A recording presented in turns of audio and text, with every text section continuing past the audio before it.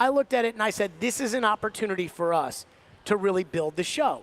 Because we knew that the Predators had such a strong fan base that people were going to come to us to listen to us talk about the Predators. Now, we got really lucky. The first year of the Jared and the GM program, the Nashville Predators made it to the Stanley Cup final. But I remember I used to chuckle sitting there doing the show when we could feel the vibing of the city throughout the Cup final run. We could feel, we saw it in all the numbers and everything else that the show was taking off, but we could feel it. And we could feel it because of you, the fans. Because the people that weren't Preds fans before this run all of a sudden were Preds fans. And it was our job every day to keep talking about the team, find interesting elements, break it down.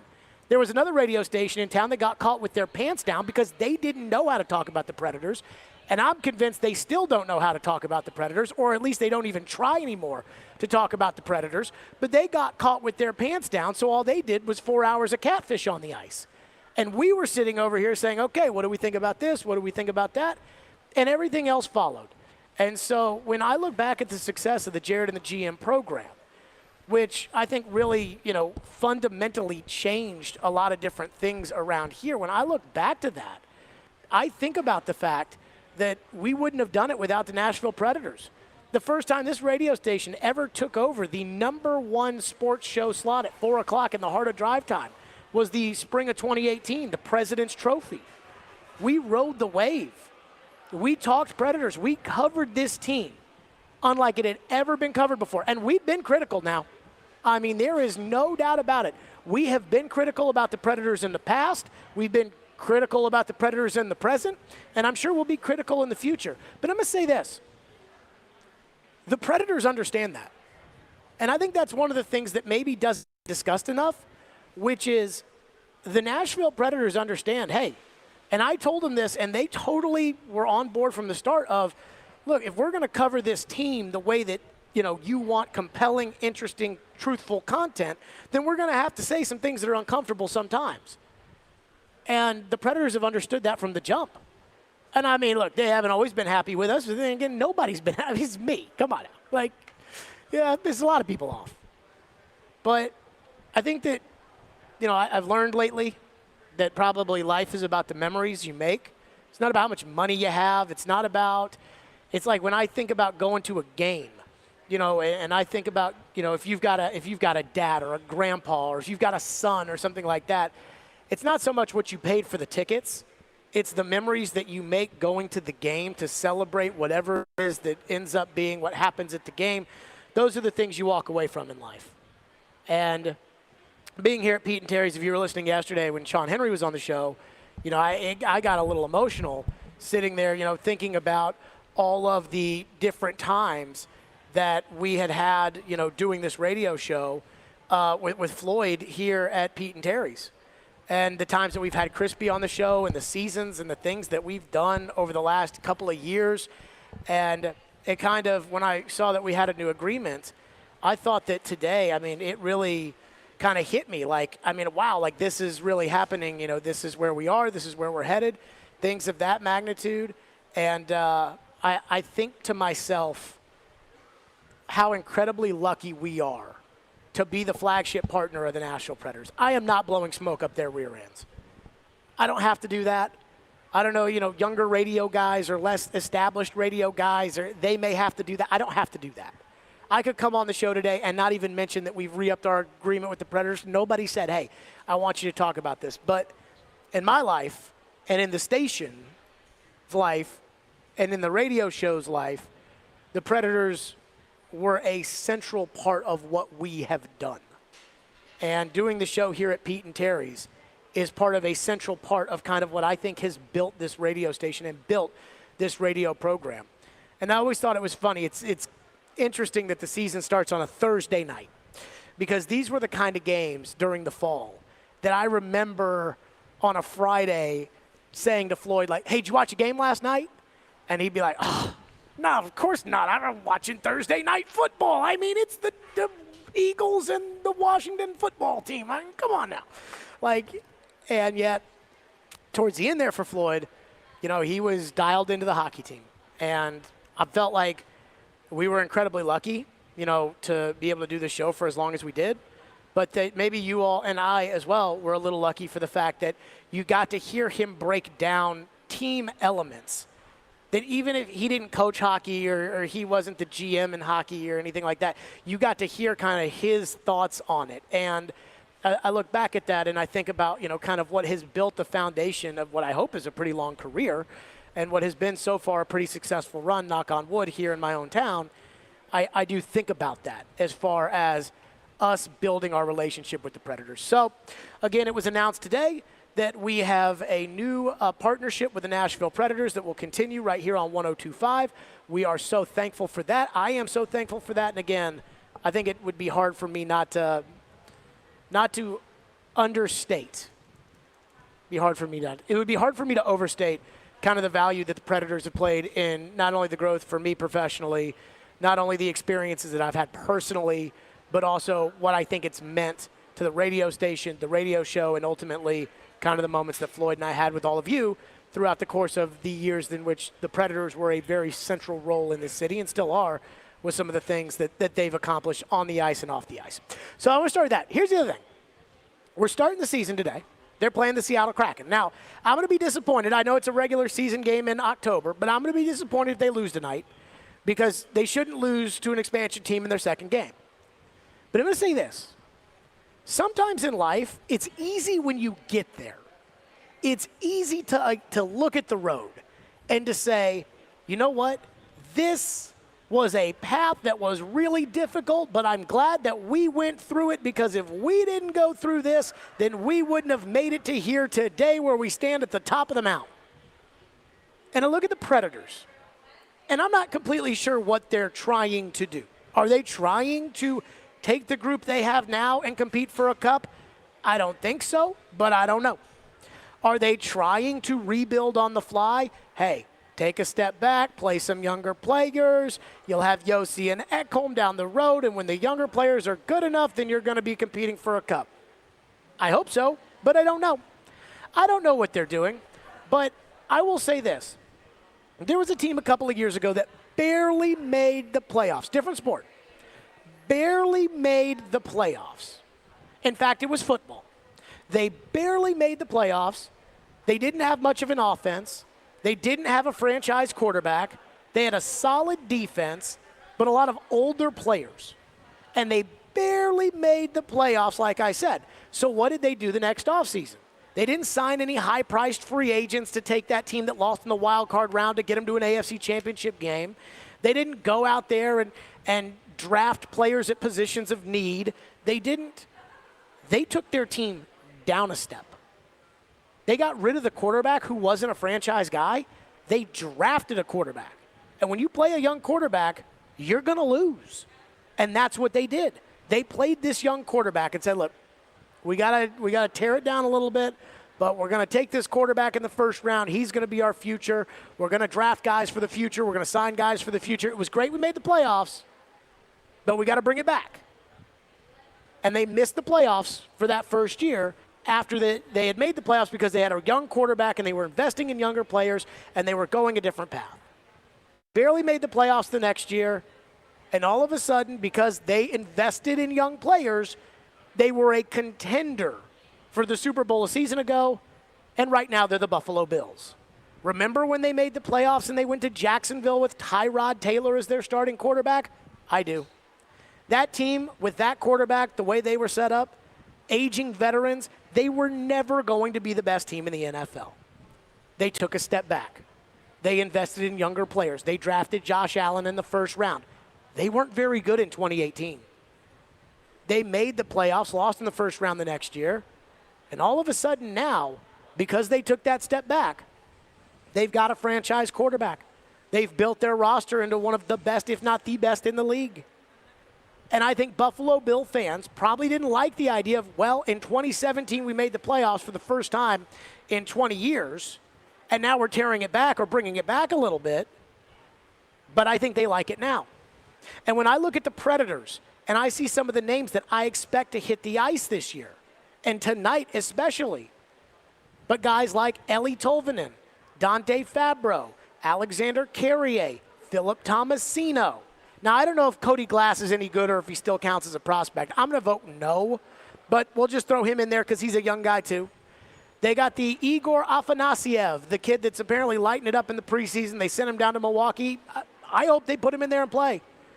But I have the realistic expectation that when you do this, when you invest in the younger guys, you're going to lose some games. And I'm okay with that. Like, I know if they play the young guys, there are going to be some growing pains. And when you play the young guys as fans, it's easy to say, hey, play the young guys, let them learn, let them see. But then when they are not playing well, you want to take the young guys out. You can't do that. You can't put Tomasino out there tonight, give him a couple of weeks, him not play very well, and then dump on him. You can't do that. You have to let him play.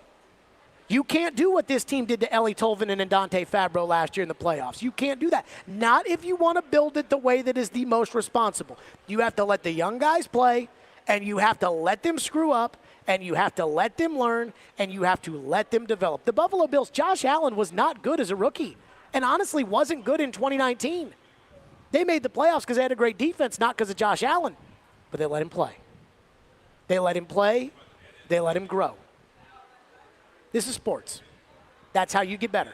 You play, you grow. There was a point in time where UC probably wasn't ready.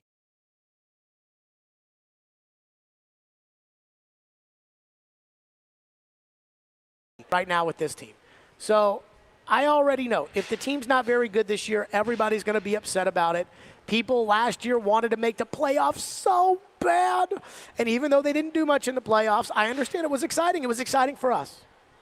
But I'm thinking long-term right now with the Predators. I'm looking at tonight. I want to see the young guys play. I heard Joe Rexrode yesterday on our show, and I heard him talking about today, well, what if Duchesne and Joe Hansen? I don't really care about that. Their first-line wingers, well, Joe Hansen's a center, but they're first-line forwards on your team, but they're not first-line forwards in the NHL. And they're never going to be. We've been waiting for years and years for that to happen.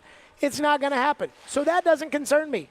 Whether or not Duchesne has 20 goals or he has 13, I don't care. Young guys. I want to see if the young guys can be the core pieces to go with Yossi, to go with Ekholm, to go with Saros, to go with hopefully Philip Forsberg in a group that will, maybe not this year, maybe not next year, but eventually compete for the Stanley Cup. I'm willing to be patient this year with the Predators. I hope you are too, as long as it feels like they're investing in the young guys. If they don't play well out the gate, and all of a sudden John Hines and David Poyle decide, well, you know what? All these young guys need more time at Milwaukee. Let's put more Ben Harpers and Matt Bennings and Mark Borvietskis, and let's put more aging veterans that aren't very good out on the. They start doing that, now I got a problem. But what they're doing now, investing in the young guys, I think the Buffalo Bills will show you long-term that's the way to go. So that's how I'm looking at tonight. That's how I'm looking at this season. Invest in the young guys. And you can win with young guys. You aren't necessarily going to win with young guys, but you can win with the young guys. And that's where the Predators are now. 615-737-1025 is the phone number. If you've got a Predators thought, get it in now. 615-737-1025 is our phone number. I alluded to something earlier John Hines talked about this morning on Robbie and Rexrode that I want to discuss next, which is something that you're entitled to think and do and feel and care about whatever you want. But at some point, I think there has to be a moment where you say, okay, I've seen enough. I'm there on one element of the Preds. We'll get to that coming up next. We are live at Pete and Terry's Tavern right here at Bridgestone Arena. Again, the Predators tonight against the Seattle Kraken. And let me say this. Today, I was with my friends at Invigorate Health. That's right, InvigorateHealthTN.com. And I got to play with the M-Sculpt Neo machine. Although the word play probably isn't the right word to use. I mean, I put the paddle on there, and that thing was vibrating. And what it does, the M-Sculpt Neo, it's an infrared electromagnetic technology. It vibrates right on your abs or whatever spot you want to put it, whether it's your thighs, your hips, your rear end, whatever. You can't lose that weight in. You put it on there, and it vibrates, and it gives you the heat and everything else to help burn that fat and gain muscle. In fact, on average, 30% loss of fat, 25% gain of muscle. And it was fun. Now, at times it kind of felt like Derrick Henry was hitting me right in the gut. But other than that, it was more uncomfortable than it was, say, it didn't hurt. It's non-invasive. It was great. So the M-Sculpt Neo, I was playing around with that. I got my levels checked. I got my blood drawn today. Was really glad to be out there at Invigorate Health. Again, InvigorateHealthTN.com. They're out in Mount Juliet.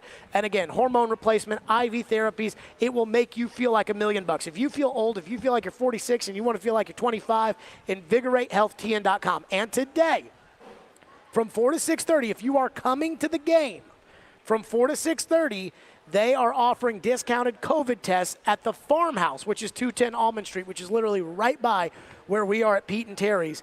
At the Farmhouse, 210 Almond Street, discounted COVID tests. And those tests, if you get a negative test, you can show it here at Bridgestone Arena if you're not vaccinated and still go to the game. So again, discounted COVID tests at the Farmhouse, and everyone that gets tested will get a $10 gift card to the Farmhouse. They'll be here today from 4 to 6:30. Stillman and Company, it's ESPN 102.5 The Game.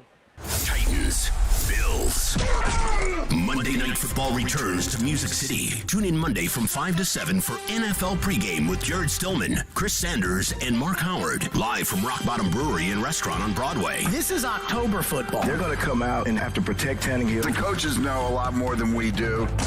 We are Nashville's best sports talk. ESPN 102.5 The Game and the Game Nashville app. Hey Nashville, it's Jared, and there's a new go-to for home furnishing. Social Furniture on the West Side is independently home-owned furniture store in Nashville. Forget the big box stores. Shop local, shop social. It's football season, and Social Furniture has the best lifetime guarantee motion furniture on sale now. Their sofas with recliners are push-button electric and wall-away with all colors to choose from for your comfort. Sectionals from $9.99, recliners from $3.99. Sectionals with Chase Lounge and all-electric recliners from $19.99. Social Furniture will have you football ready with all furniture that are plus leather, microfiber, and There's no waiting, and take home your new motion furniture today or with their same-day fine furniture delivery. Social Furniture has no down payments and no interest. You don't want to miss out on their best lifetime guarantee motion furniture sale going on now. Shop local, shop social. 5412 Charlotte Avenue near White Bridge Road, and tell them Jared Stillman sent you. NFL Week 6, folks, it's here, and FanDuel Sportsbook wants you to get the most out of every play. Joe Rexrode here to let you know that they are giving away a $10 risk-free bet every week, and Thursday night, that's a great opportunity to try it. All you got to do, bet a same-game parlay with 3 legs or more, and if your bet doesn't win, FanDuel will pay you back up to $10. So, a little bit of Titans, Bills, Monday night. Man, I feel like Josh Allen over on yards would be one thing I would look at on the same-game parlay, considering how he's playing, considering how the Titans defense is playing. Do whatever you want, and remember, FanDuel Sportsbook is America's #1 sportsbook. It's safe, it's easy, the payouts are fast, and there's no feeling like nailing a same-game parlay. So lock it in, get up to $10 back, bet doesn't win. And if you're new, sign up with promo code Joe102, and also you get 30 to 1 hands-ons on the Thursday night matchup. Win $150 on a $5 bet. That's promo code Joe102, so they know I sent you. You must be 21 or older and present in Tennessee. Refund issued is now a drawable site credit that expires in 7 days. Max refund $10. Restrictions apply. See terms at sportsbook.fanduel.com. Same-game parlays available for multiple sports in all states on mobile and web. Gambling problem? Call the Tennessee Red Line, 800-889-9789.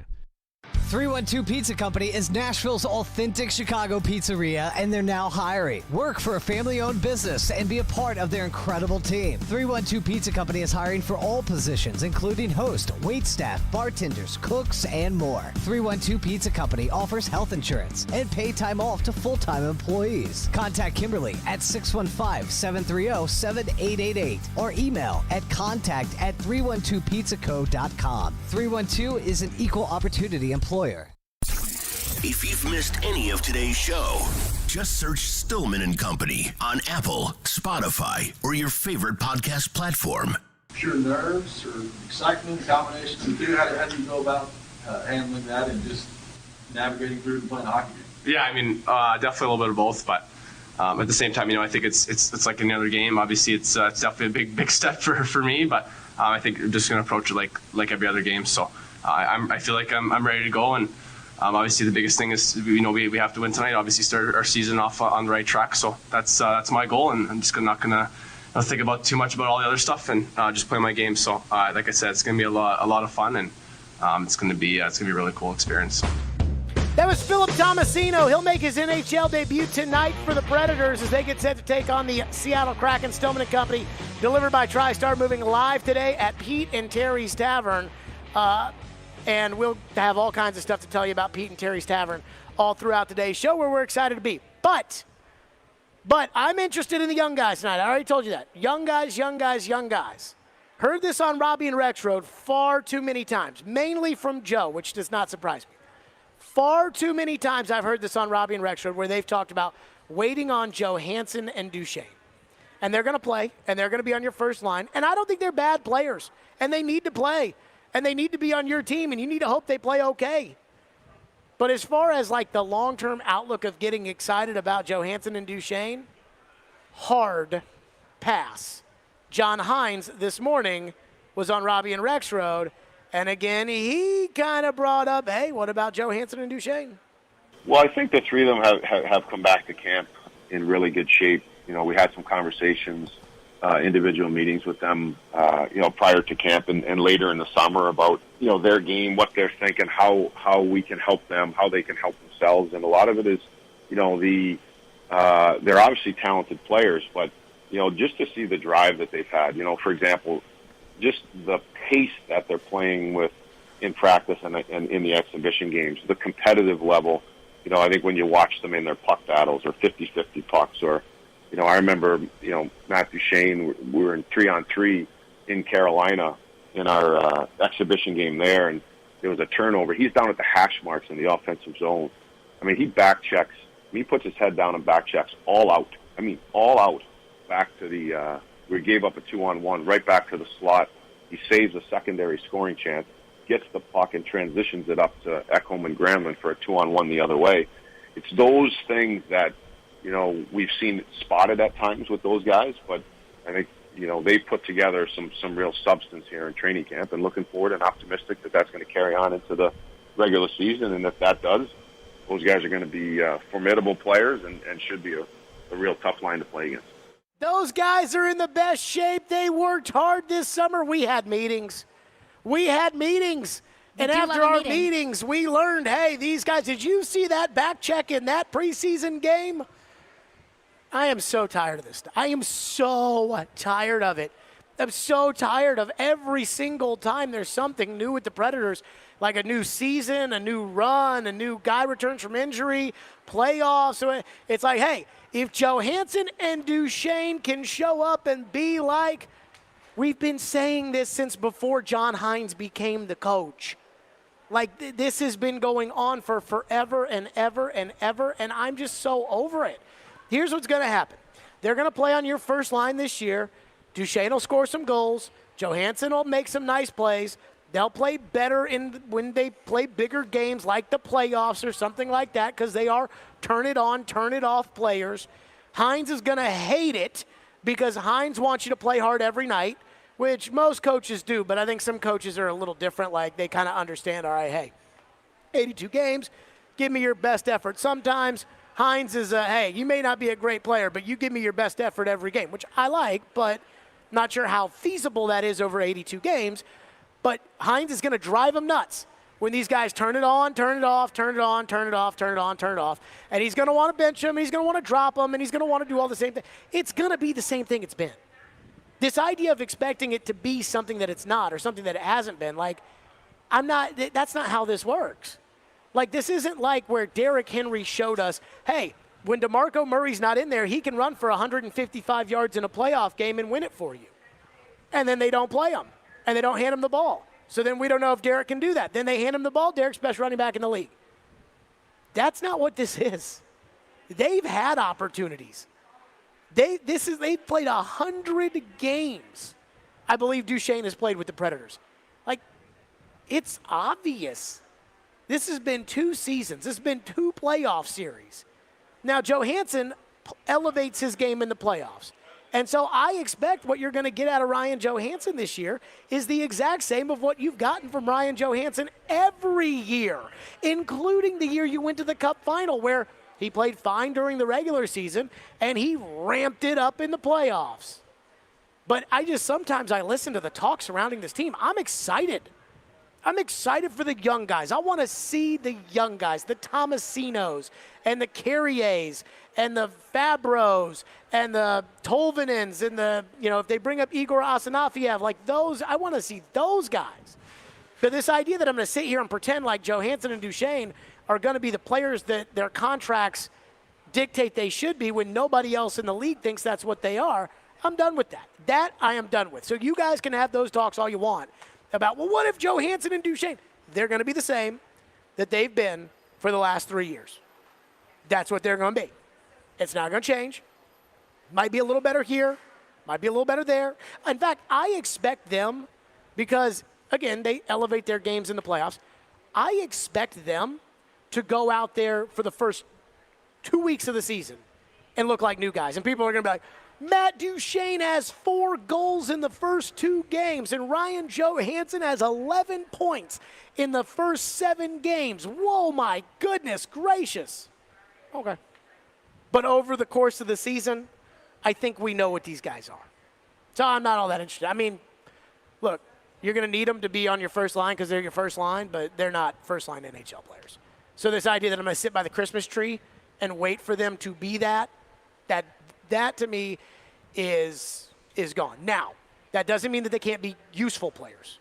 But, like, they're not going to carry you type players, which is what their contracts dictate that they should be. Your thoughts? Well, I'm with you in that the what-if conversation feels like you're kind of beating a dead horse. Like, what if this is the breakout year? Like, I get that. That's kind of a frustrating conversation to have whenever you're this deep into their contracts and you haven't really seen the $8 million production that you would expect from those players. But I think it's still a relevant conversation to have of what are you going to get out of Johansen and Duchesne? Because there's $16 million combined between the two of them.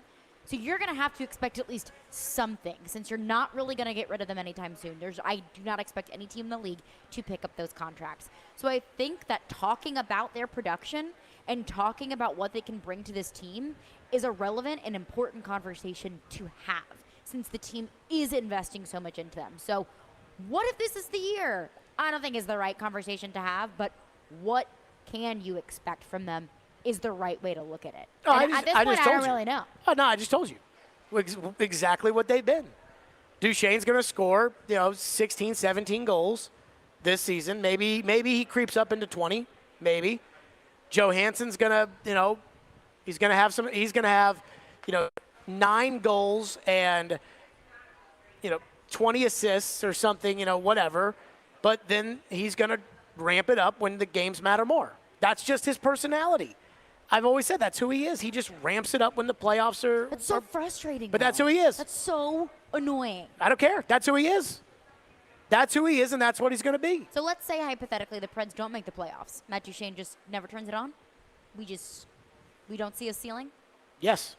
But I was talking more about Johansen turning on specifically for the playoffs. I mean, here's the truth. Take the first lines that you play in the Central Division. Those guys are never going to match the production that Colorado's first line's giving them. They're not going to match the production that Chicago's first line's giving them. They're not going to match the production that Minnesota's first line is giving them. They're not going to match the production. Although St. Louis is kind of weird because I don't really know what they are anymore. But they're not going to match. Like when you think of a first line, like the first lines you went up against in the Cup final run, like they're never going to be that good. They're never going to be able to compete at that level. Like last year, you lost in the playoffs because the other team had Sebastian Aho and you didn't. Like your guys are never going to be good enough to go up against their guys that are in your division. But I'm okay with that because I know that that's what this is.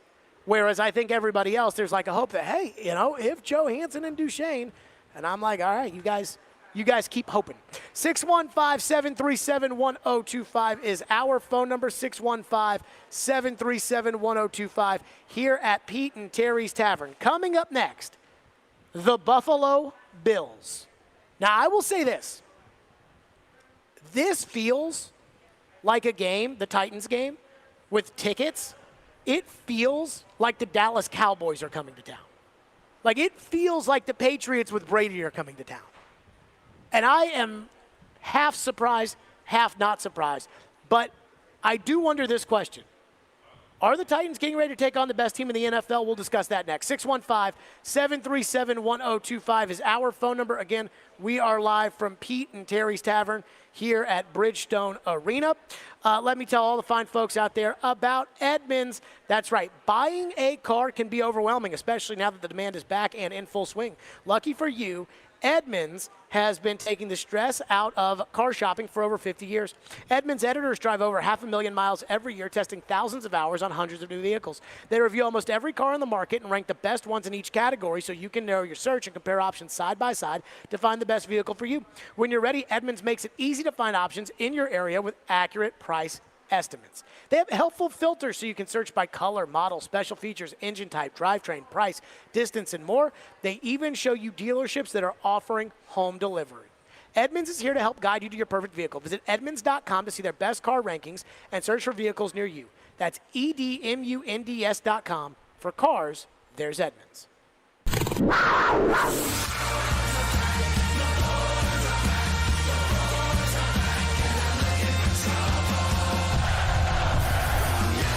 Yossi from the circle. He scores! Roman Yossi scores in overtime. Tonight, Roman Yossi and the Predators begin their season on home ice against the Seattle Kraken. Pre-game at 6, face-off at 7 on Smashville's best sports talk. ESPN 102.5 The Game and the Game Nashville app. It's that time of year again, and all eyes are now turning to football as teams are back on the gridiron. Head to the website or use your mobile device and bring the game home with betonline.net. Men, what if I told you that now you're able to get testosterone replacement therapy in the comfort of your own home? No more weekly trips to the doctor's office. We come to you 7 days a week, 12 hours a day. Be seen by a licensed medical professional in the privacy and comfort of your own home or office. You decide. Schedule your appointment today at CoolSpringsMDformen.com. Yo, it's Teron Davenport here to tell you about my friends at Freedom Tire Guys. They're Nashville's premier mobile tire company, and they do it all. New tires, balance, rotation, everything. Bill, a recent customer of theirs, loved the way they came to him and saved him time and money. So if you're like Bill, you like convenience, and you need some new tires, check out FreedomTireGuys.com. If you don't see the tires you like, give them a call, and they'll find them for you. Check them out today at FreedomTireGuys.com. Don't be surprised to go into a jewelry store looking for a certain diamond only to hear them say, "We don't have it in stock, but we can get it for you." The fact is, most jewelers today don't carry a large diamond inventory, except one, Genesis Diamonds. If you're in the diamond business and you don't have diamonds, you're not in the business. Genesis Diamonds Vice President David Cooper. It's not an issue of I can get it for you. It's I've got it for you. I'm ready for you. This is our specialty. Whether it's a 0.5 carat, 5 carat, 10 carat, we have it. It's in stock because we are all in with diamonds and diamond jewelry. Nowhere else can you go and see a selection of larger GIA certified diamonds anywhere in the city. All sizes, all shapes, including the region's most extensive collection of large, rare investment-grade diamonds and the hard-to-get fancy colored stones. We have them in stock. Genesis Diamonds, continuously voted best jewelry store and best place to buy an engagement ring. Every stone is hand-selected for its brilliance, its beauty, but more importantly for its value. Green Hills and Cool Springs. Let's play some football. This Sunday. Here's Herbert. Pass to the end zone, and it's a touchdown. Jackson will throw. Back of the end zone. Caught for the touchdown. Justin Herbert and the Los Angeles Chargers are on the road to face Lamar Jackson and the Baltimore Ravens. Coverage begins at 11 on ESPN 94.9. Hey, Nashville, this is Dan Lovitz. You're listening to Nashville's best sports talk, ESPN 102.5 The Game. Facing a team like Buffalo who's playing as well as they are, it's very hot. Do you see it as any kind of a measuring stick, or is that something that you don't even concern yourself with? No, I mean, I think every week, in this league is a huge challenge. I know that comes off sometimes as just doesn't make sense, but it is. And it's learning a new scheme, it's learning a new set of players and a skill set, and, hey, what these receivers do, what these guys, bread and butter plays are, and what scheme plays you think you might get. So every week is a challenge, and none bigger than this one with the way that they're playing and the confidence level and, what they do. It's a very good football team. There you go. That was Mike Vrabel talking about the Buffalo Bills. The best team in the NFL? I don't know if I'm convinced. Who would you say is better? You could potentially argue Arizona, but I think that everyone is hopping on board the Buffalo train, rightfully so, after convincingly beating Kansas City. I mean, that wasn't a come down to the wire, we were only a field goal away from winning type of game. Like, Buffalo beat Kansas City and did it handedly. So I think there's absolutely an argument to be made that Buffalo is the best team in the NFL. I just don't know if I'm 100% convinced. So I don't think you're ever 100% convinced who the best team in the NFL is unless some team is like the 2007 Patriots, and they didn't even win the Super Bowl. But I will say this. Tickets for this game are like impossible to get right now. Now, Buffalo always travels well to Nashville. They have got some great fans. And I think that, a lot of people consider them like the best fans in the NFL. They're fun fans. I consider the Bills fans, like when it comes to, like if you were to rank everything about a fan base, like size, passion, and lack of success, because I think that should matter for something. Dallas is number one, easily, because they haven't won anything meaningful in 25 years. Green Bay's up there. But they've won. So after that, I think Buffalo and Cleveland are the two fan bases that just the team has stunk for forever, and yet they just love their team. And so tickets for this Buffalo game, it's like when the Patriots with Brady would come to town, or when Dallas comes to town, or when whoever, like everybody's like, who's got tickets? Who's got tickets? Who's got tickets? And so I'm looking at this and I'm like, wow, Monday Night Football against the best team in the NFL. Now, as far as the Titans' chances to win this game, the only thing that I can go, and I'm sure we'll discuss it at length throughout the course of the week, the only thing I can put my finger on is that, hey, Vrabel sometimes pulls a rabbit out of his hat against really good teams at home. Case in point, 3 years ago against the Patriots, they won the game at Nissan Stadium, and no one expected them to. And Mariota outdueled Brady, and Corey Davis just annihilated Stephon Gilmore, and that's just not normally going to happen. But also, here's the other thing for Buffalo, and this is important for this game specifically. Heaviest is the head that wears the crown. I think most people consider the Buffalo Bills to be the best team in the NFL. So if most people are going to consider the Bills the best team in the NFL, they now are starting to feel the love. I'm sure Bill fans and Buffalo Bills players for a long time have had this feeling of nobody ever talks about us. Very much so a chip on their shoulder. Just like Titan fans say nobody ever talks about us. We just went to the AFC title game, Jared, and nobody ever talks about us. And I think the Buffalo Bills probably experienced that, where they're sitting there last year, having the year that they had. They lost in the AFC Championship to Kansas City. And while people did say, hey, Buffalo's a good team, people weren't talking about them like they were Kansas City or Baltimore or Tampa Bay or the Rams or Green Bay going into the season. And so they're sitting there thinking, when are we going to get the recognition that we deserve? And right now, they're getting the recognition. The Buffalo Bills are considered by many to be the best team in the NFL. The best. And I wonder, after beating Kansas City and a week of everybody spanking you on the rear end saying, great job, are the Buffalo Bills going to be able to live up to all the talk? And I don't know the answer to that. That is a inside your heart kind of thing. And I was disappointed last year because I thought what we're seeing with Buffalo right now, last year is what I thought Buffalo was. Like I told everybody, I told TD, I was like, TD, I think the Bills are the best team in the league. And TD started calling them my Bills. And then they went out that first playoff game, and they didn't play very well against Indianapolis, which I didn't like. I was like, maybe they're not that good. They crushed the Ravens, and then they got embarrassed in the AFC title game. I was hurt with how embarrassed I was by the Buffalo Bills in the AFC Championship game. Now, part of that was because I had just come down with COVID. But the other part of it was I had said that I thought the Bills were going to go into Kansas City, win the AFC Championship, go to the Super Bowl, and I was wrong.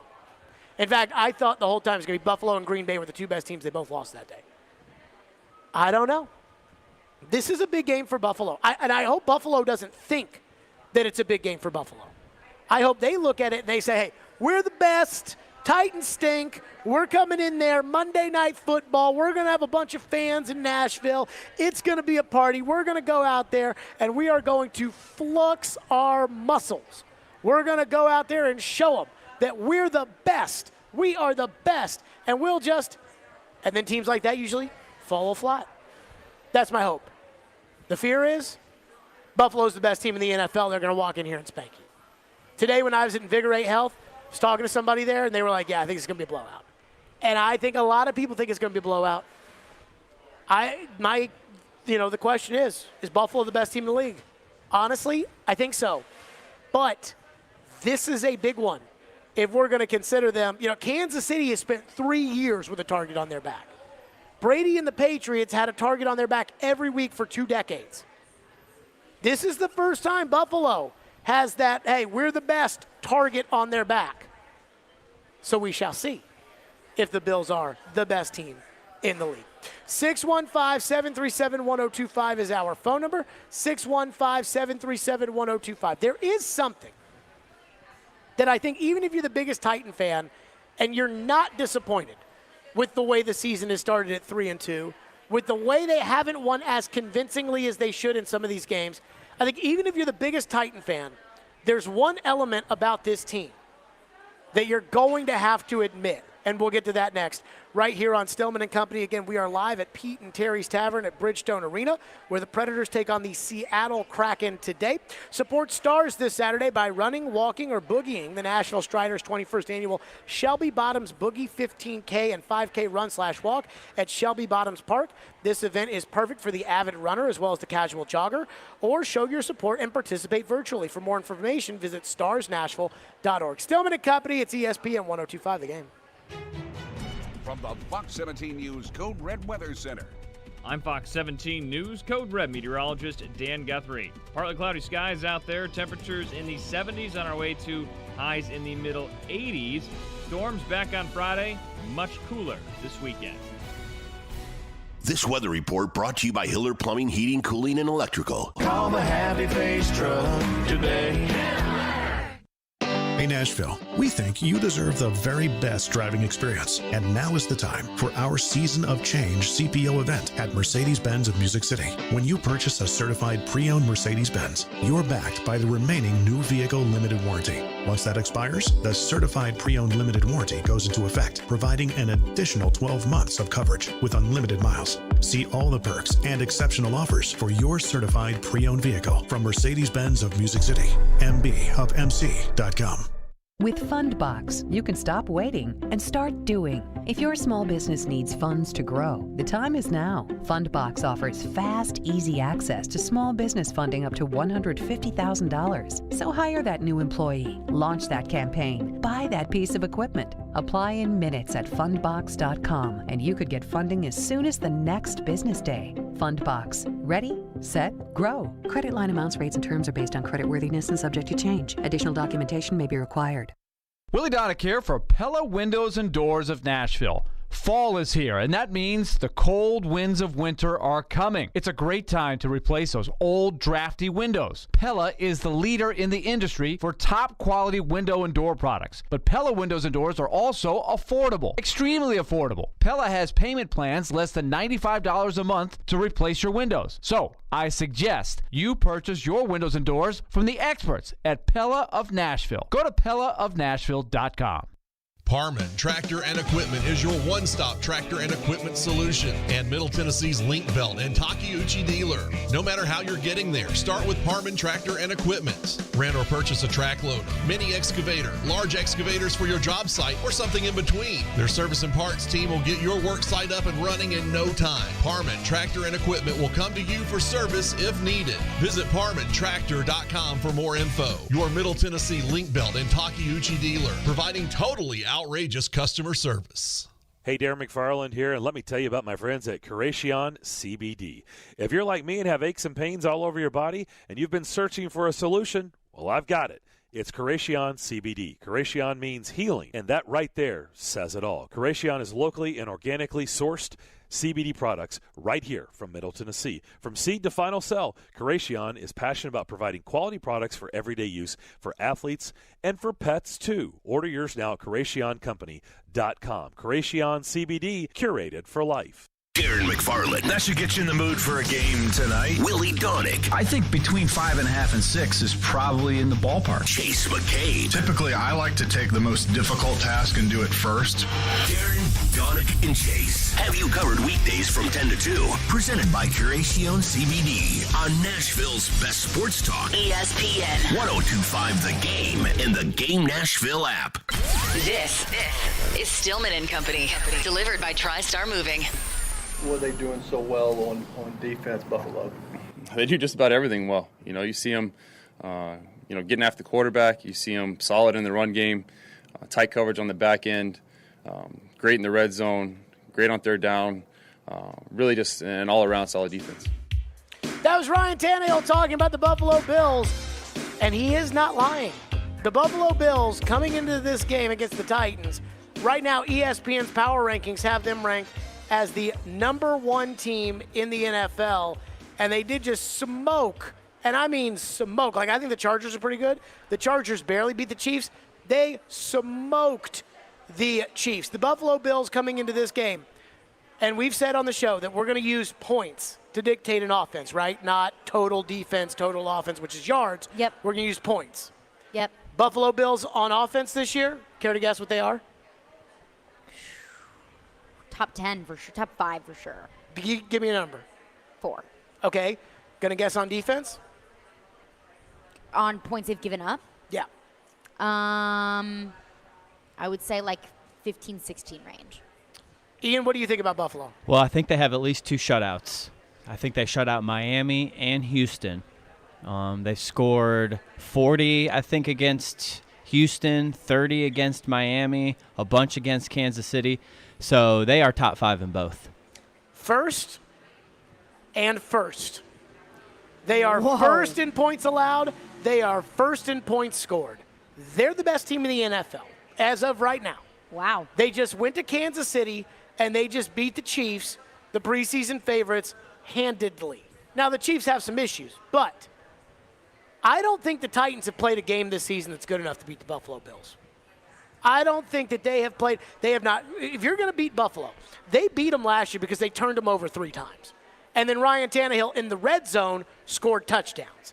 And as we've noticed, turning the football over and scoring in the red zone right now are a problem for the Titans. Even if you're the biggest Titan fan, you know that not one game you've played this year is good enough to beat Buffalo. You know that it's been bad enough, Arizona, the Jets, and I'd argue maybe even at times last week, it's been bad enough for you to get embarrassed on Monday Night Football. I mean, this could be, if you play the way you played the Arizona game, you could lose to the Buffalo Bills 38-3. And I mean that. I mean, it could be bad. But you haven't played a game that is good enough to beat them this year. Which leads me to ask this question. If you haven't played a game good enough to beat the Buffalo Bills this year and you've had 5 cracks at it, what makes us think that they can do this on Monday night? Well, I'll ask you, before the Jets played the Titans, had they played a game well enough to beat the Titans? No, but the Titans weren't. We're not the best team in the NFL, did not lead the NFL in points scored and points given up. But remember how disappointed I was at the Titans when they beat Indianapolis. And I said to you, they play this way, I'm scared to death about the Jets. And I did say after the Arizona game, the way they played, that anybody would have beaten them that day, that the Jets would have beaten them that day. So maybe the Jets did play well enough at times, I didn't watch the Jets, to beat the Titans, who were not playing very good football. I mean, I saw the Jets' loss was so telegraphed. You could see it coming a mile away. This is different. This is going to have to be. Corey Curtis was texting me about something earlier today, and he went back to his famous line that Floyd used to always say. What does Corey say? That hope is not a strategy?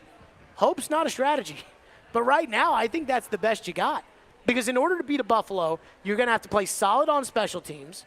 You're going to need your best players to play really, really well, which outside of Derrick Henry has not happened. You're going to need to turn them over, which you have not done consistently enough. I mean, you're going to need to play the best game you've played so far. Even the second half in Seattle, that's not good enough to beat the Buffalo Bills. I mean, the Buffalo Bills, Mike Vrabel tried to play it off. We played the clip earlier today where he was asked about whether or not this was a measuring stick game. And he said, every week in the NFL is and I get why Vrabel's saying that, and I get what Vrabel's saying. Vrabel's saying that because if he says something else, like, yeah, they're the best team in the league, this is a big measuring stick to see where we are, and then you lose, then it's kind of like, well, you said this was a measuring stick, so now what do you think about your team? So he doesn't want to put them in that position. Also, I think if you win, you don't want to say that this was a big measuring stick game because you pump your chest out to say this is a measuring stick game, and then you lose, or excuse me, you win, then all of a sudden it's like, well, who cares about next week? We just beat the Buffalo Bills. Now, I would hope that the Titans would not, even if they win this game on Sunday, that they would not look at their schedule and see the Chiefs and think, we got this, we're good. But you never know with the Titans. I just think the one thing we got to realize, and the Titans have to realize, they have to play a better game all around than they have played at any point this season. Anything that they've done this year is not good enough to win Monday night. I think that there has to be, because if you look at the X's and O's and you look at the stats, the Titans are outmatched 100%. But if there's one thing that the Titans do, they lose to teams they're not supposed to lose to, and they beat teams that they're not supposed to be beaten by. You need a Vrabel special. You need one of those types of games where Vrabel gets his team so ready and so prepared mentally that they could be in the game. And if you look at the Bills stretch coming up, they have the Titans on Monday, they have the Dolphins, the Jags, the Jets, and the Colts. The Bills very much so could be looking down at this stretch and saying, all right, we got it. We got some easy games ahead of us. We beat the Chiefs. We had a tough game against the Packers, against the Steelers. You need but fat and happy. We've got a few weeks ahead of us where we can kind of lay back and take our feet off the gas pedal a little bit. I told you on Friday, which you can be needed toxic. on Sunday night Buffalo to house Kansas City because you needed them fat and happy. You need a hangover. You need them fat and happy. Now, they did their part. They are fat and happy. They did their part. But what the Titans are going to have to do Monday is better than they've done all year, and I hope they realize that. The performance Baltimore gave against Indianapolis Monday night is not good enough to beat the Buffalo Bills. Where you're grabbing guys on the nameplate and losing sacks and getting 15-yard penalties, and you're fumbling at the 1-yard line, and you're getting a 15-yard penalty, that sets up a game-winning field goal that Indianapolis missed. Baltimore plays that game against Buffalo, they get housed. And I just hope the Titans realize that. I hope the Titans realize this has to be the best game they've played so far this season. Let's go to your phones. 615-737-1025. Phone lines are driven by WilsonCountyHyundai.com. We're live at Pete and Terry's Tavern at Bridgestone Arena ahead of tonight's game against the Seattle Kraken, where we'll have your chance to win tickets in just a little bit. What do we have in our text line? One texter texts in and says, Kansas City has a bad defense just like the Titans. Kansas City had a lot of ball drops in the passing game. Context matters. Kansas City is not that great right now. I'm not convinced that Buffalo is the best, but they are playing complete football on all three sides, which the Titans are not doing. Yeah, the truth is Kansas City may not be very good right now. I still think that, they're better than the Titans. Mm-hmm. Kansas City is not very good right now. But Buffalo beat them with such ease. And you're not playing well enough. You're not good enough right now. Think about what you did at Jacksonville. And I know a win's a win, and this is the NFL, and we can't get too. But I was so worried after the win against the Colts. And everybody said, Jared, calm down. Jared, stop being negative. Jared. And I said, I'm scared to death they're going to lose to the Jets. And then they went and they lost to the Jets. I was scared to death they were going to lose to the Jets after what I saw. I think about these things. And that's where I keep going back to this, hey, Kansas City wasn't that good, so Buffalo blew them out. Right. But you haven't played that well yet. You were in a game in the fourth quarter with Jacksonville, and that's with the officials giving you a touchdown to start. You let James Robinson go for 149 yards. And this team's better. This team's the number one offense in the league and the number one defense. So, and I'm worried that the Titans defense is very much like that Kansas City defense, and that tells you what I think of the Kansas City defense. And Buffalo has the number one offense in the league, and they really don't have that much of a running game. They do it all in the air. Devin Singletary is fine, but he's not a Derrick Henry. He's not an elite quarterback. He's not the running back, the number one running back to go with this number one running back or number one offense in the league. No, the real running game that they have is the quarterback. Yeah. I think that what's crazy is he doesn't run like Lamar Jackson, but if I had to pick the dual threat of what Josh Allen does compared to the dual threat of what Lamar Jackson does, I will take the dual threat of what Josh Allen does. like the combination of rusher and passer, I will take Josh Allen over Lamar Jackson. Well, it's a bit more lopsided. He's way more of a running quarterback, way more of a mobile quarterback, and Josh Allen can do both. I think that Lamar is a much better runner than Allen, but that Allen is a much better pass. I mean, 100%. I think Allen's a great player. I used to think he sucked. I mean, his rookie year and second year in the league, I thought he sucked. He is a bad boy. And that's why I thought Buffalo was going to the Super Bowl last year, because of the steps that he took. Well, he is a bad boy. 615-737-1025 is the phone number. There's one thing that I feel like is kind of ignored by the Titan fans. In fact, I'm honestly a little disappointed by how much I feel like it's ignored. I want to get to that coming up next, so we will. Meanwhile, we've got your chance to win Preds tickets tonight. Do we have their chance to win Preds tickets? We don't have their chance yet, but they will next segment. So make sure to tune in. Next segment, you'll have your chance to win Preds tickets. And the one thing that I think Titan fans, this has got to be a Titan fan discussion that we have to have. Almost like a caucus that we've got to have coming up next. We will do that, but first, Caroline wants to tell you about BetUS. I want to tell you about my favorite sports book, and that is BetUS. Hockey is back finally, so get in on the action with BetUS. They've been America's favorite sportsbook for over 25 years, and that is exactly why I endorse them, because they have integrity, they have longevity, and when you win on BetUS, you know that you are going to get paid, and you really cannot ask for more from a sportsbook. BetUS offers everything. They have live betting, MMA, golf, horses, esports, and of course football. We've got a Thursday night game tonight, and of course hockey. So get in on the action with BetUS. Call them today, and they will walk you through setting up an account. You can call 1-800-79-BET-US. That is 1-800-79-BET-US. Nobody in the industry gives bigger bonuses than BetUS. If you join now and mention the promo code GAME, you can get a sign-up bonus on your first deposit. Nobody in the industry beats what BetUS does.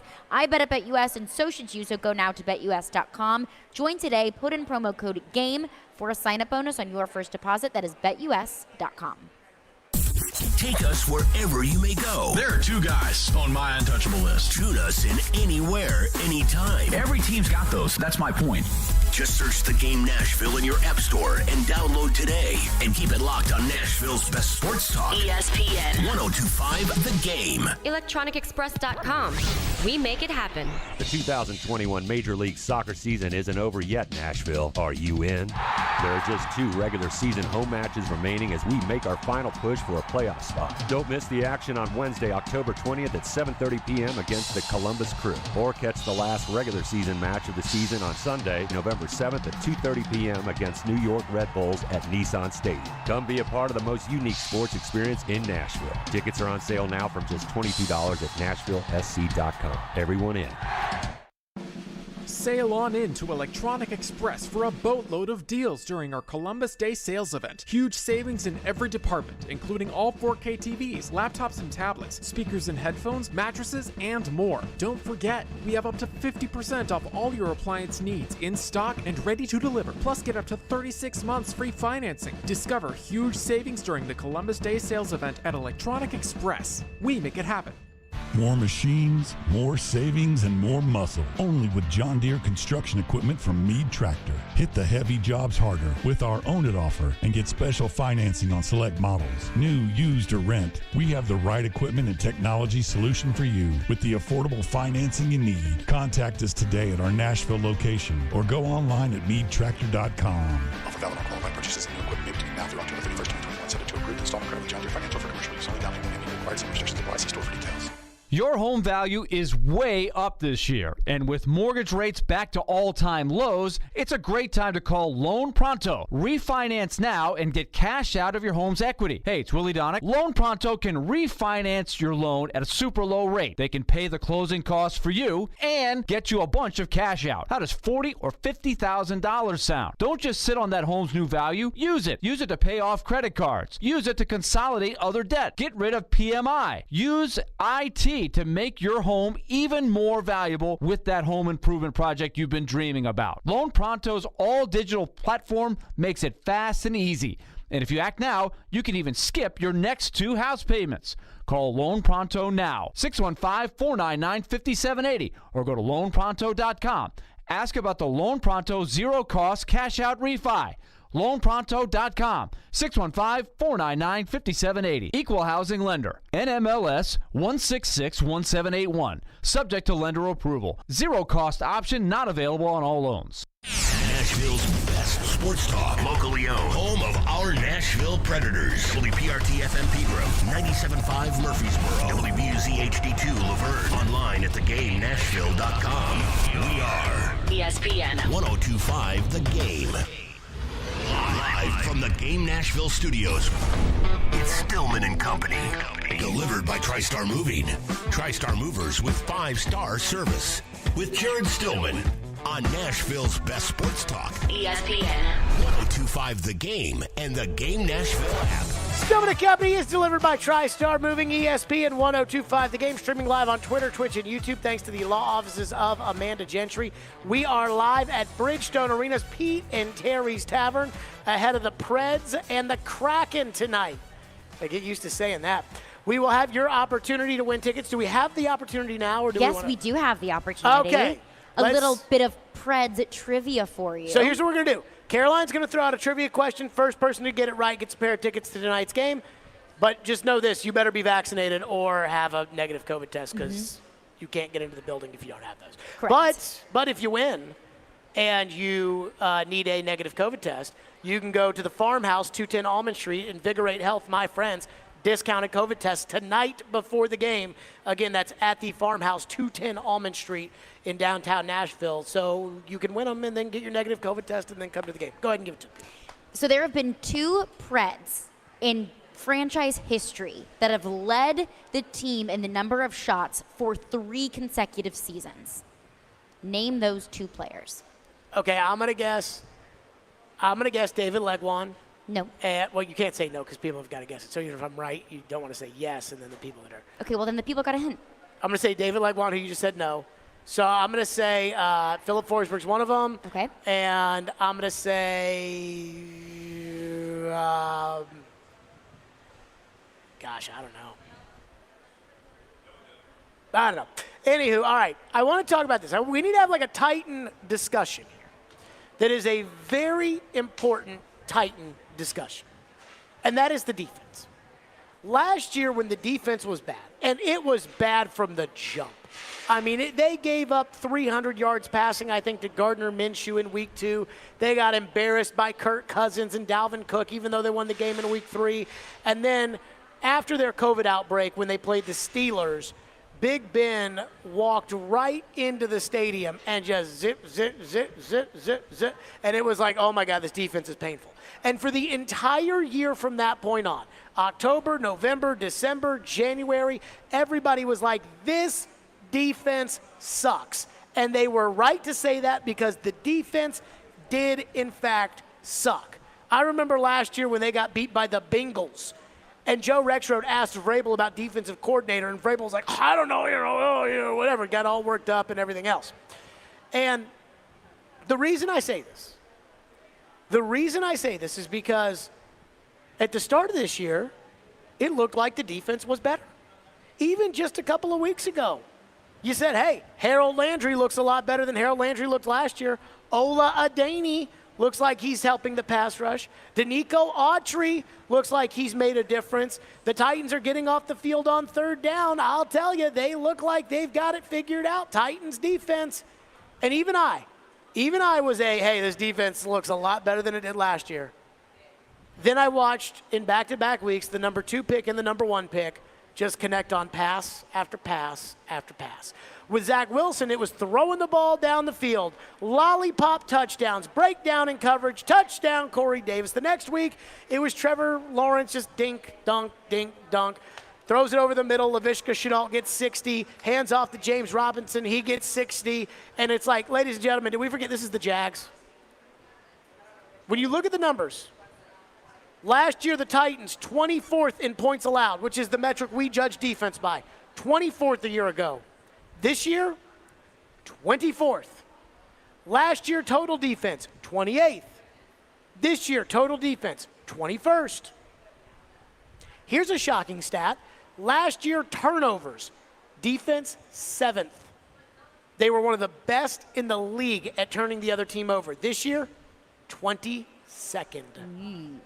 They have recovered 1 fumble this year. For a touchdown. 1 fumble. The entire season. They are in the second half in allowing touchdowns through the air. They're in the second half of the league, 27th, with 8 rushing touchdowns they've allowed. I mean, I'm not here to just cherry pick stats and say, well, the stats say, but the defense kind of sucks. And I was with you guys through the first 3 or 4 weeks, 4 was the Jets. The first 3 weeks thinking, wow, this defense has improved.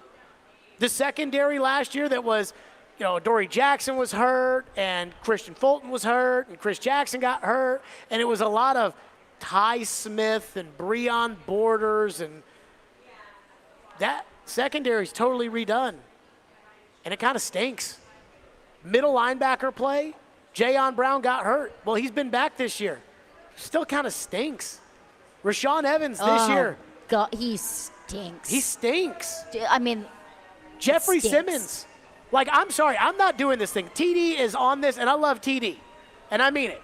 But TD is on this Jeffrey Simmons thing where it's Simmons takes up 3 guys at one time, and so the fact that Simmons isn't making big plays is not a tribute to the fact that Simmons is not,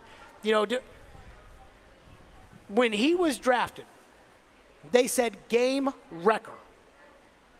He has not wrecked any games this season. I think the Jeffrey Simmons conversation very closely mirrors the Johansson and Duchesne conversation of when are we going to see what we were promised? Well, when but there's still a chance expected? that Jeffrey Simmons is going to do it. And there's no game wrecking. There's one guy on defense that is playing great right now, and it's Landry. Everybody else so far is either meeting their expectations. Fulton may be a little bit better, but he's a second-round pick, so to be a starting corner, I think that's probably. Byard is meeting his expectation. But, this defense stinks. This defense stinks. And yet, as a Titan fan, I feel like I don't hear the anger about the defense that I heard last year. Last year when it came to the defense, it was oh my God, Jared, we're so horrible. We can't get off the field on 3rd down. This defense is terrible. Who's running it? Vrabel's got to get rid of it. He's got to bring back Dean Pease. And we talked about it. And this year, I don't hear anybody talking about the crappiness of the defense. I think that after the first 3 weeks, we made up in our minds, and I'm talking about how the fans feel about it. They made up in their minds after the first 3 weeks that the Titans' defense was good. That, hey, all the problems of last year, those are over. Defense is fine. Keep on trucking. And the truth is, the defense stinks. They are the same bad defense. Here's the difference. Last year's defense couldn't get off the field on 3rd down. This year's defense can't turn the other team over. That's the difference. But it still stinks. It was 24th in points allowed last year. It's 24th in points allowed this year. And the most depressing thing to me is that week 1 against Arizona, I didn't have any problem with the defense. Week 2 against Seattle in the second half, I thought they played pretty well. They had a couple boneheaded coverage issues in that Seattle game. But, overtime and in the 4th quarter, they kept Russell and that Seahawk offense in check. DK Metcalf didn't do anything. Week 3 against the Colts, Colts did maybe a little bit more than the second half of Seattle, but Colts didn't do much. So, okay, that's. But now it's like the tape's out there, and the league has seen the tape, and now you got rookies, Zach Wilson and Trevor Lawrence, that are just picking and choosing whatever they do with your defense. And I don't know if anybody knows this, but the test gets a little bit harder Monday night. So I wonder this. Am I the only one here that is sitting looking at this defense and thinks, man, they stink, and we need to have the same discussions that we were having last year? Or is the defense better, and I'm just being hard on them because I saw 24th in points this year, 24th in points last year? Well, I think that a lot of people have been distracted by the decline that the defense has taken in the past 2 games, because I'm with you in the first 3 games. Like that Arizona game, the issue was not the defense. I mean, of course they gave up some points, but you're going to give up some points to Kyler Murray and DeAndre Hopkins. Especially turn the ball over as much as they did. Exactly. But the past 2 weeks have been a little bit concerning, but I think the conversation has shifted from the defense was so bad last year to the offensive line is so bad this year, and that's the conversation surrounding Titans fans. But to be fair, going into the season, we didn't say that the Titans defense needed to be one of the best in the league. We didn't say that the Titans defense needed to make leaps and bounds forward of what they were last year. We just said they needed to be middle of the pack. So like 15th would be enough to get the Titans to a really solid position in the postseason. Not 24th? Nope. We said 15th, 16th, 14th, around there. That would be enough to propel the Titans to a comfortable place in the postseason. Do you think the defense stinks? Right now, yes. But I do see room for improvement. Ian, do you think the defense stinks? At time, I'm not sold on an improvement yet. I mean, it still feels like when you go up against a good offense, they don't really stand much of a chance. We're going to see Monday night. 615-737-1025 is the phone number. This is the question. Is the defense better? Do you believe more in this defense? Or does the defense still stink and Mike Vrabel needs to figure this out? And coming up next, what my fear the defensive discussion will be like on Tuesday. Because, boy, I'm worried. I am worried on Tuesday. 615-737-1025, and we're right to your phones next as well here on Stillman and Company. We are delivered by TriStar Moving. You know I love TriStar Moving. That's right. I moved a year ago with my friends at TriStar, and it was a fantastic process. In fact, tomorrow is the 1-year anniversary of me closing on my home.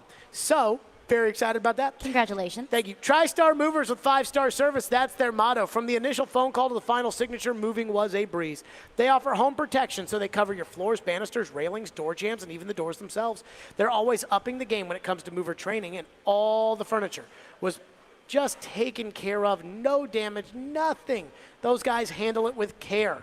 Their owners, Garrett and Robert, are true Nashvillians, and they care about helping their hometown, and that's why their company is the real deal and on the rise quickly, all due to the high standards that TriStar Moving holds. So if you're looking to move, give my friends at TriStar Moving a call, 615-640-1219, or visit their website at nashvillemoving.org/radio, where they'll give you 5% off your entire move. That's TriStar Moving, 615-640-1219, nashvillemoving.org/radio. Tell them Jared Stillman sent you for TriStar Moving, my official movers. Titans, Bills. Monday Night Football returns to Music City. Tune in Monday from 5 to 7 for NFL pregame with Jared Stillman, Chris Sanders, and Mark Howard. Live from Rock Bottom Brewery and Restaurant on Broadway. This is October football. They're going to come out and have to protect Tannehill. The coaches know a lot more than we do. We are Nashville's best sports talk. ESPN 102.5 The Game and the Game Nashville app. Dan Abrams and his live PD sidekick Styx return in a new program, Dan Abrams Live, weeknights at 8, 7 Central on News Nation. Announcing a rare opportunity for huge savings. If you're in the market for replacement windows or doors, Saturday, October 23rd, Pella Windows and Doors of Nashville is having an open house, offering 10% off all merchandise. That even includes 10% off their current special offers. Mark your calendar and stop by the Pella Windows and Doors in Cool Springs, October 23rd from 10 a.m. to 3 p.m. for these great deals. Bring your measurements or snap a picture of your replacement needs and come to Pella Windows and Doors of Nashville. Family Leisure invites you to relax at home this fall with all our indoor products on sale now. Enjoy the movie theater experience with theater seating from Family Leisure. 3-piece sets start at only $9.99. Massage chairs are only $14.99 as well. 30 pool tables on display. Hundreds in stock for immediate delivery. Pool tables start at $14.99 install. Family Leisure has above-ground pools ready for immediate installation. Outdoor and wicker furniture. Huge selection still in stock. Family Leisure's Relax at Home sale. Antioch and Franklin. Where family and fun come together. Middle Tennessee, you can count on an award-winning service team for all your home maintenance and improvement needs. Lee Company, we're A+ rated with the Better Business Bureau and trusted by thousands of homeowners in our community. Our team is ready to assist with all your home maintenance projects, heating and air conditioning, plumbing, electrical, appliance service, and more. Experience the convenience of calling one phone number for all your home maintenance needs. Call Lee Company today at 615-567-1000 or visit leecompany.com. From curriculum-based literacy programs and sport leagues to college tours and workforce readiness tracks, Boys and Girls Clubs of Middle Tennessee provide a safe place where youth gain the tools to learn, lead, and reach their full potential. You can support local youth and their great futures by donating at bgcmt.org. Interact with Stillman and Company. Call or text the show at 615-737-1025. Driven by WilsonCountyHyundai.com. Monty back and how quickly you're hoping he can get up to speed for you? Well, we got to evaluate where he's at through the course of practice. There's a return to play for a reason. We feel like we've been able to evaluate guys. Marcus was an extra week, and some other guys. So Monty's not the only guy that's doing that. We'll see where he is, see how he responds. I think for the most part, I've noticed with these guys, it's kind of how they respond after some work. So we'll see what that looks like on Friday, and obviously he'll do some stuff today and tomorrow. So hopefully that's positive. There you go. That was Mike Vrabel on Amani Hooker, who has been designated to return. That could help the defense. The Titans' defense still stinks. First, let me get the injury report, then we'll get to your phone, 615-737-1025. For Buffalo, Mario Addison did not practice, rest. Tywan Jones, a running back, did not practice, hamstring. Ryan Bates and Matt Milano were limited. Joe Feliciano was a full participant with an elbow. For the Titans, Caleb Farley did not practice with an illness. Christian Fulton did not practice with a hamstring. Derrick Henry did not practice so he could rest. Monty Rice did not practice with a groin. I didn't even know he was still on the team. Roger Saffold did not practice with a shoulder. Tier Tart did not practice with a toe. Kari Blasingame limited, Taylor Lewan limited, Jeremy McNichols limited, Chester Rogers limited, A.J. Brown, Bud Dupree, Julio Jones, and Nick Westbrook-Akina, all full participants. So at least the injury report looks kind of positive, but I'm just sick of the Titans always having guys with hamstrings. And like you look at the Buffalo, they don't have anybody important missing. You look at yours, and it's Christian Fulton's out today, and it's like, oh, goodness gracious. So you talk about the defense. And whether or not they still stink, let's go to your phone, 615-737-1025. Phone line's driven by WilsonCountyHyundai.com. And Harmon is going to kick us off on the Titans and the Bills. Thank you for calling. Go ahead, Harmon. Hey, Jared, how you doing? Good. I'm admittedly a Bills fan, but here's the thing. I know you've been talking about John Robinson and his job and how he's done, a decent job. I think Brandon Beane is the most underrated general manager in the NFL, if that's where you're going. It is, and it's depth. One word, depth. The Bills have been able to draft and acquire depth, whereas the Titans, for whatever reason, it seems like they've gotten a couple of starters, but overall, that's why the wide receiving core. I mean, the Bills have a second-round draft pick or third-round draft pick that can't get on the field because their wide receiving core has so much depth. So, I appreciate your call, Harmon. I do think that Brandon Beane, the general manager of the Buffalo Bills, everything that everybody believes in Chris Ballard of the Colts, which I don't know if you've noticed this around the country, but there's a lot of Ballard and Reich talk about, like, wait a minute, these guys, they're not. Oh, they're not. Oh, that's a surprise. But remember this summer, every time I'd get all worked up over somebody that would go on and on about how smart the Colts are, and every time I would say, you want an elite general manager nobody talks about. Brandon Beane in Buffalo. Brandon Beane, in his first year, got to the playoffs with Tyrod Taylor as his starting quarterback. Some guys get so obsessed with just making the playoffs that they get there and it's like all they can do is just want to go back. They can dream of, well, if this had happened and if the ball had bounced this way and if we signed Jadeveon Clowney, then we will. And Brandon Beane went and got rid of Tyrod Taylor and traded up to draft Josh Allen. That is great GMing. I mean, they're rostered. When they sign a free agent, it's a dude that can play and plays for a while. Like Micah Hyde, the safety. They draft so well. And when they trade their picks, they end up getting Stephon Diggs for it. They got a guy who a lot of people thought was a number 2. They made the trade for Diggs. He's a clear number 1. You make a trade for a number 1, he's 32 years old and hurt. Like, that is elite general manager. There is no comparison. And I like Robinson. 5 years, 5 playoff appearances, that's good for me. I am okay with that. There is no comparison for me between Brandon Beane and John Robinson. Brandon Beane is a much better general manager. Brandon Beane might be the best general manager in the NFL because Brent Veach at Kansas City was credited kind of with helping them get Patrick Mahomes, but John Dorsey was the general manager when they made that draft. And when they built their teams that they've won with, John Dorsey had responsibility for a lot of the players. Now John Dorsey's been gone for a little bit, and you start to see that defense eroding a little bit in the offenses and the offensive line. They've got some issues. So I don't think I'd say Veach in Kansas City's the best. Jason Light in Tampa Bay was going to get fired before Tom Brady picked up the phone and said he'd like to come and play for the Buccaneers. So I don't count him. I mean, I think it's hard to say that there's a better general manager out there. Aaron Rodgers is about to quit in the middle of the year because he hates the general manager in Green Bay, though I will give him credit because I do think that he's done a good job. And I thought he did a good job not giving in to Aaron. But I think Brandon Beane he's probably the best general manager in the NFL, outside of Belichick.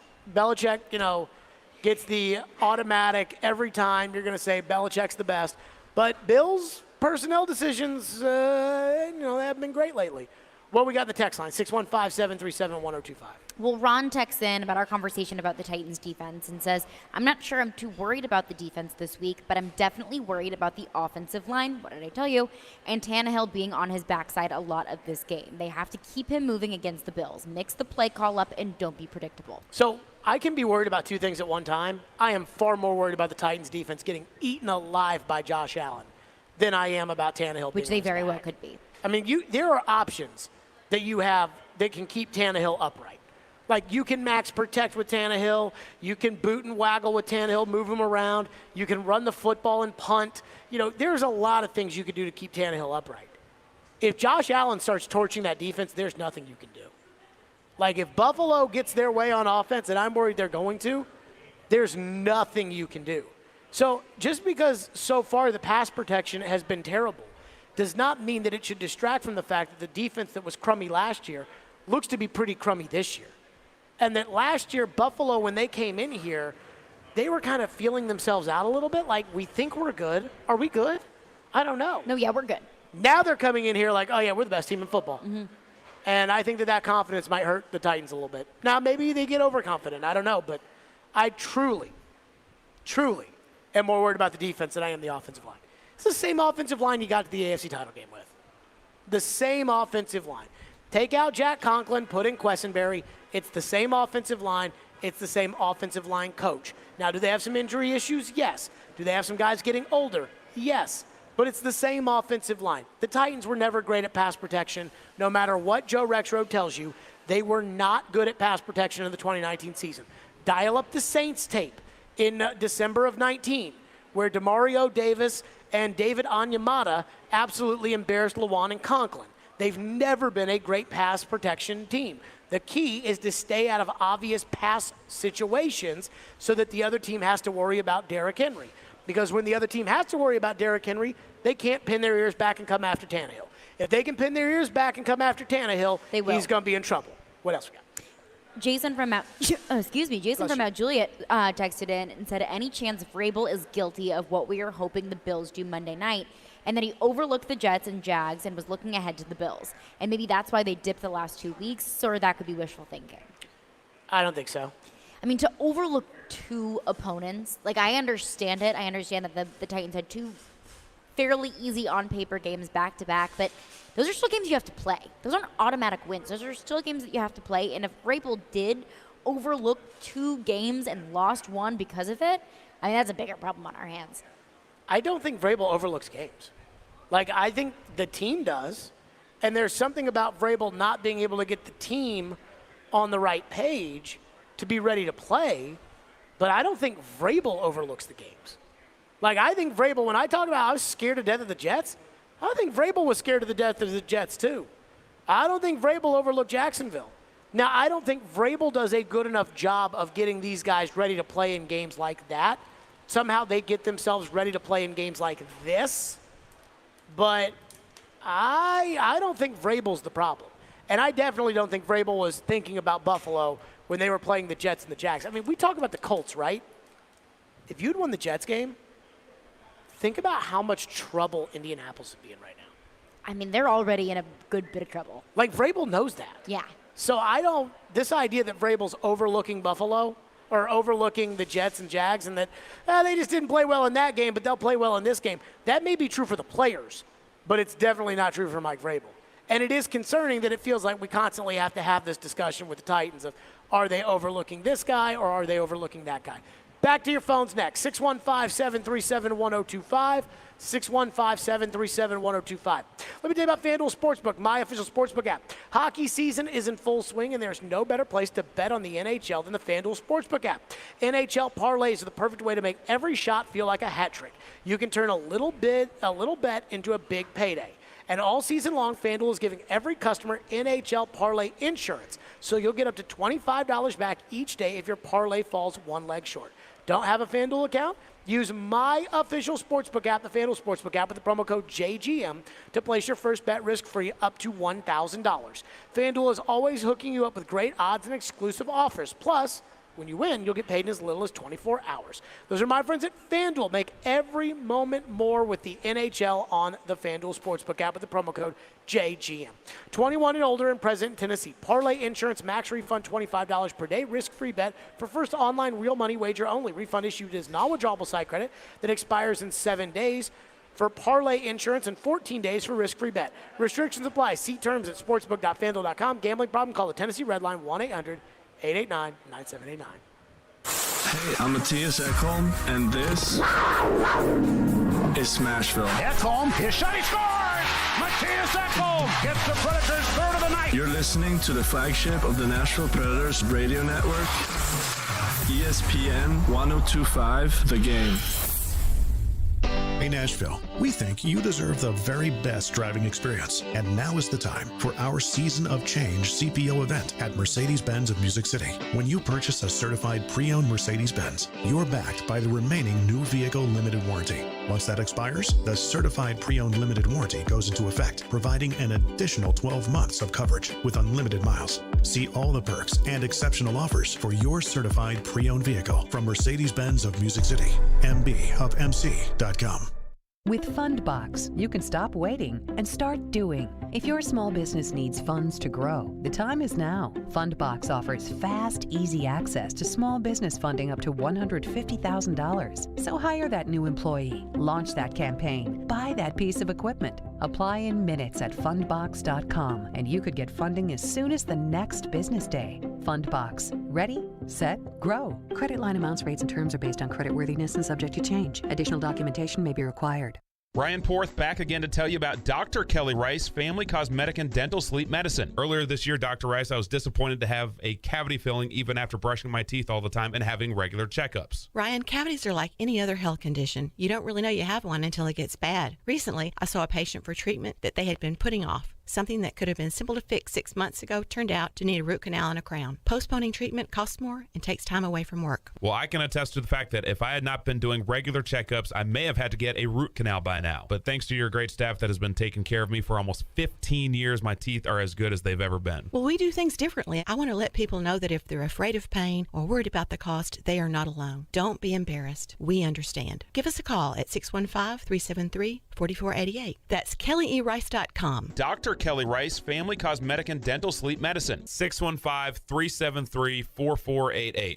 Since their doors opened in 1898 in England, Arkansas, Bank of England Mortgage has been providing down-home exceptional service. Bank of England's success is due to the talent of their loan officers and their access to hundreds of mortgage products at the industry's best pricing. Bank of England Mortgage has 3 Middle Tennessee locations ready to serve you. Go to BOE1214.com or call 615-823-1215. Bank of England Mortgage is a division of Bank of England Mortgage. Equal housing lender, member FDIC, NMLS 418-481.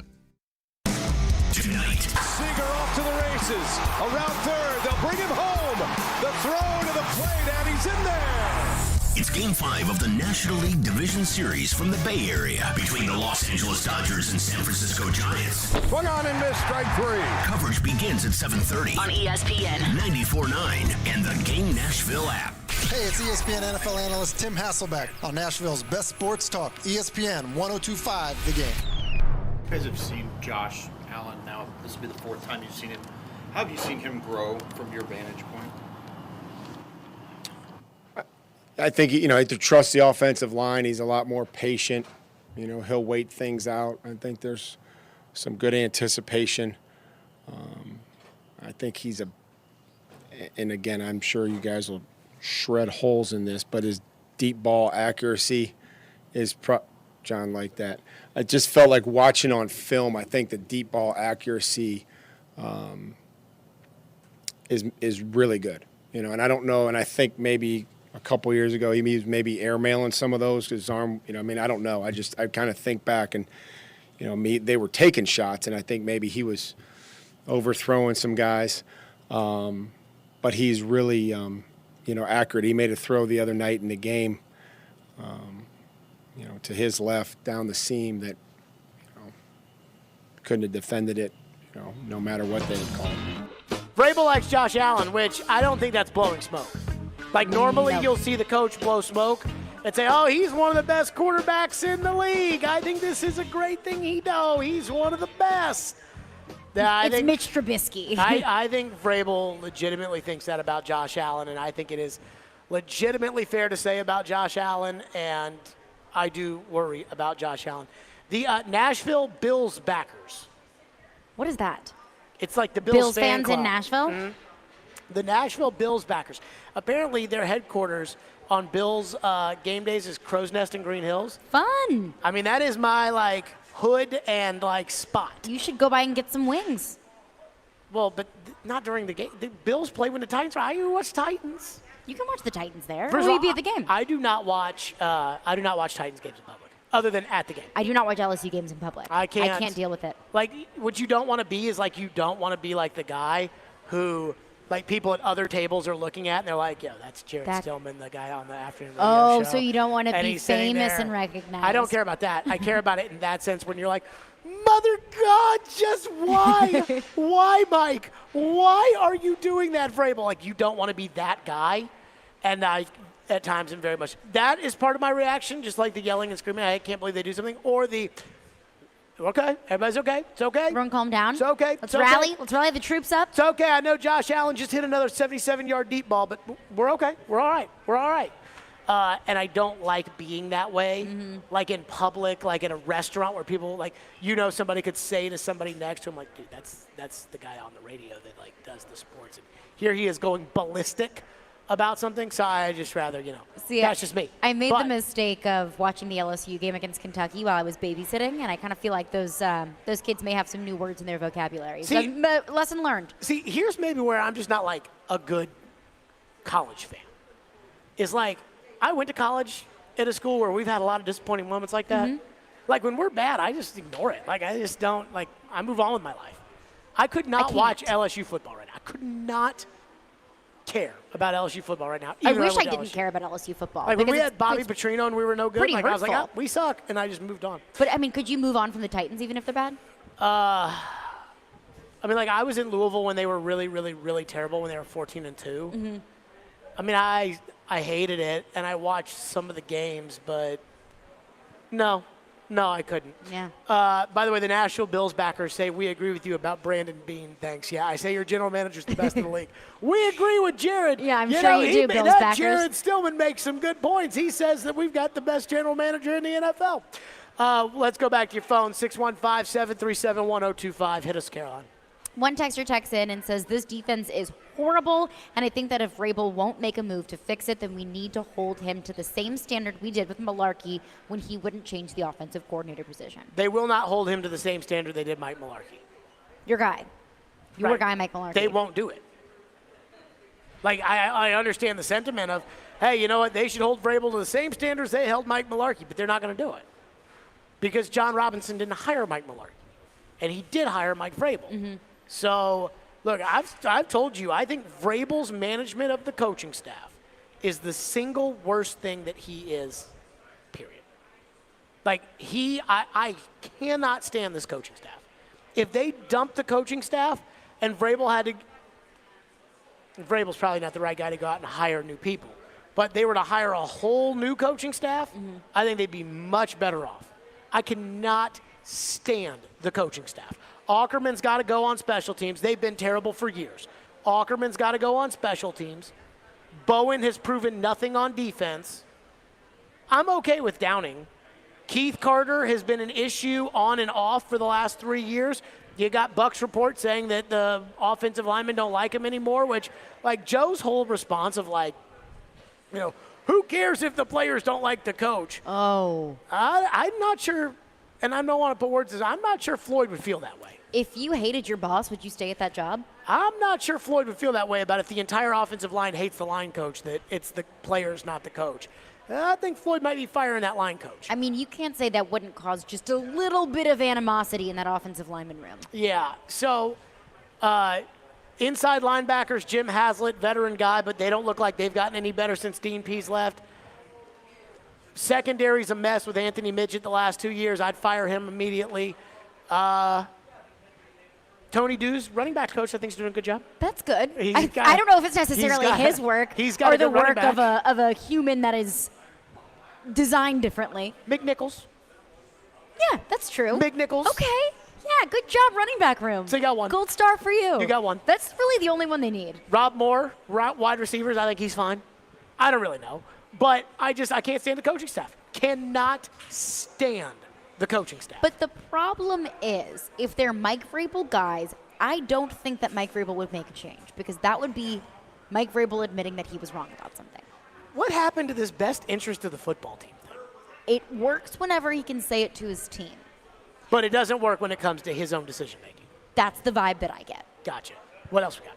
Another texter texts in and says, we aren't complaining about the defense because we are so pissed about how the offense is playing. Titans aren't playing complimentary football. No, but complimentary football involves playing defense too. Yes. I mean, like right now, like to this texter's point, they're not playing any football. I mean, think about this. If you eliminate the bomb touchdowns, the big plays that your defense is just hemorrhaging right now, you beat the Jets. Like I didn't like the offense against the Jets either. I didn't like the 7 sacks. I didn't like the 0 for 3 to start the game in the red zone. I didn't like that. But you got 150 yards out of your running back. Like that, you got 130 yards out of your running back the other day. We can complain and moan and groan about the offense all we want, and Downing and play action, and is this right? Is that wrong? Is this predictable? Is this not? We can do that.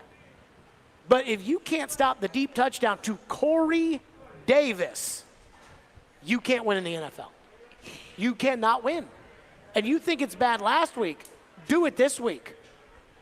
Do it this week with Isaiah McKenzie and Stephon Diggs and Cole Beasley, and do it this week. Give up the bomb, see what happens. I do wonder, because I think this defense sucks. I do wonder if Shane Bowen is going to be the defensive coordinator a month from today. 4 games. What do you think?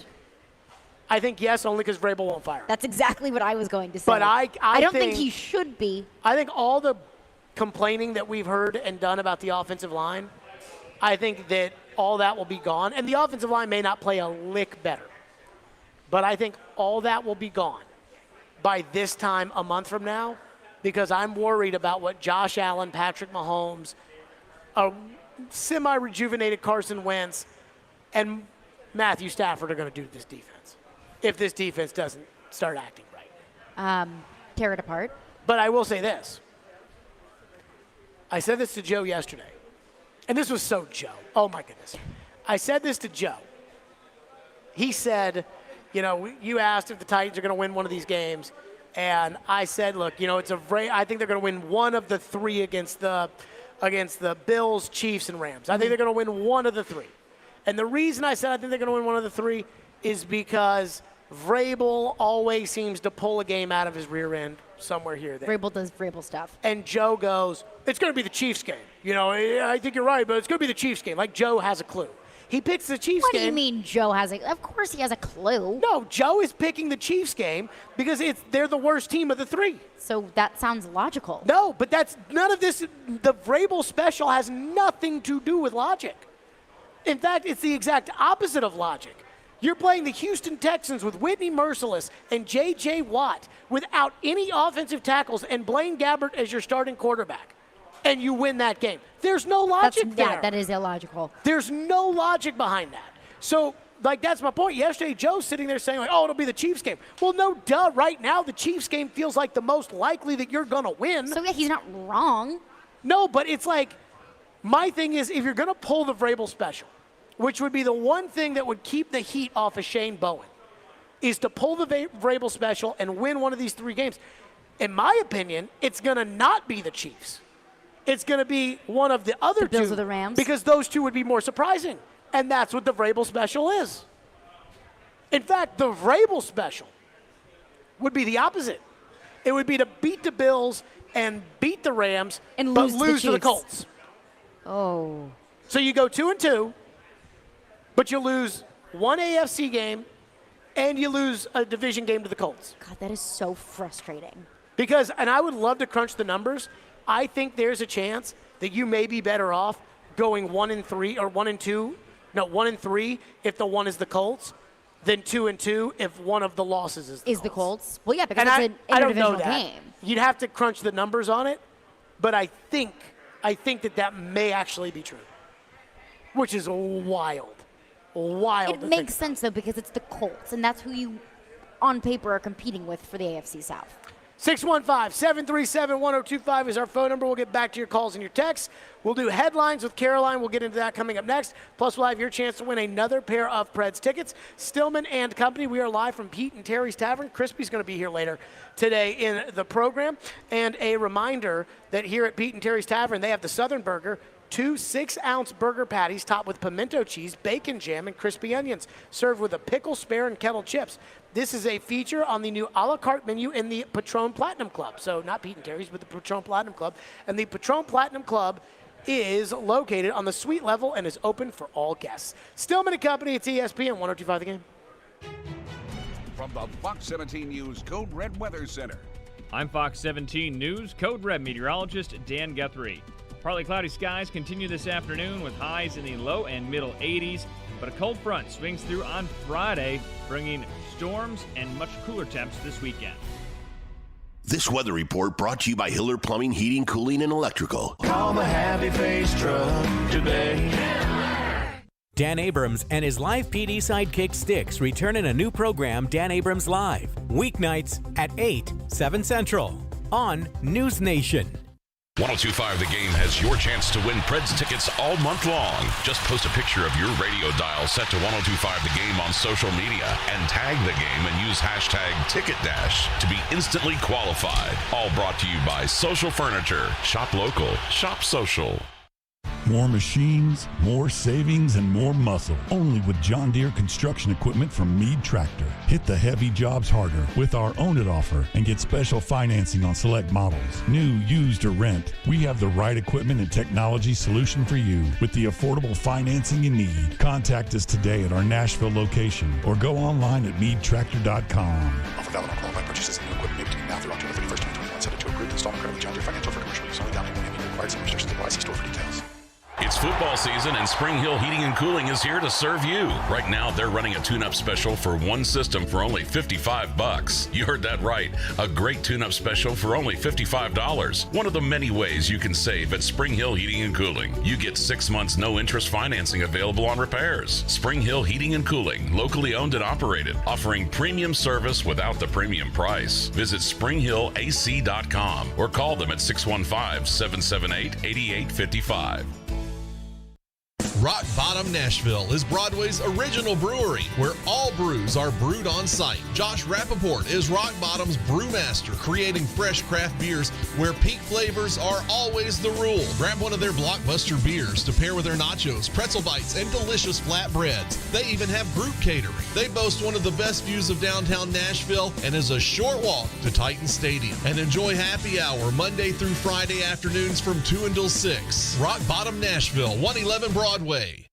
The spine, made up of 33 bones, is vulnerable to injuries, arthritis, and other disorders. Dr. Daniel Caridley at Houston Clinic Orthopedics in TriStar Skyline and TriStar Centennial can diagnose your problem and treat you with the proper care. Fellowship-trained Dr. Caridley devotes his practice to spine surgery with a focus on cervical and lumbar disc replacement, minimally invasive techniques, and the use of computer navigation and robot assistance in spine surgery. Visit tn.houston.com. Houston Clinic Orthopedics, when experience matters. Robbie Stanley. Coming in off the water. Yeah. Coming in there to tailgate. Joe Rexrode. That was fun. Get your morning started with Robbie and Rexrode every weekday from 6 to 10. Presented by Volunteer State Bank on Nashville's best sports talk. ESPN. 1025 The Game and the Game Nashville app. Stillman and Company is on. Delivered by TriStar Moving. Tune in to Stillman & Company and 1025 The Game during the 8 a.m., noon, and 4 p.m. hours each weekday this week for your chance to qualify to win a pair of tickets to see Monday Night Football on October 18th in Nashville, a.k.a. this Monday night. Listen for the cue to call and be caller 3 at 615-737-1025, and you will qualify to win 2 tickets. 2 winners will be announced tomorrow at 5:30 p.m. So we are here at Bridgestone Arena, Pete and Terry's Tavern. Preds tonight open up the season against the Seattle Kraken. And let me just state for the record that we're going to be giving away tickets here later this segment, or your chance to win those tickets later this segment. But what I would like to point out is if you don't have a COVID test and you need to get one to come to the game, Invigorate Health, my guys, have discounted COVID tests at the Farmhouse downtown 210 Almond Street. So if you win those tickets and you need a COVID test, go. They will be opening up at 4 o'clock. And they'll be running till 6:30 today for you to do that. It's time now for Headlines with Caroline.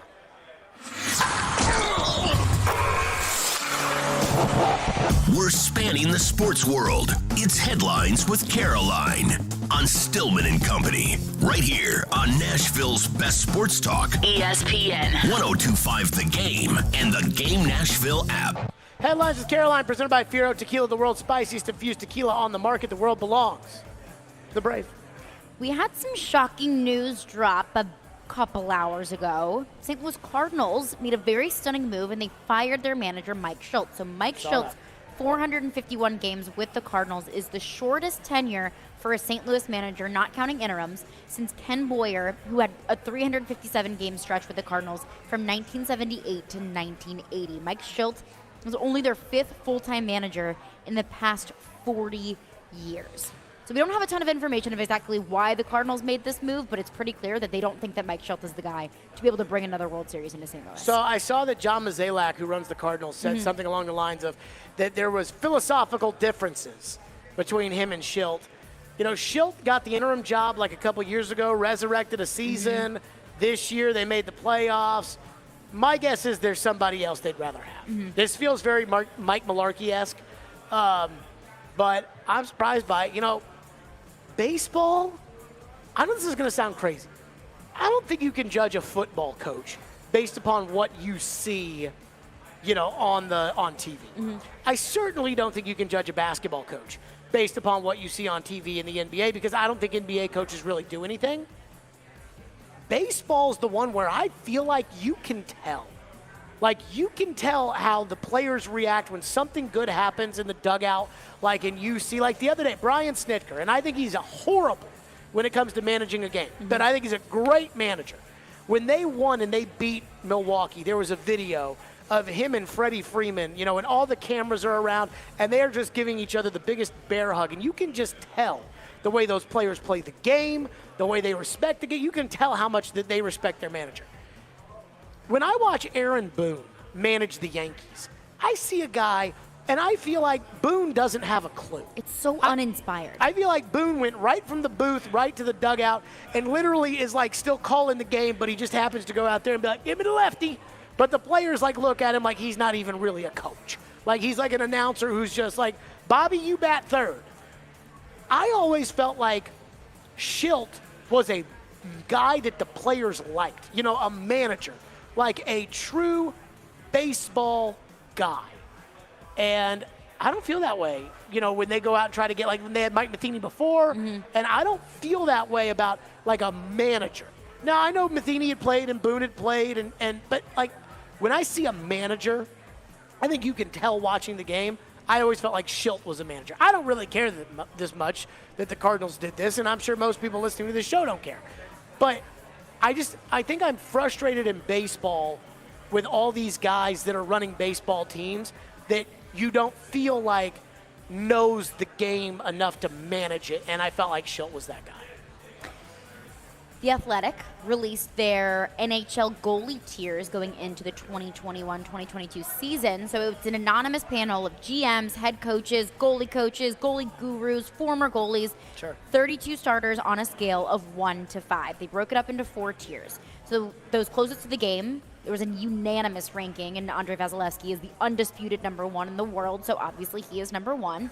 But where did UC Saros land? Can you guess? So there's 4 tiers. 2 players in tier 1. He was in tier 2. He landed at number 8. One scout said, I love watching this little guy. They continued to mention how much smaller UC Saros was. When you put him up against some of the bigger goalies in the league, against the Andrei Vasilevskys of the league. Said, I love watching this little guy. He always finds a way to make a save. He is so quick. A former goalie said if he was 6'4", he would be a first tier. People can't get by his size, but he manages his crease so well. So it's like, we used to always joke on the show, especially when it came to Arvidsson, who was never as good in the playoffs as he was in the regular season. When the going gets tough, the big good guys always beat the little good guys. Just look at Derrick Henry. Yeah. The big good guys will always beat the little good guys. This is going to be an interesting year for Saros. And I say it because he's normally not a quick starter. His success in the playoffs is mixed. He did not play well in that Arizona series. And he played well at times in the Carolina series, but not good enough to carry the team. But more so because he's really filling the Pekka Rinne shoes. And I can't tell you how many playoff series I felt like Pekka stole for this franchise over the years. I mean, we all love UC Saros right now, but if he's one and done in the playoffs, twice over the next 3 years, and they don't make the playoffs another year in that, regardless of whether or not it's his fault, people are going to be pointing a finger and they're going to be expecting more because that's what good goalies do, is they steal you games and they steal you series.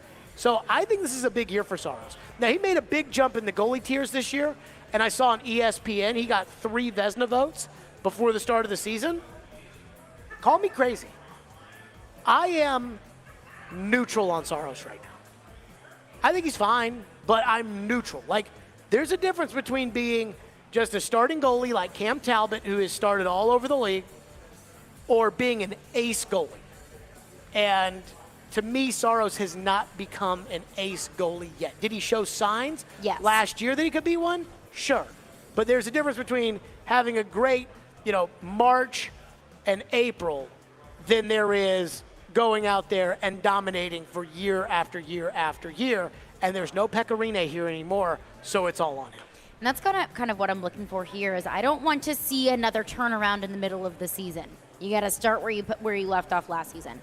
But on to the next one, the Washington football team announced that they will retire the late safety Sean Taylor's number 21 jersey. This is the 3rd number in team history to be retired. How crummy is that?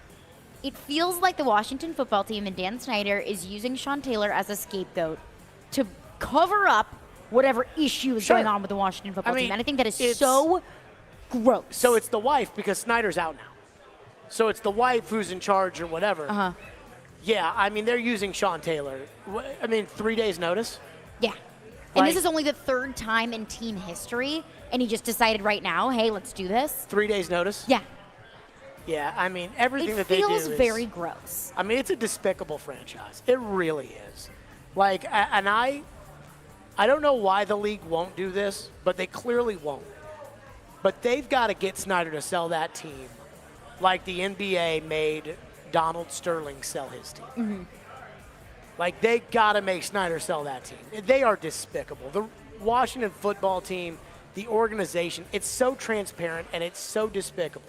You know, for years they get accused of being sexist and homophobic and racist and just an organization of bigotry. And so what do? They go out and they hire a minority president. They hire a female director of broadcasting. They hire a minority head coach. So it's almost like, look at us. Hey, we're good now. We're good. Hey, everybody good? You know, which is and it just wonderful. feels so transparent that it just feels so. And I'm glad.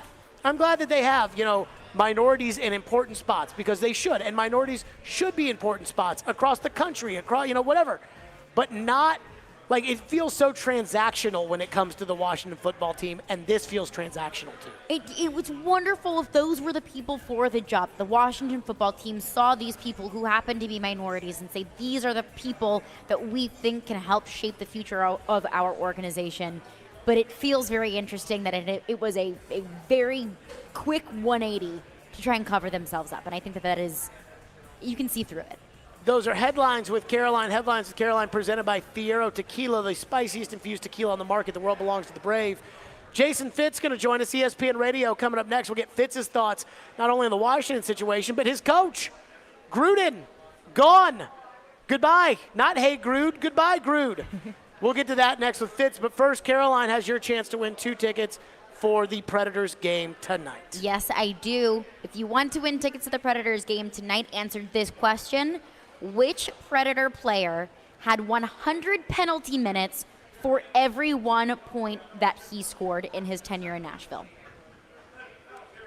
Wow, that is a lot harder than I would have made this trivia question, but... Well, you got to earn these tickets.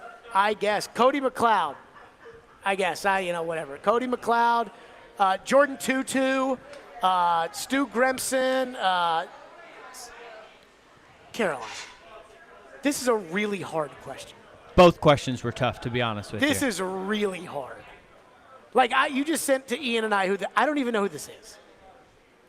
Early days. Oh, goodness gracious. Okay, Fitz is next. ESPN 102.5 The Game. Take us wherever you may go. There is going to be a whole lot of work going on. Shoot us in anywhere, anytime. I think he has some big play in him.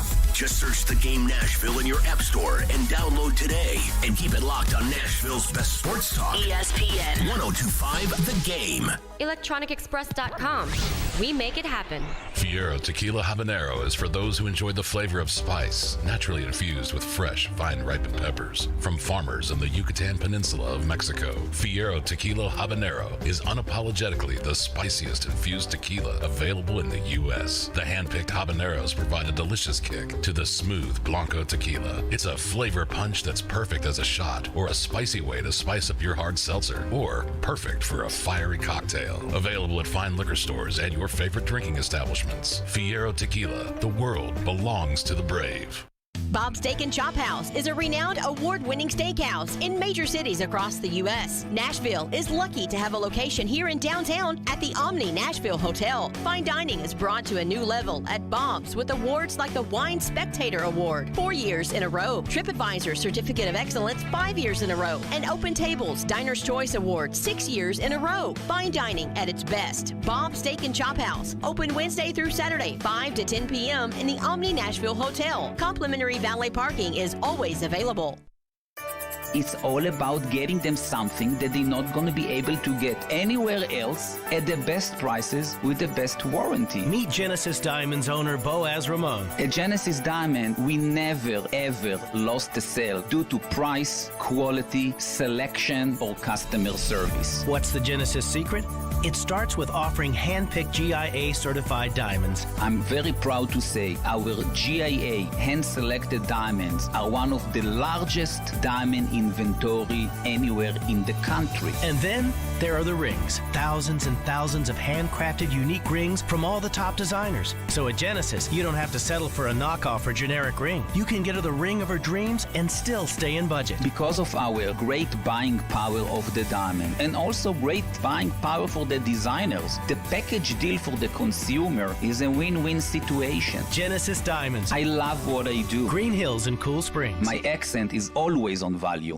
Paul Feinbaum here for the Southeast leader for cranes and equipment rental, CraneWorks. The CraneWorks team in Nashville, Birmingham, and Mobile is ready to make your next construction or maintenance project a big success. Give CraneWorks a call for your next lift, machinery moving, or rigging project. And don't forget, RentalWorks has a full line of rental equipment for jobs both big and small, and now offering qualified operators for all equipment, including aerial and earth-moving equipment. Call CraneWorks at 877-282-LIFT or visit them on the web at craneworks.com.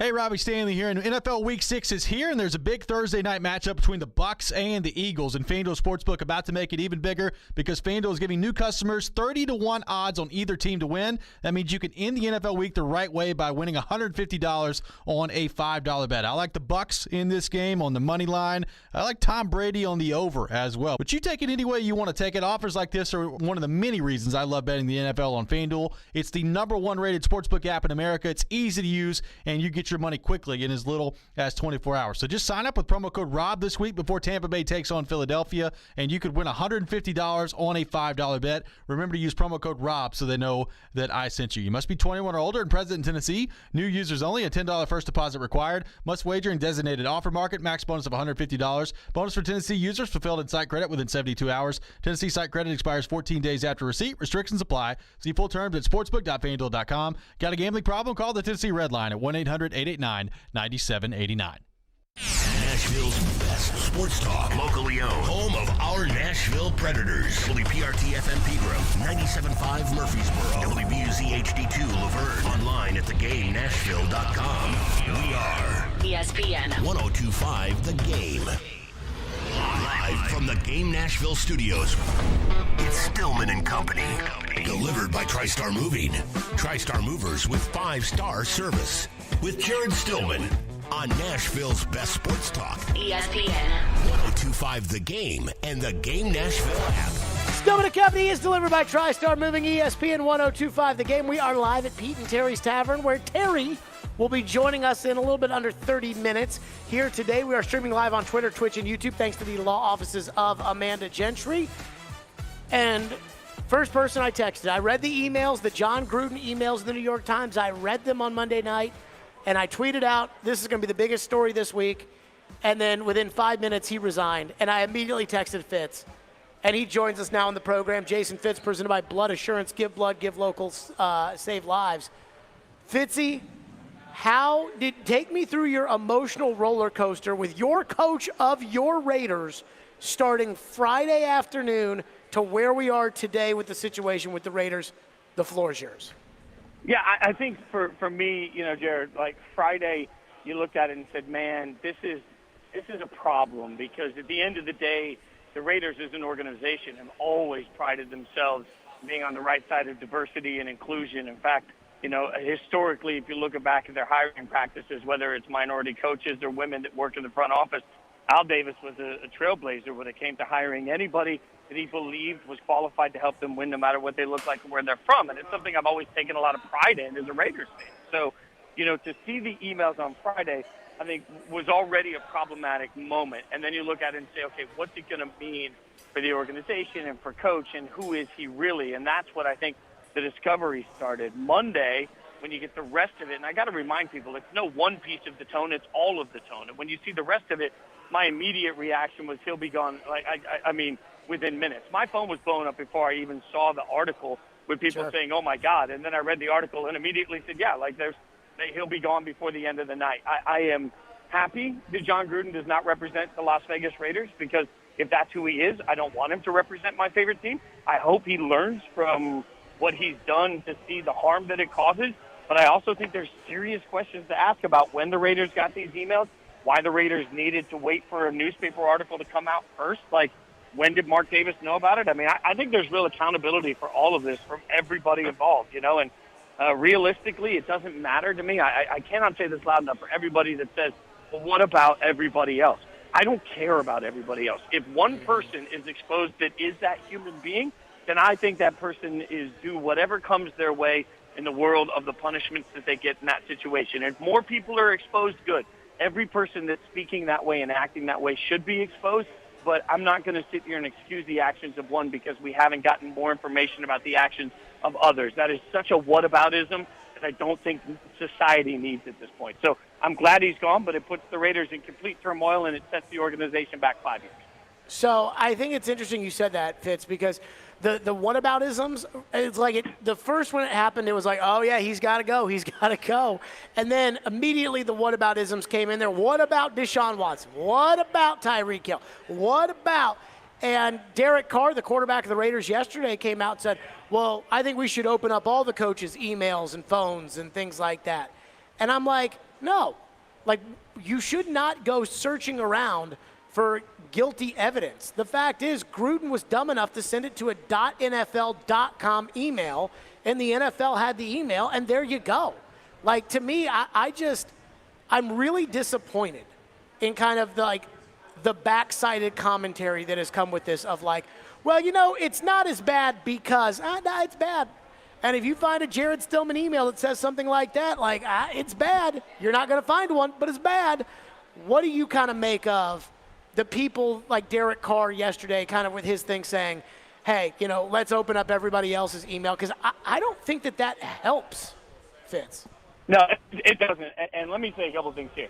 I don't have kids, you know that. But anybody that's ever been around kids, the most frustrating thing sometimes for a parent is when the kid comes in and says, yeah, well, Johnny gets to do this, and his parents let him do that. And but they get, and we look at it, kids, we look at it, I don't care. Like, my mom used to always say, I don't care what the neighbors are allowed to do, and I don't care how the neighbors are allowed to act. These are the standards within this house, and these are the rules you will follow. Like, I don't understand when that's becoming applicable just because we're adults. Like, I don't care if everybody else's emails are awful. I want them all to be exposed over time.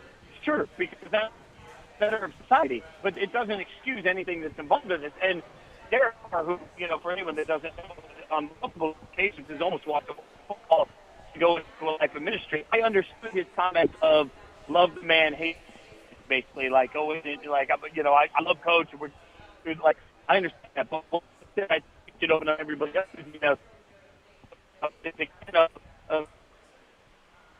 because I think we lost Fitz there. Oh, I'm still right here. You got me? You got me? No, we got you now. All right, you're good. Okay. It opens up a can of chaos for a locker room that has the first openly gay player in the NFL. Like, how can you look at Carl Nassib and say, hey, I love you as a teammate, even though Coach said this and I think it's okay? Like, I mean, these are the sorts of things that will divide a locker room incredibly quickly, and I have no idea how the team will respond from it. But, again, whatever it takes to get John Gruden away from the organization, if that's who he is, that's what needs to happen. What do you think Mark Davis did here? Because I saw the Mark Davis quote yesterday that kind of freaked me out a little bit. Talk to the NFL. They have all the answers. It's obvious to me, Fitz, based upon the timeline, that the NFL leaked the email on Friday about the DeMaurice Smith, derogatory comment about his lips as kind of a warning shot. That was, hey, we got the emails. John, get out. And the Raiders didn't do it, so then they leaked the rest of the emails and basically nuked his career and really nuked, he's not out of the Ring of Honor if he just steps away from the DeMaurice Smith comments.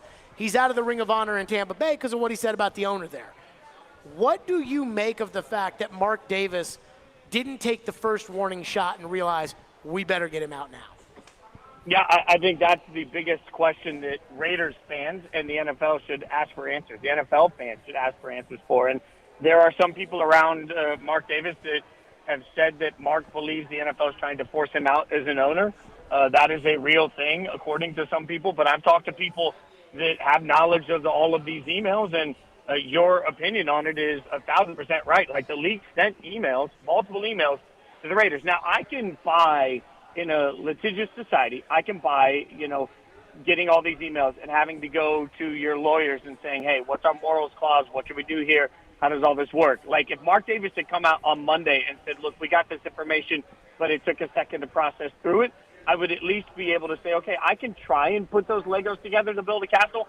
But the fact that we haven't heard from Mark Davis other than a no comment and a question to the league shows you that he feels like a victim here. And if Mark Davis feels like a victim in this process, then I have to question everything about the human being of Mark Davis, especially the human being that's an owner. And look, you know this. We talk about the Titans all the time and the relationship the Titans need to have with the city, the relationship that the Preds have with the city. Well, this is a building block, a foundational building block that will dictate a portion of the relationship that the Raiders have with the city of Las Vegas, a city that has a huge entertainment population, a city that is not going to look at all of this as an indication of a team they want to support. Like, I keep looking at Mark Davis and saying, what the hell are you thinking? Like, I don't understand any portion of his process, and I don't understand how he thinks he can be on the right side of history until he speaks, and it's cowardly until he takes that approach.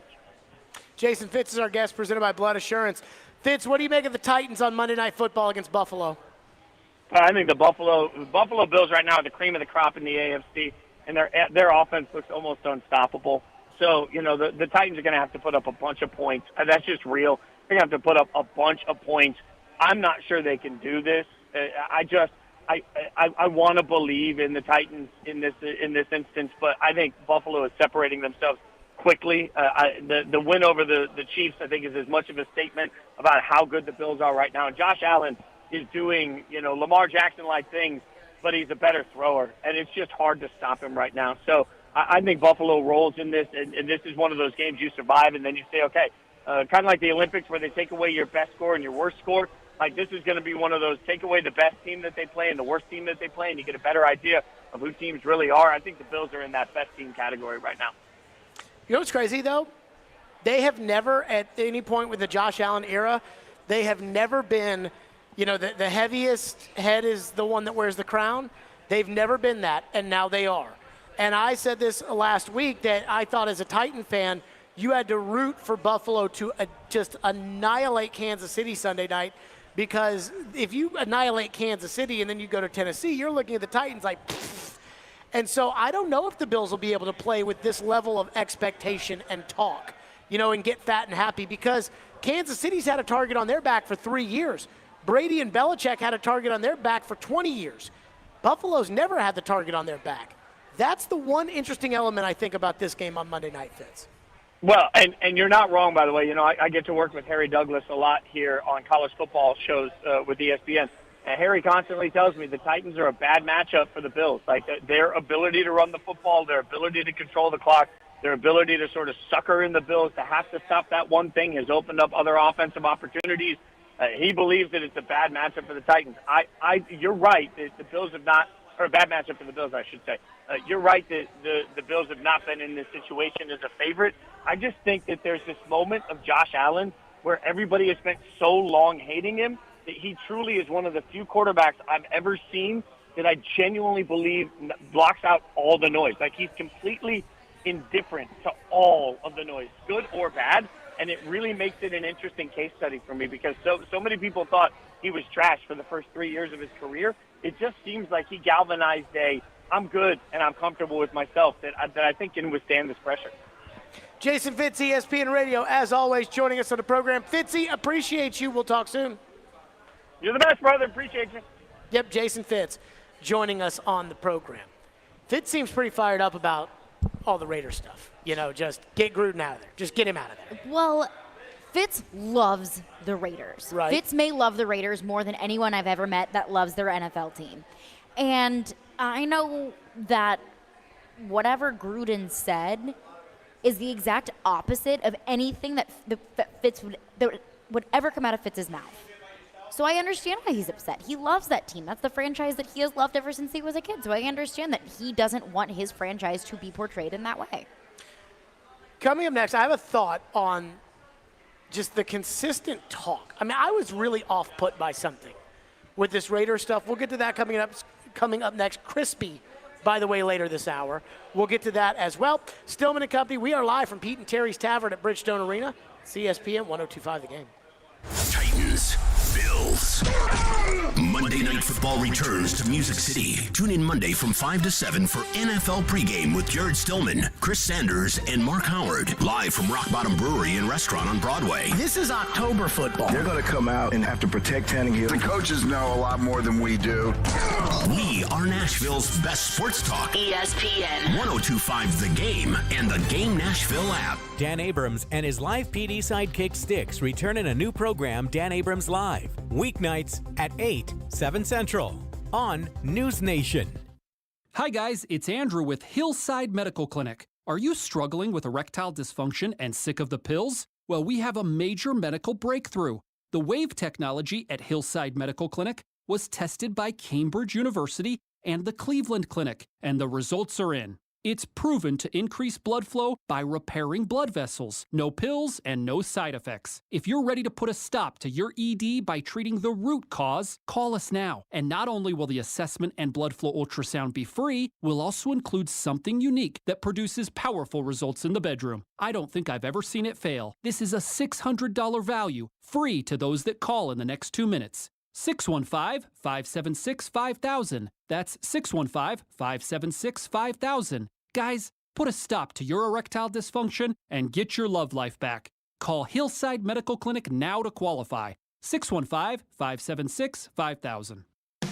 Hey Nashville, it's Jared, and there's a new go-to for home furnishing. Social Furniture on the West Side is independently home-owned furniture store in Nashville. Forget the big box store. Shop local, shop social. It's football season, and Social Furniture has the best lifetime guarantee motion furniture on sale now. Their sofas with recliners are push-button electric and wall-away with all colors to choose from for your comfort. Sectionals from $9.99, recliners from $3.99. Sectionals with Chase Lounge and all-electric recliners from $19.99. Social Furniture will have you football ready with all furniture that are plus leather, microfiber, and there's no waiting, and take home your new motion furniture today or with their same-day fine furniture delivery. Social Furniture has no down payments and no interest. You don't want to miss out on their best lifetime guarantee motion furniture sale going on now. Shop local, shop social. 5412 Charlotte Avenue near White Bridge Road, and tell them Jared Stillman sent you.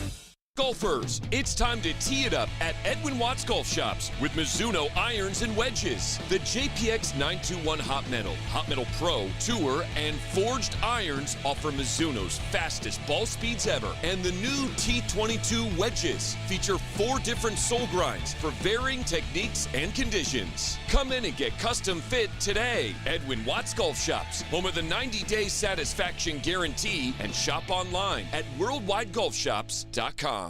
312 Pizza Company is the official sponsor and location of Southeastern Carolines with Caroline Fenton. Tune in every Monday at 8 a.m. and Friday at 3:15 to hear News 2's Corey Curtis take on all things Nashville sports, including the week's NFL games. All brought to you by Invigorate Health in Mount Juliet. Look and feel your best with IV therapy, medical weight loss, testosterone, body shaping, and more. If you've missed any of today's show, just search Stillman and Company on Apple, Spotify, or your favorite podcast platform. Stillman and Company live at Pete and Terry's Tavern, Bridgestone Arena. Crispy will be with us in about 10 minutes or so. Hey, tune in to the NFL Game of the Week on ESPN 102.5. The game brought to you by Red Spirits and Wine in Bellevue. The game of the week is the Dallas Cowboys and the New England Patriots kickoff at 3:25. So Fitz was on the show, and it was funny because I asked him, hey, what were your thoughts on the whole Gruden thing and everything? And Fitz immediately hit the nail on the head. Like, immediately just went to the second question I was going to ask him about, which is all of the whataboutism that I feel like has come over the last 2 or 3 days. This idea of, well, what about Tyreek Hill punching his pregnant girlfriend? The NFL didn't kick him out of that, so how can they kick Gruden out of the NFL for his emails? Or what about all the other coaches and everything else that everybody else says? And what do you make of that? And I was thinking about this last night because everybody thinks that, the cancel culture, they think that is like this new invention, that social media has evolved to a point to where people get outraged about things that aren't that big of a deal, and then they get fired. And I was thinking about it because 2007 or 2008, I want to say it was 2007, Don Imus, we remember what he said about the Rutgers women's basketball team? I do not. Do you really not know what Don Imus said about the Rutgers basketball team? I don't think so. Ian, you remember what Imus said, right? I do. Okay. Like, I mean, look it up in your spare time. Okay, will do. So what Don Imus said about the Rutgers women's basketball team, which was also reprehensible, like that got him fired. Like he was on WFAN in New York doing the morning show for forever. MSNBC had his show. He was killing it. He was making millions of dollars. He was one of the best radio hosts in America. At that point in time, there were 3 guys. There was Howard Stern, there was Rush Limbaugh, and there was Don Imus. And social media was around, but it certainly wasn't prevalent like it is now. And Imus got fired. CBS Radio let him go. MSNBC let him go. And now later he resurfaced, but he got fired. And that was before what people say, well, cancel culture and whataboutism and what.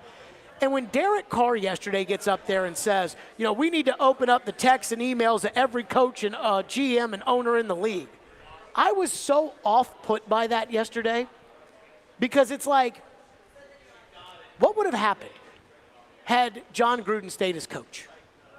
Your teammates would have left that locker room. Carl Nassib yesterday did not show up for practice. He took a personal day. And Mike Mayock said that Carl Nassib asked if he could take a personal day, and he took it. And Mayock was totally okay with it, which I understand. Mm-hmm. I'm not here to say that every little detail or every little thing that anybody has ever said should be put under a microscope and everybody should be kicked out. I told you. Do I think John Gruden is, a secret member of the KKK? No, I don't. Do I think John Gruden's a bigot? Yeah, I do. When John Gruden gets up there and says, I don't have a racial bone in my body, I hate to break it to you, John.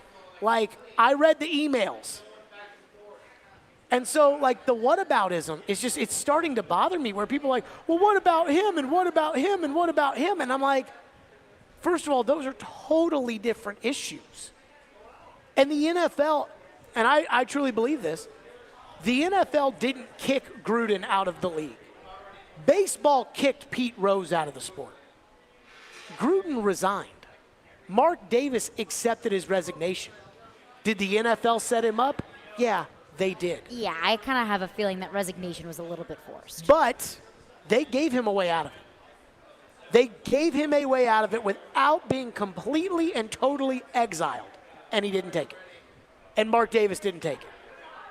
So, the pure and total whataboutism that I feel like we're dealing with right now, it kind of bothers me. But I'm not surprised by it either. I'm not surprised by it either because it's what we always get whenever there's some kind of story about anything is, what about this person? They weren't reprimanded in the same way. This person was reprimanded so much worse than this person. There is so much comparison. But at the end of the day, with Tyreek Hill, punching his pregnant girlfriend is wrong. That doesn't make it okay with anyone else in the history of the NFL or the history of the world that has done something bad. It's bad, no matter what it is.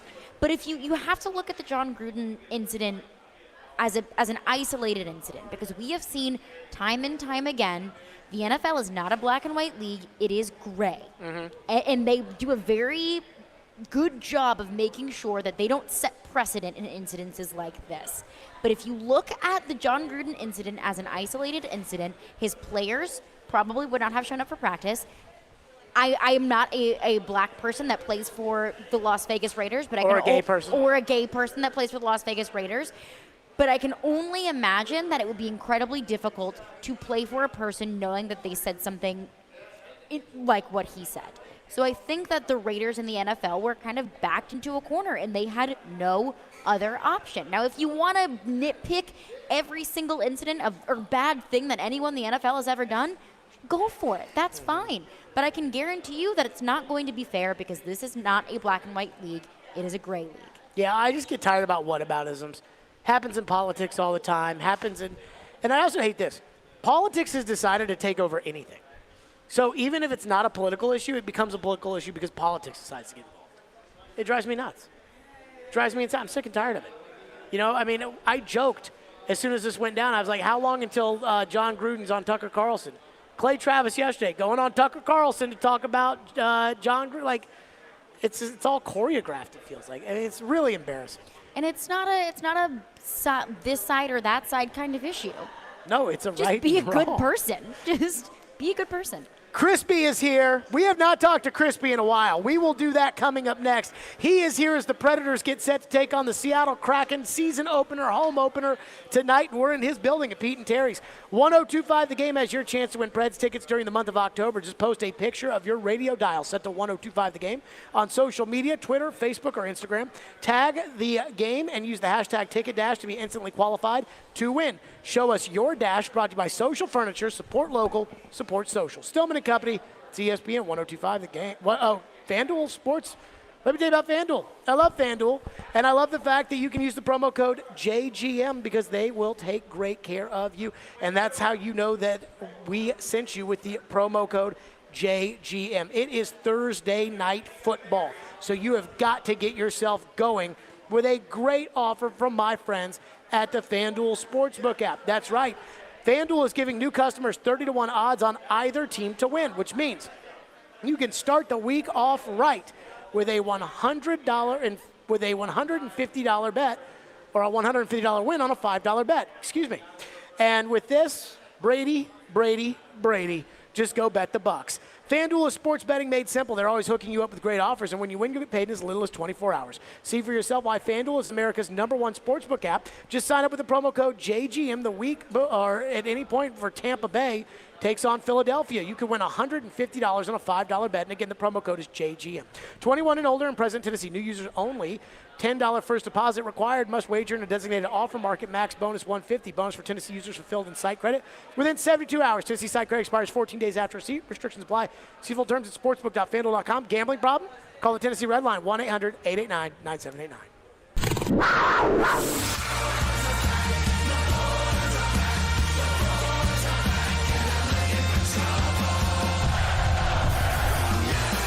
Forsberg in the circle. He scores!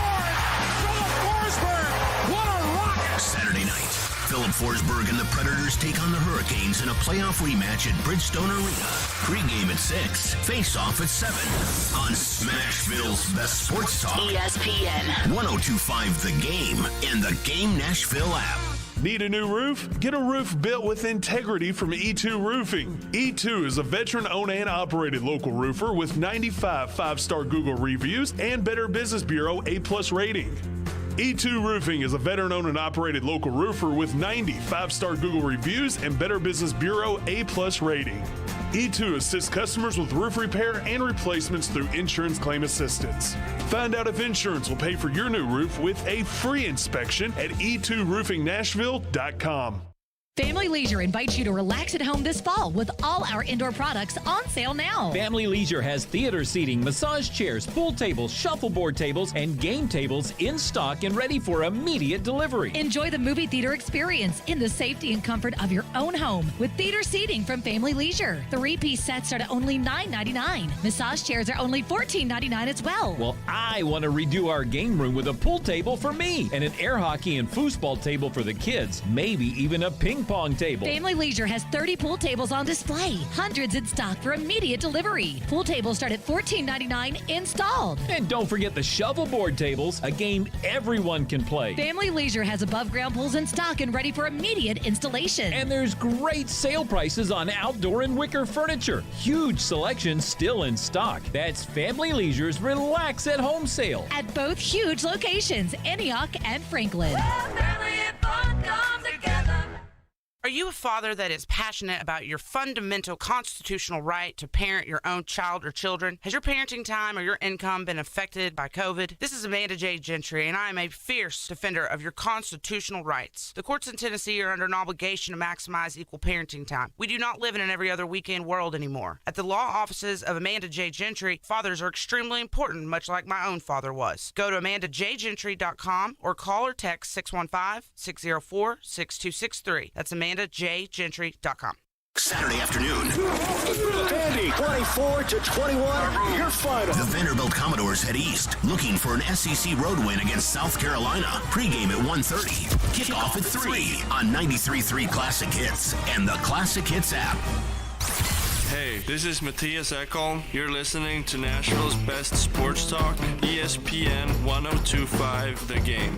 Somehow we have attracted a crowd in here at Pete and Terry's Tavern, and I just don't know what it is. Crispy is in the house, and now we get Sean Henry's here and Bill Wickett from the Predators, and it's all these Gentry Estes is here, and I'm sure that Gentry's got a bad take coming in tomorrow's Tennessean. I'll be sure to shred that one apart. But, I mean, now we got the crowd coming in. Crispy, we have not been here at Pete and Terry's Tavern with you since they announced that they were going to put you into the Tennessee Sports Hall of Fame, which I still have not congratulated you for on the back end of being in. But that was 2 years ago, it feels like, and we're back at the tavern or ready to go for the game tonight against the Seattle Kraken. It's good to be back at the rink. Stiller, I'm driving in tonight, and of course I'm listening to Caroline, and you just happen to butt in periodically on it, so but I kept listening to her. It's awfully frustrating, isn't it? I know, hon. I know. Thank you very much for that. Yes, of course. And I realized hockey's back. Stiller's here. He's going to give it to me. He's going to stab me. He's going to yell at my goalie. He's going to yell at my defenseman. He's going to say, what do you think? But in all goodness, I did miss it. I missed you, big guy, by the way. Nobody insulted me all summer. Nobody said, oh, this and that. I said, where's Stillman when I need him? So, you know what? Walking in, the gold walk out there, the players, the fans are back. It's just like it never left. Like suddenly it just was, boom, we're back. The gold is here. The fans are here. I'm going to tell you another thing. The Kraken, you watched them play against Vegas the other night? I did not. That was past my bedtime. Let me tell you this one as a secret. They come to play. They took Vegas to the wall, should have beat them, and Vegas is touted as one of the teams supposed to go to the Cup. I think about today's game, and I think about the season. And I think it's interesting because the Titans are getting ready to play the Bills, and the Bills right now are the hottest team in football, right? And they made the playoffs in 2017. And then they took a step back, and they started focusing more on young guys, drafted a quarterback, and they missed the playoffs for a year. And then they were back, and now last year they were a contender, and this year they're the best team in the league right now. I look at our team and the Predators, and I say, okay, last year they made the playoffs. This year there is more of a commitment to the young guys. You've coached young guys. You know it's hard to win with young guys, and that you're going to have to live with the mistakes, the up and down. I look at the season. I want them to win every game. I mean, I think that when fans come, they want to see a team win. When they watch on TV, they want to see the team win. But I'm interested to see how the bruises and the bumps that these young kids go through this year, because I think they really could have something special, but it's not going to be overnight. No, it's not. But you know what?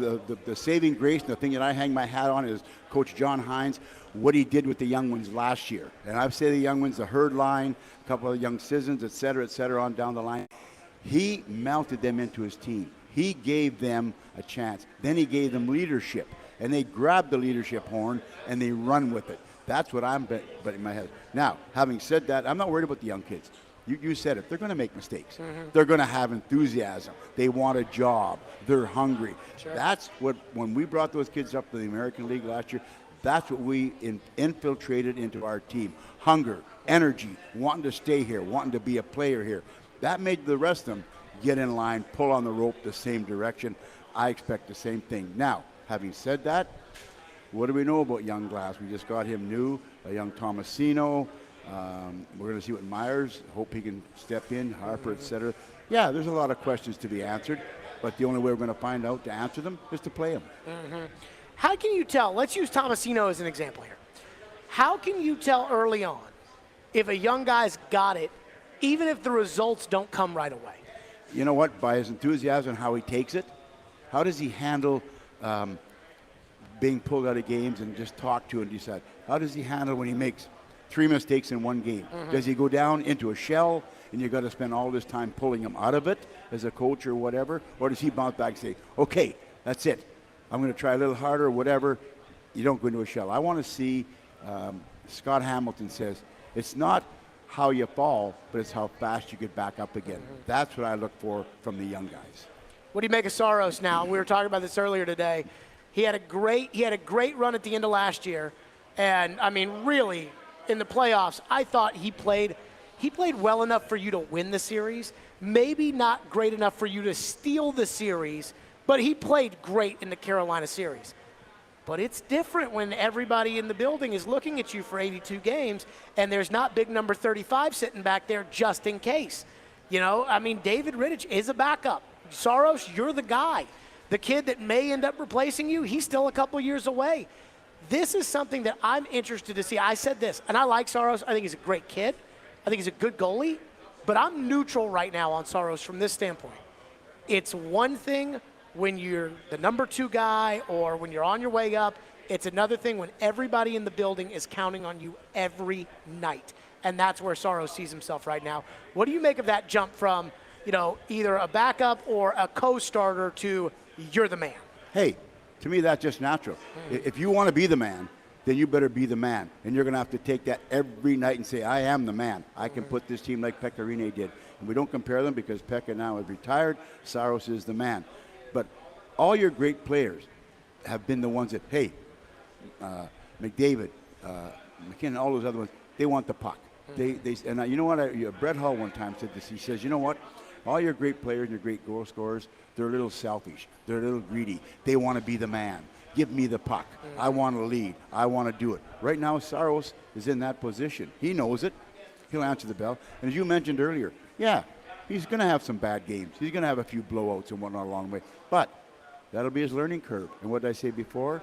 Not how you fall down, how fast you get back up, especially in the nets. What do you think about the way that he played down the stretch last year and maybe that he can carry into this year? I loved it. I mean, he played the way Pekka Rinne played for us in so many games and won so many. Which, by the way, is high praise coming from you because, you know, the way that you used to talk about Pekka for years and years and years, I don't know if I've ever shared this story, but a couple years ago, maybe 4 or 5 years ago, Pekka had hit a rough patch. You know, a couple games in a row, maybe it was like a bad 2 or 3 weeks. And Carter Hutton got a start on a Saturday night, had a shutout. And so they let Carter Hutton go again, and they won the game. And somebody asked Peter after the game was over, is Carter Hutton the starting goalie now? And Peter, you know, in his Peter way, didn't really answer the question. And I said on the air that day, I go, if you think Pekka Rinne is not the starting goalie of the Nashville Predators, you are off your rocker, you're crazy. And you came up to me and you said, as a coach, you never want that guy to think that you're ungrateful for what he's given you and what he can give you. And then Pekka ended up stealing like 3 series in the playoffs that year, and everything was good. So for you to sit there and talk about how you see things in Saros that remind you of Pekka, I just think the average fan needs to understand what that means coming from Crispy, a guy who would not throw that kind of compliment around if he didn't mean it because of how much respect you have for Pekka. And I'm basing that on what I saw last year and how he's handled himself coming in behind Pekka. And when he went in, when Pekka was playing and going and we brought him in, we didn't bring him in to showboat him. We didn't bring him in to give him ice time. We put him in the net to win hockey games, which is what we're going to count on Riddick. He's now the backup or the number 2, whatever way you want to say it. When we put him in, we don't expect him just to take in time and fill games. We expect him to win hockey games. Saros was under that gun. That's how he played. And Coach Hines said, okay, if he's the one, if he's going, Coach Hines showed full confidence in him, run him to the wall. Last year in that Hurricane series, I know this not sound out of school or what, we could have won that series. People think I'm crazy. We lost that series in the 5th and 6th game when we did both in the 3rd period of both those games. Sure. Had nothing to do with goaltending. Our goaltending was there. It was that what did it. So I look back and say, no, we're fine. We're solid. Here's the one question, though, I have for you. Terry Crisp with us about Saros. He was good enough for you to win the Carolina series. But when Pekka was at his best, there was that notch above. And I'm not saying that Saros can't get to that notch above. But there was that, you know, goalie on fire, steal you a series that Pekka had. And you remember it, you know, even not talking just about the Cup run and the Chicago series or the Anaheim series, but the Anaheim series and the Vancouver series, you know, 2011, 2012, where he was winning games, and he got to that level. Does Saros have the ability to get to that level? That's a good question. That's an honest question. I can't give you a real, I can't sound like a real genius saying that. Time will tell only on that one. Sure. But I'm going to go back and say, when Pekka Rinne was running the gauntlet and doing what he did, he had a darn good team in front of him. We played a little different style with Trotzy, defensive-wise, et cetera, et cetera. So the blocks were built a little differently in those runs, how our team played and whatnot. It's transformed. We're moving on and whatever. But if Saros, if he gets the frontal help in front of him that Pekka Rinne got, he's fine. What do you think about the young defenseman, Crispy? Carrier last year had a great back end of the year. Fabro did not and ended up on the bench in the playoffs. I think if this team's going to do anything, they're going to need both guys to be a part of that top 4 or eventually be part of that top 4. We know what Yossi and Ekholm are. What about Carrier and Fabro, and can they build the new 4 defensemen that the Predators have had for so long? Okay. On Fabro, I know him. I've seen enough of him. Yes, he has the talent. He has the ability. Right now, Dante Fabro has got to decide, you know what? I'm going to become a leader on this team. I'm still young. I look at Yossi. I look at Eki. I can be the heir apparent to that. He has to put that in his mind and then go out and play it every night. Make mistakes? Yeah. Coach will live with it if they're honest mistakes. So he's a comer. Carrier, everybody's high on him. They all tell me how he handles the puck, et cetera, et cetera, et cetera. I like what I've seen of Carrier, but I want to see more of him.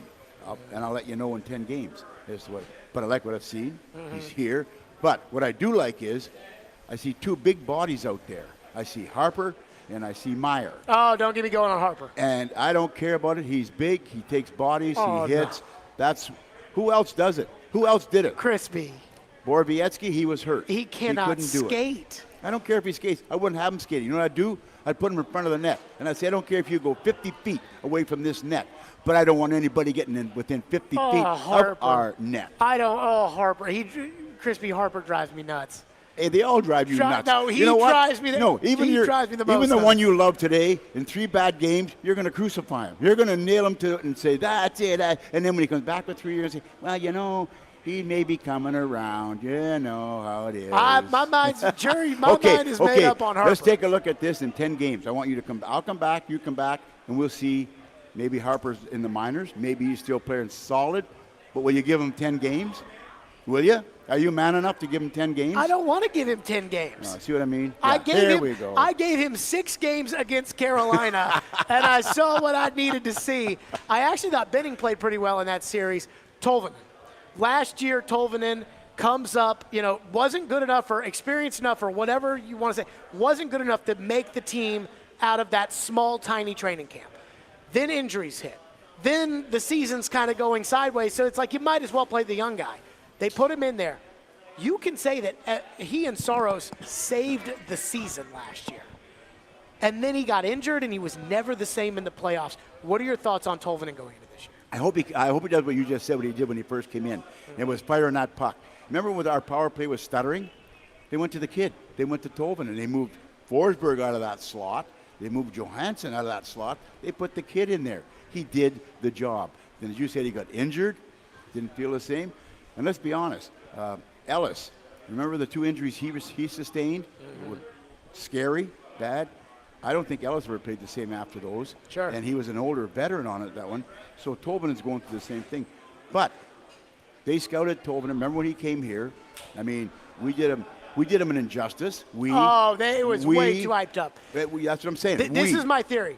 Yes, you, the Preds. This is my theory, though. And you didn't. I did not. Oh, here we go. Wash my hands. I did not. I'm clean. No. I'm clean. Here was my theory, though. The team felt so burned by Jimmy Vesey that they publicly felt the need to tell Tolvanen, hey, like to show the affection for Tolvanen after he lit it up in the Olympics. That was like, come on now, sign now, because they were so afraid of what had happened to the Vesey thing. And that doesn't make it right or wrong. That's just my interpretation of it, because he wasn't ready. And I should have known, because I talked to Laviolette one time when he was still the coach, and I asked him about, it was right at developmental camp or something. I said, Tolvanen, what about Tolvanen? And he said to me, he was like, I think sometimes the North American game is tough, and you don't want to put too much pressure on anybody, and you don't want to, and I should have just read between the lines right then and there. I think there is something to this, though, about him being too overhyped and not ready.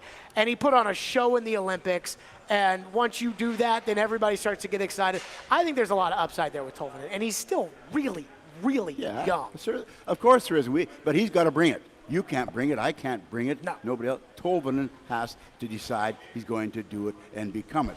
And on the reverse side of that coin right now, while we're speaking very quickly, we have a youngster coming in now called Tomasino. And he is coming now, and the press are playing on him and doing what, etc. Yes, he's a good young hockey player. Yes, he was good in junior. Yes, he had a decent year last year with the Chicago Wolves and whatnot. But don't go through the same thing we did to Tolvanen to him. Let's let him get his legs under him, fair and square, without starting to judge him right off the bat.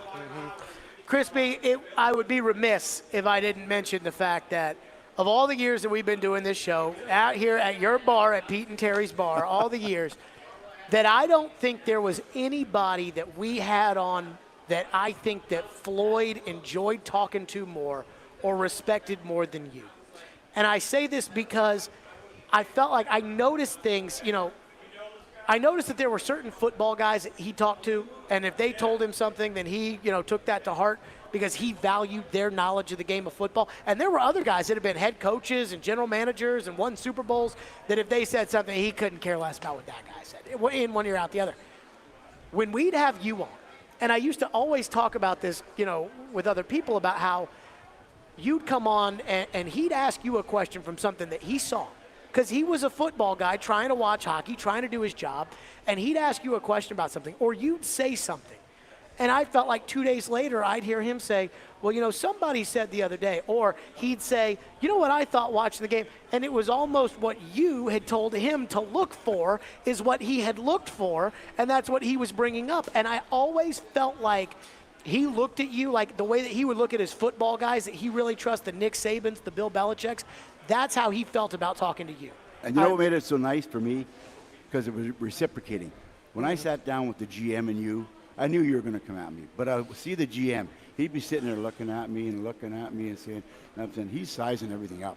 He is like a sponge. He's going to say something and ask something, but I know exactly he's listening to every word. He loved you and I bantering. He loved that. But it wasn't banter to him. To him, he'd be thinking. And I had the most respect for him because every time I come in, he stood up and shook my hand. Mm-hmm. Shook my hand every time. I respected that from a true pro. You know what I really thought, too, it always sticks in my mind about you guys is when you come by or whatever and we just shoot the breeze before you go on the air, after the air. And that was our best conversation. Those were the best. I mean, you flipped those on. We had a great Caroline, she's laughing too. She knows. What got me was one time. I can only imagine. One time around the trade deadline a couple years ago, he asked you a question. When you were coaching, like how involved were you at the trade deadline or whatever? And you were like, I didn't like any of that. I let the general manager do all the managing and just give me the players and I'll just coach them. And I think when you said that to him, he was like, oh, thank God. I mean, I tell you. And he was talking about how a coach one time said to him, hey, we need corners. And he said, what kind of corner do you want? And you guys had that because, you were the coach and he's the GM. And I think that mutual respect that you guys had for each other's sports. I mean, I always thought that, having you on every Thursday during the hockey season is one of the highlights of a hockey season, especially in the playoffs and all the, everything points at that.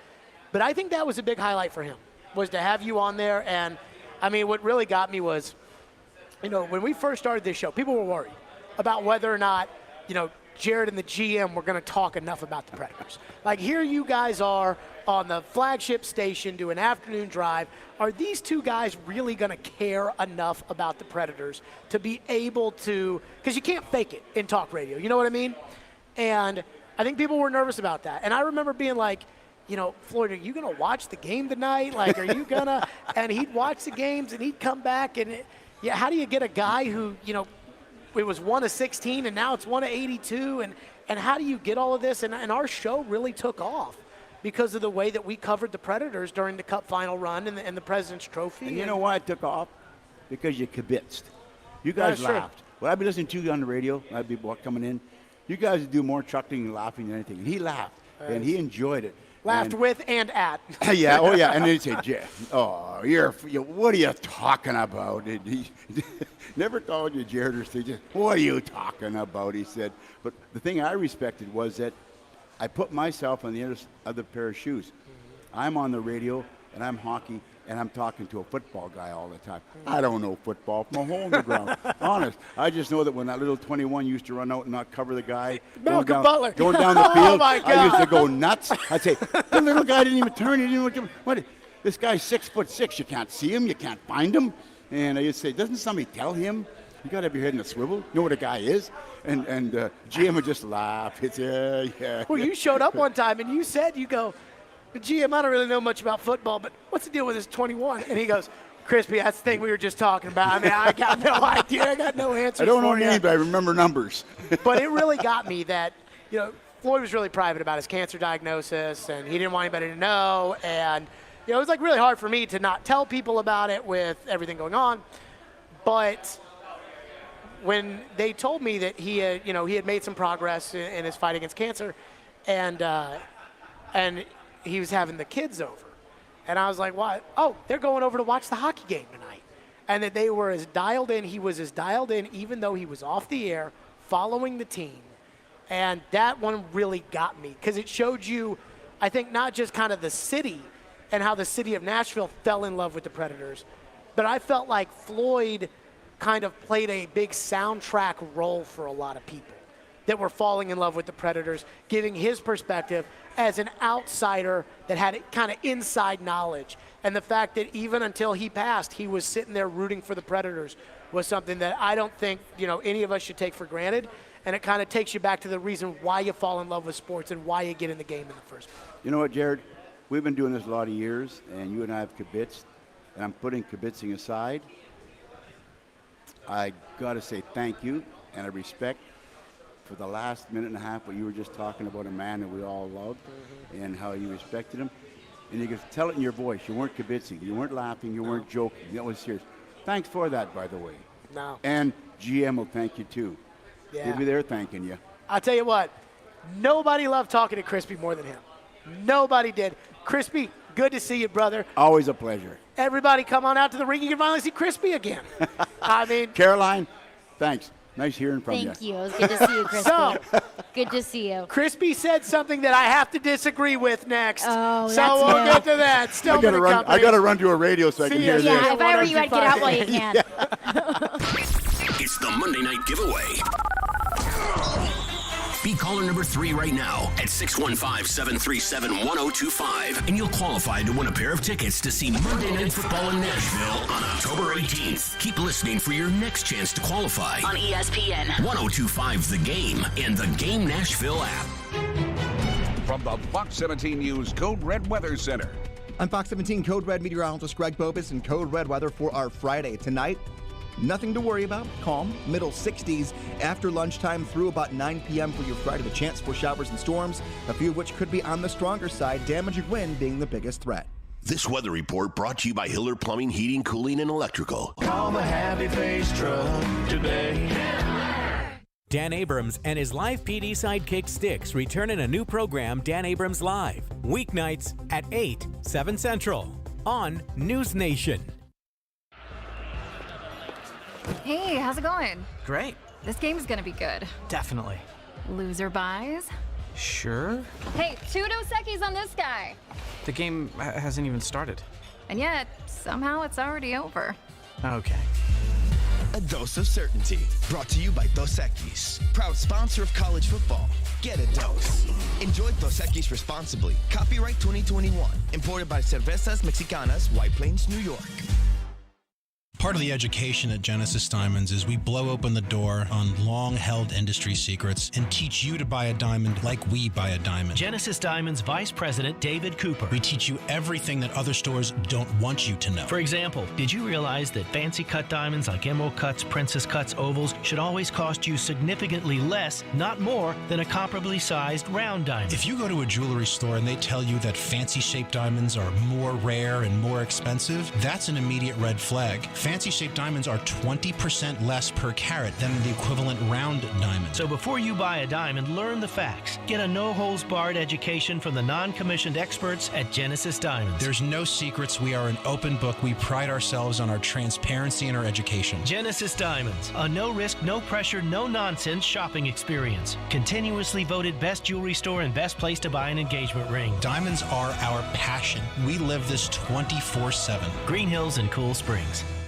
Week 6 is here, everybody, and it's a big Thursday night matchup. Bucks, Eagles. FanDuel Sportsbook's about to make it even bigger. Joe Rexrod here to let you know that FanDuel is giving new customers 30-1 odds on either team to win. That means you can end the NFL week right by winning $150 on a $5 bet.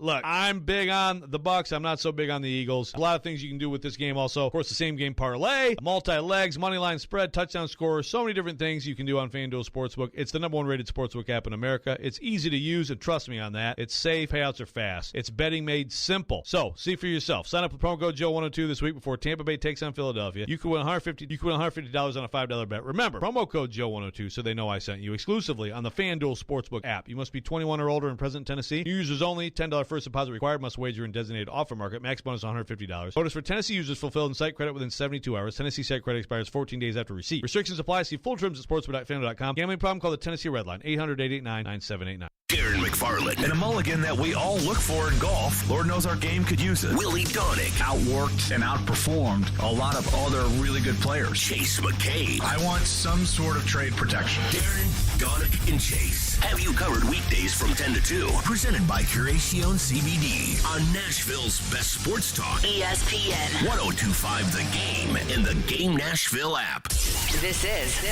Stillman and Company. Delivered by TriStar Moving. Stillman and Company is delivered by TriStar Moving live at Bridgestone Arena. I just want to read this one text. Crispy on the show. I want to read this one text. Phone line driven by WilsonCountyHunter.com. Mike from Shelbyville says, we would be better off with Jared on the third pair than Ben Harper. And that's saying something. I mean, I don't know anything about your skating ability, but I could not let Crispy off the hook when he was like, oh, we got Ben Harper. And no, we do not. No. At least do not say we in relation to Ben Harper, because we are not endorsing. You have Ben Harper. Ben Harper. Here's the one thing Crispy said I got to disagree with. They're not going to lose to an expansion team, are they? To be fair, did you watch that Kraken Golden Knights game? I did not. To be fair, they played them pretty closely. I know. And the Golden Knights, I want to say, went up 2-0. The first but they game, were able to come back. The Houston Texans played the Dallas Cowboys in 2002. Okay. And it was their opening game, and the Texans beat the Cowboys. And I remember being so embarrassed for Dallas that they would lose that game. I'm fine with losing to the Kraken later in the year.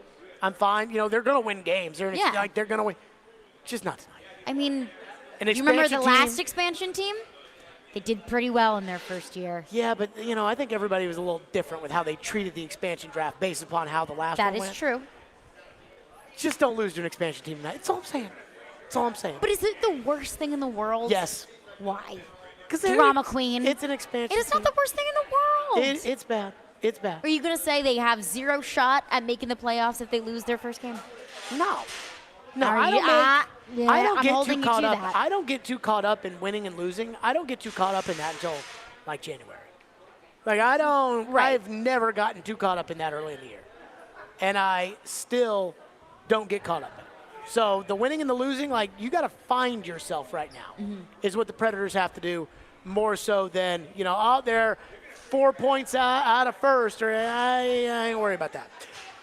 Coming up next, there are so many different things. I have so many different feelings that I didn't think I'd have about the Tennessee Ole Miss game this week. You're going to be at it. I will be there. I have a couple of thoughts I want to get to. We'll do that coming up next. And one of which is I'm actually surprised that I feel this way about the Vols. And if you are a Vol fan, I think you will be surprised that I feel this way, too. We'll get to that next. Stillman and Company, we are live from Pete and Terry's Tavern, Bridgestone Arena. It's ESPN 102.5 The Game.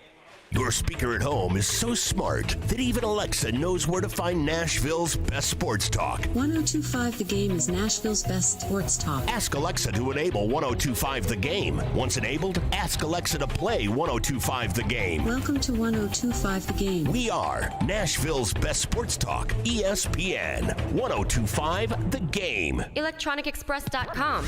We make it happen. Get a great deal on the versatile, powerful Kubota M-Series tractors and hay tools. It's everything you need to mow, rake, bale, lift, and more. And right now, you can write it off a lot and write it off your taxes. Right now, get 0 down and 0% APR for 60 months, plus save up to $3,000. Now through December 31st. Go to KubotaUSA.com for full disclaimer. Come see why Coleman Tractor Company is one of the largest Kubota dealers in Middle Tennessee, Paris, Clarksville, Nashville, and their new location in White House. Red Hot Chili Peppers are back. Anthony, Chad, Flea, and John live on stage. World Tour 2022 with very special guests, The Strokes and Thundercat. Nissan Stadium, Friday, August 12th, 2022. Get tickets this Friday at 10 a.m. at Ticketmaster.com.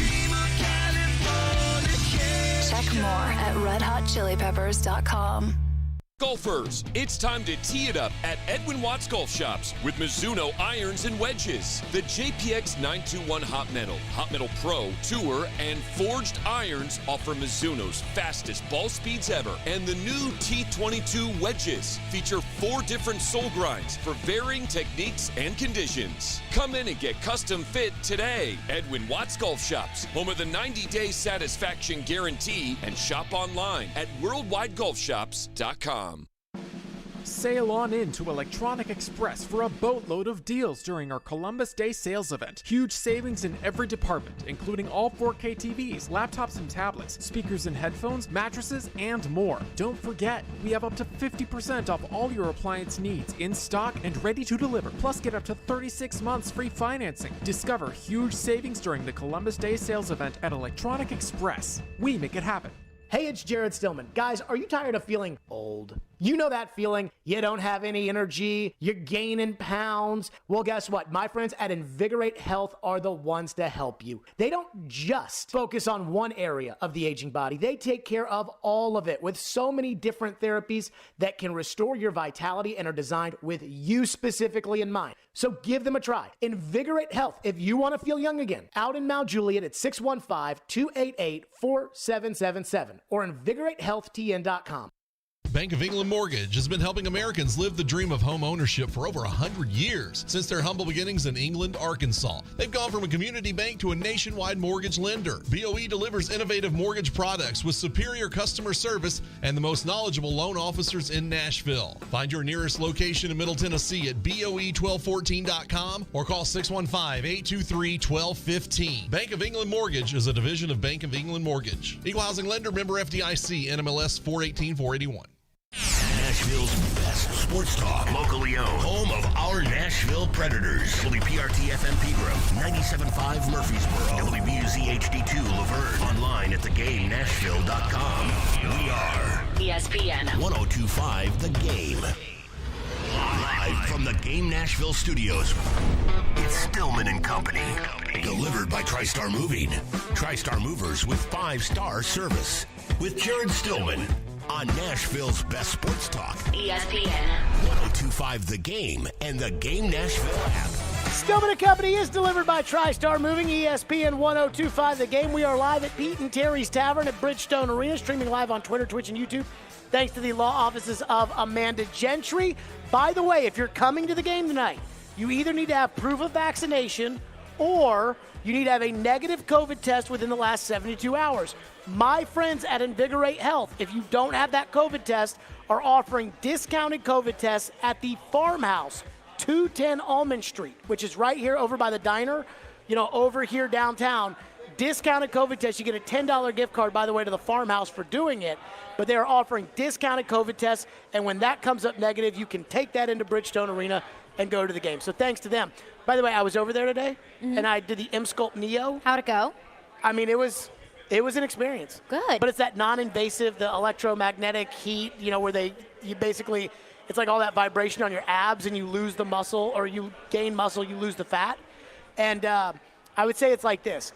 It felt like Derrick Henry, for about 3 seconds, was running with the football right into my abs, and then Derrick didn't. And then Derrick did. And then he went right back at you. But it was actually not bad. I thought it was actually a lot of fun. So again, it looked like a very aesthetically pleasing place. It was very cute in there. Invigorate Health is the spot. But they all, again, are offering those discounted COVID tests, so get those made if you need them. I think we all know, I think in the city of Nashville, as far as college football is concerned, it's very binary with the NFL. Either you are a Titans fan or you are not a Titans fan, right? There's a lot of people that like the Bills or the Broncos or the Chiefs or whatever team you have. In Nashville, there is it's much different with college. It's a big melting pot of teams. And I would argue that the number 1 team is Tennessee, the number 2 team is Alabama, and the number 3 team is Ole Miss. So this Tennessee-Ole Miss game has a lot of weight around here. Plus, there's the Lane Kiffin element. So we've all got friends who are Vol fans, and I think we all know that sometimes our friends who are Vol fans can sometimes get a little too over the top in terms of optimism surrounding the Vols. I have a friend, his name is Dylan, And he is incredibly passionate when it comes to overreacting to anything positive that has to do with the University of Tennessee football program. You know what your friend Dylan told me today? What did my friend Dylan tell you? He was talking about how Tennessee is going to beat Alabama. No, he wasn't. Yes, he was. He did not actually mean that. Jared, he was serious. For the record, this is Caroline's boyfriend. This is my boyfriend, yes. A Tennessee alum and a diehard Tennessee fan. And he said they're going to beat Alabama. He said, you know, if Tennessee beats Ole Miss, which I don't think is the craziest idea in the world. No. It is a serious possibility. Nope, I do think not the crazy. Vols could win this game. He's talking about beating Bama. Wow. He loves his Vols. And I tried to let him down a little bit easy. I mean, that is. But that just goes to show. Which is funny because last week his big assertion was that they were going to beat Kentucky. So now. Oh, no, we're past that. Now we've moved past we're it. Now past we're at that. Alabama. Oh, he knows they're going to beat Kentucky. So here's the thing. My friend Dylan thinks that I hate the Vols. I think you do too. I do not hate the Vols. But a lot of people think I hate the Vols. I think they're going to win on Saturday. And I'm trying not to let two games, because this is what it all comes down to, right? Throw out the Florida game, throw out the Pittsburgh game, throw out the Bowling Green game, throw out that Tennessee Tech game that nobody except for Caroline and Joe Rexrode watched. It was throw great. those games out, because they don't matter. The last two games, Missouri, we were like, okay, 3-point spread, favored Missouri. Let's see if Tennessee can go up there and score some points. Let's see if they can hold Missouri in check. And they just throttled them. Then South Carolina. We knew South Carolina wasn't good on offense, but South Carolina might have had a decent enough defense, and Tennessee went in there and just throttled them. Now, I was a little disappointed with the second half from the Vols, but I was only half paying attention when we got to the second half anyways, because that game was pretty much over. Mm-hmm. Here's Ole Miss. And Ole Miss just hung 50 on Arkansas. Mm-hmm. Now, they don't play any defense, but I watched Ole Miss play Louisville the first game. They looked like they were going to compete for a national championship. I watched Ole Miss play Alabama. They looked like Vanderbilt. So I'm kind of like, I think Ole Miss is good. I think they're good, but I don't think they're elite or anywhere near that. I think Tennessee's going to win. And I don't know why. And I'm trying to tell myself, I'm like, everybody thinks you hate the Vols. Everybody who loves the Vols thinks you hate the Vols because you, talking about me, you are incredibly objective when it comes to breaking down Tennessee sports. You never get caught up in the Rick Barnes hype. You never bought Butch Jones. You were the first one to say maybe a contract extension for Jeremy Pruitt's not a good idea. You are the most honest sportscaster in the city, maybe the state, when it comes to analyzing the University of Tennessee.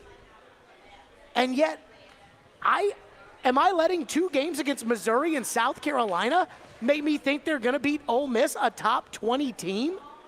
Ole Miss is legit a top 20 team with maybe the first quarterback off the board, because the quarterbacks this year are just woof. But maybe the first quarterback off the board. I mean, I don't think it's crazy to think the Vols are going to win this week. Trevor Maddich was on our show earlier this week, ESPN college football analyst. Trevor thinks the Vols got a real shot. Take a listen. I think it's a coin flip, truthfully. I think Ole Miss is favored by about three points. But ESPN's FPI, Football Power Index, they have Tennessee with a 54% chance to win. And the real issue will be which defense can get one or two more stops.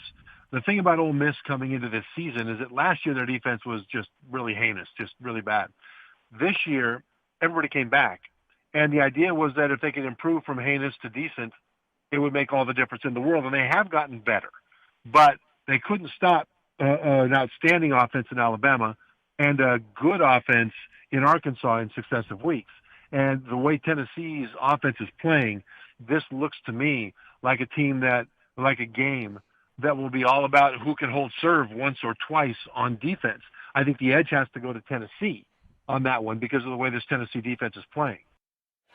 I don't want to get people's hopes up, especially Vols fans, because when a Vols fan gets their hope up, if the average person gets their hope up, to a certain extent, a Vol fan is like double that, when it comes to getting hopes up.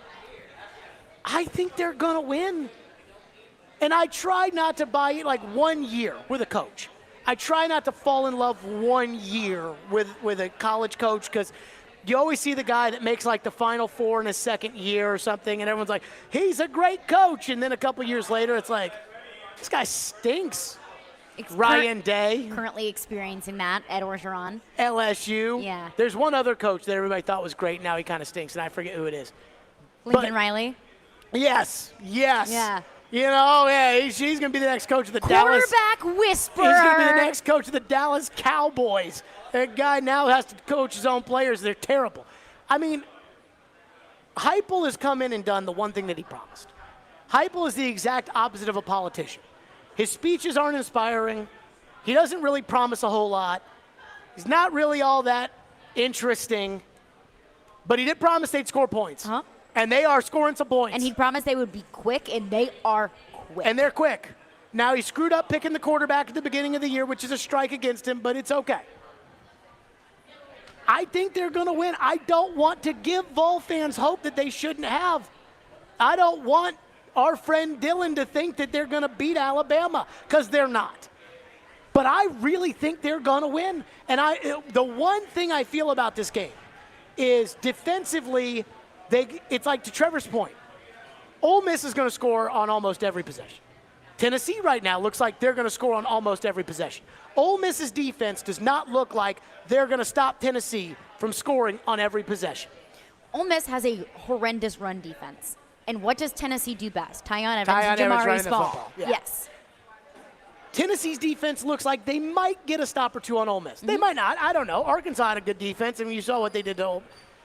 I just don't want the feeling at the end of the game on Saturday to look up and see Ole Miss 62, Tennessee 35, and be like, you know, at the end of the day, Ole Miss has a legit SEC firepower offense, and Tennessee has the skeleton of what could be a good firepower offense, but they don't have the quarterback play like Ole Miss has. Heupel's not as good offensively as Lane Kiffin is. You know, we got two in over our skis on beating Missouri and South Carolina. That's the one thing that I am worried about feeling on Saturday, that I am drinking the Kool-Aid off of these two games, and that a responsible Jared Stillman and his, again, expert analysis of the Vols would tell you not to get too excited over wins over Missouri and South Carolina. Well, you know, Southeastern Carolina's every Saturday at 10 a.m. I'll make my picks. But I had a really tough time trying to come up with whatever I wanted to do with this game because the spread's only 3. It does not give you a ton of leeway here. Ole Miss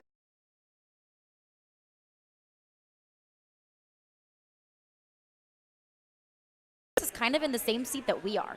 I ultimately picked Ole Miss because we have a better sample size from Ole Miss. Tennessee was able to do against Missouri and South Carolina, and that's not taking anything away from what Tennessee has been able to do, because what Josh Heupel has been able to do and turn it around so quickly is nothing short of miraculous. No, he drew up plays that would score touchdowns against Florida. 100%. I mean, and I cannot take the Pitt game or the Bowling Green game into consideration because this team under Hendon Hooker looks completely different. I ultimately chose Ole Miss because we do have a bigger sample size from Ole Miss, because we do have a bigger sample size from Matt Corral, what he was able to do in 2020 and this year. But I think there's two big things here.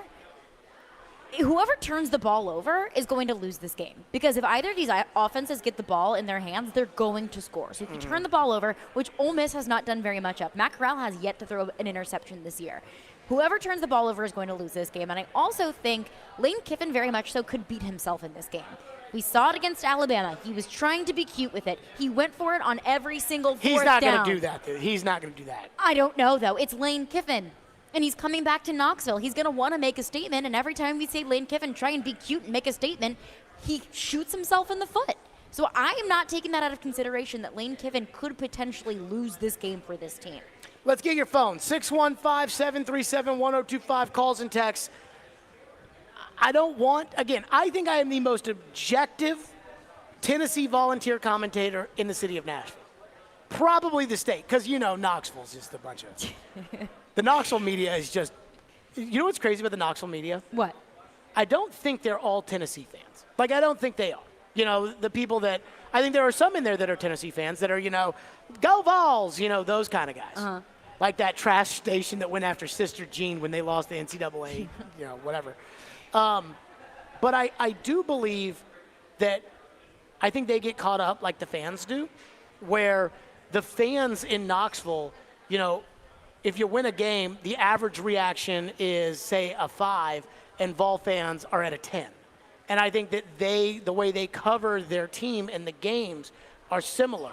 So I think they treat the head coach at Tennessee like he's a great coach, and then the second that they realize that the guy's not any good, the media there gets a little vicious too.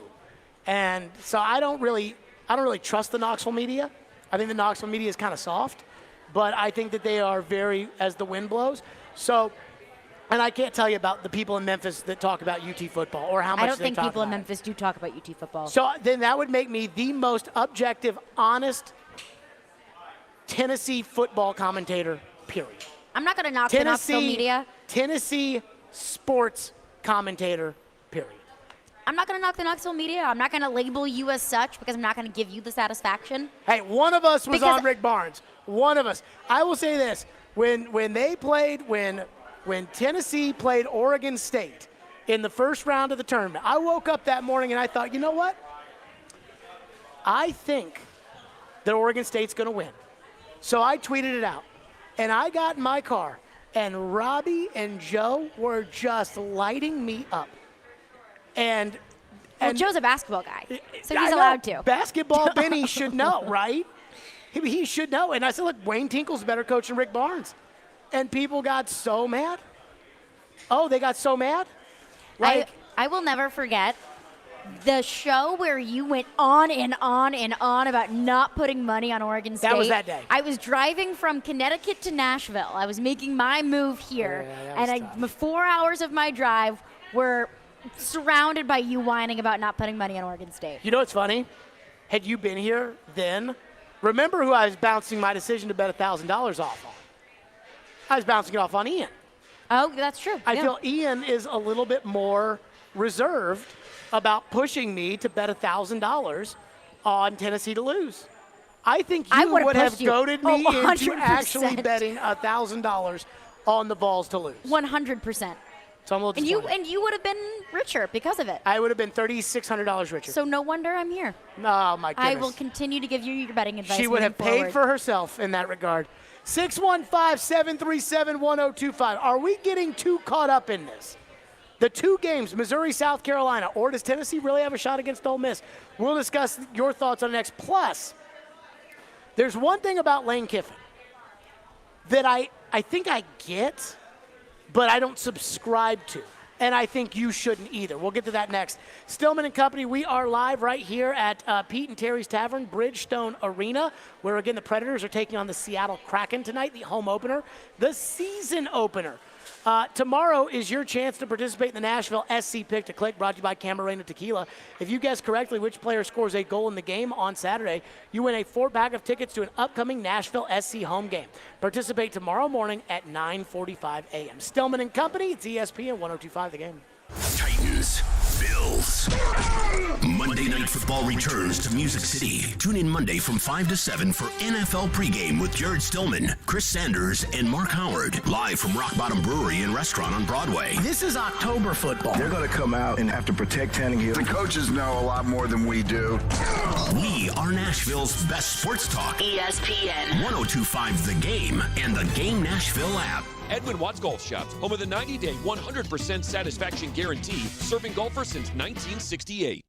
Announcing a rare opportunity for huge savings. If you're in the market for replacement windows or doors, Saturday, October 23rd, Pella Windows and Doors of Nashville is having an open house, offering 10% off all merchandise. That even includes 10% off their current special offers. Mark your calendar and stop by the Pella Windows and Doors in Cool Springs, October 23rd from 10 a.m. to 3 p.m. for these great deals. Bring your measurements or snap a picture of your replacement needs and come to Pella Windows and Doors of Nashville.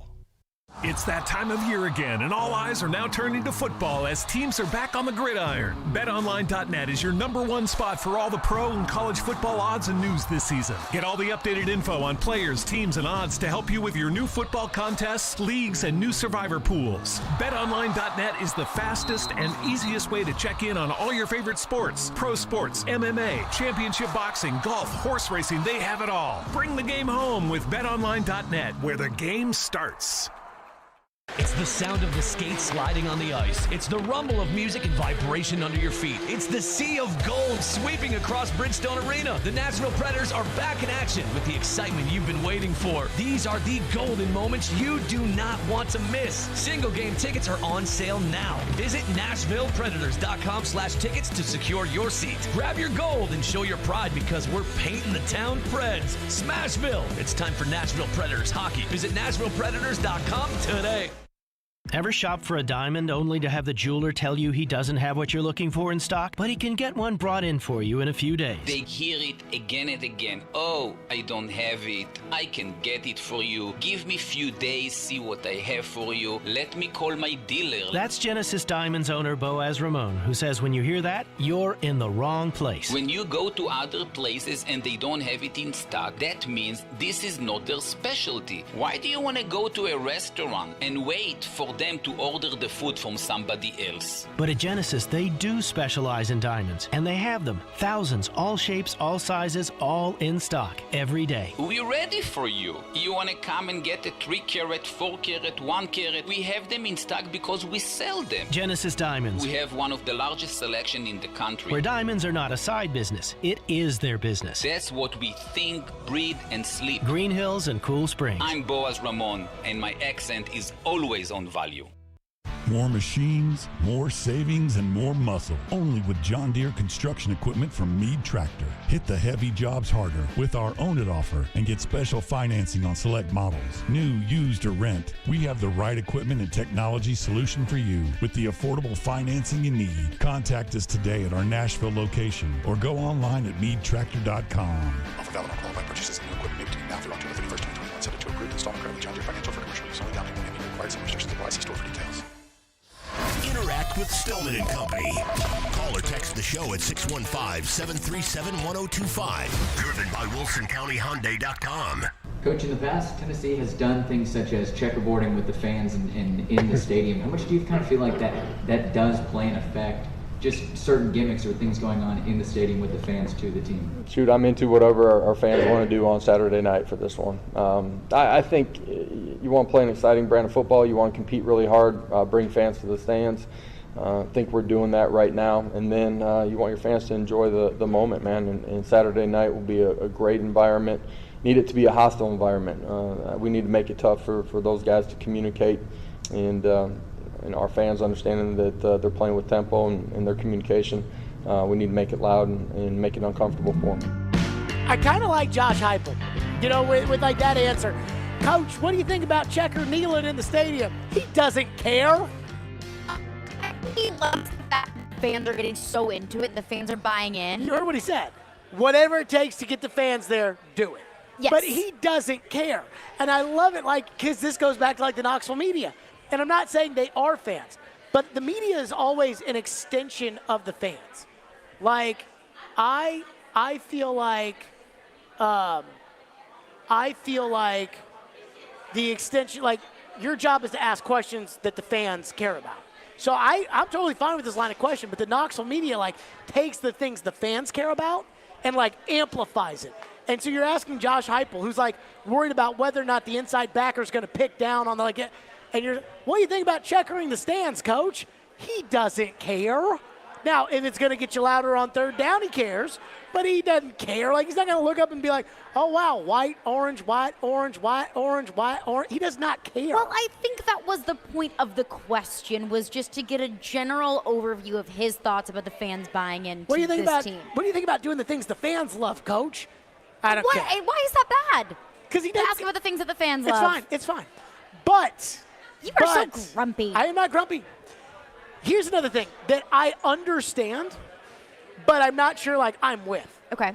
And that is all the Lane Kiffin hype.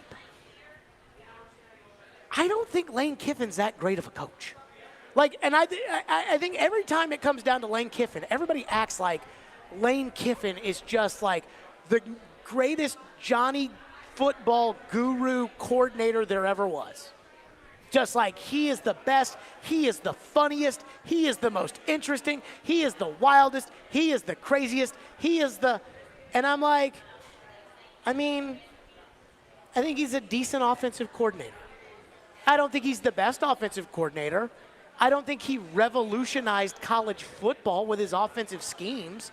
I don't think anyone's acting like he revolutionized college football. Like, I think there could be an argument to be made that Tennessee has the better play caller this week. Like, Josh Heupel might be a better offensive coach or a better play caller than Lane Kiffin. I said might. I'm not saying is. You're pancaking a bit on Josh Heupel. What do you mean? I never said the man couldn't score points. Earlier in the season, you were not singing the same tune about Josh Heupel being an expert play caller. No. Offensive play caller. No. My thing on Heupel was that I don't know if he can recruit. The discipline. Well, we still don't really know that. The discipline issues that they had early in the season, that was a problem. Yeah. That was not, I mean. There were some penalty issues. I told you after the Florida game, I go, he's going to draw up plays that will get you wide open. Now, I don't know if it matters because the quarterback's throwing it 15 yards over a guy's head. But he'll draw up plays to get you open. No longer the quarterback. Right. But he'll draw up plays to get you open.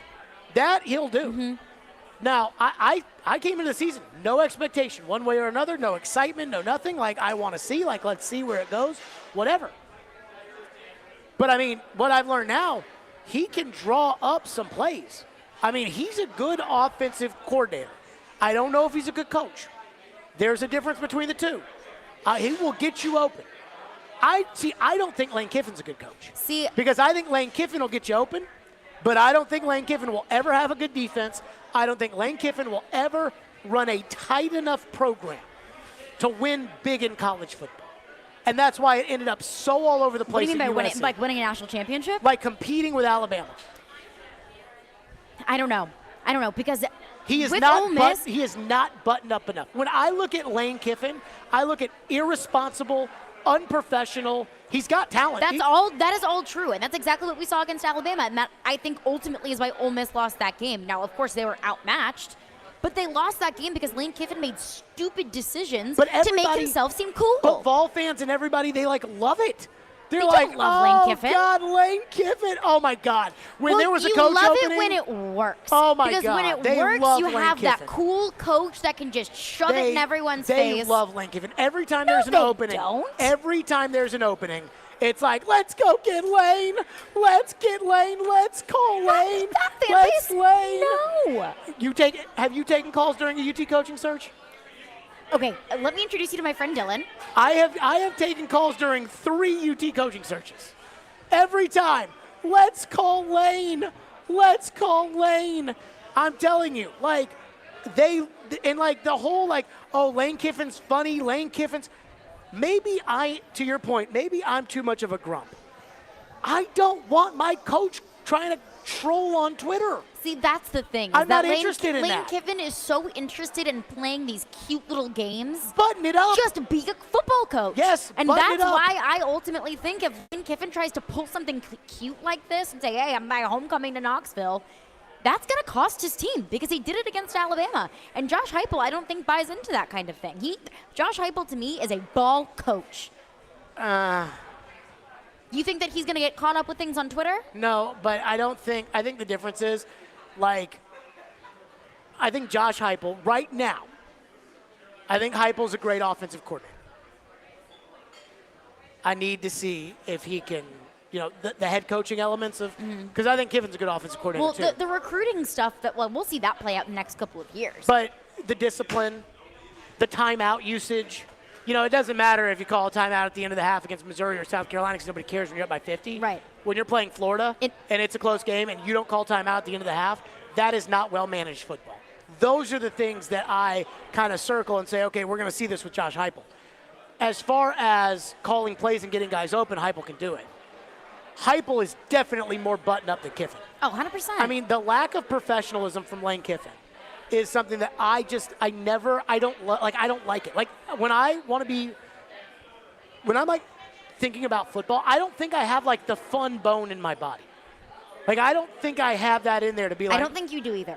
I don't think I have the fun bone to be like, well, you know, hey, I know it's crazy and wild, and I know our coach is going for it on 4th and 13 at his own 16-yard line against Alabama, but it's so great. Dumb. It's great because, you know, hey, I told him on Twitter I'd show him. Like, that to me is not entertaining. That is dumb, and that drives me insane. So, but, like, fans love it.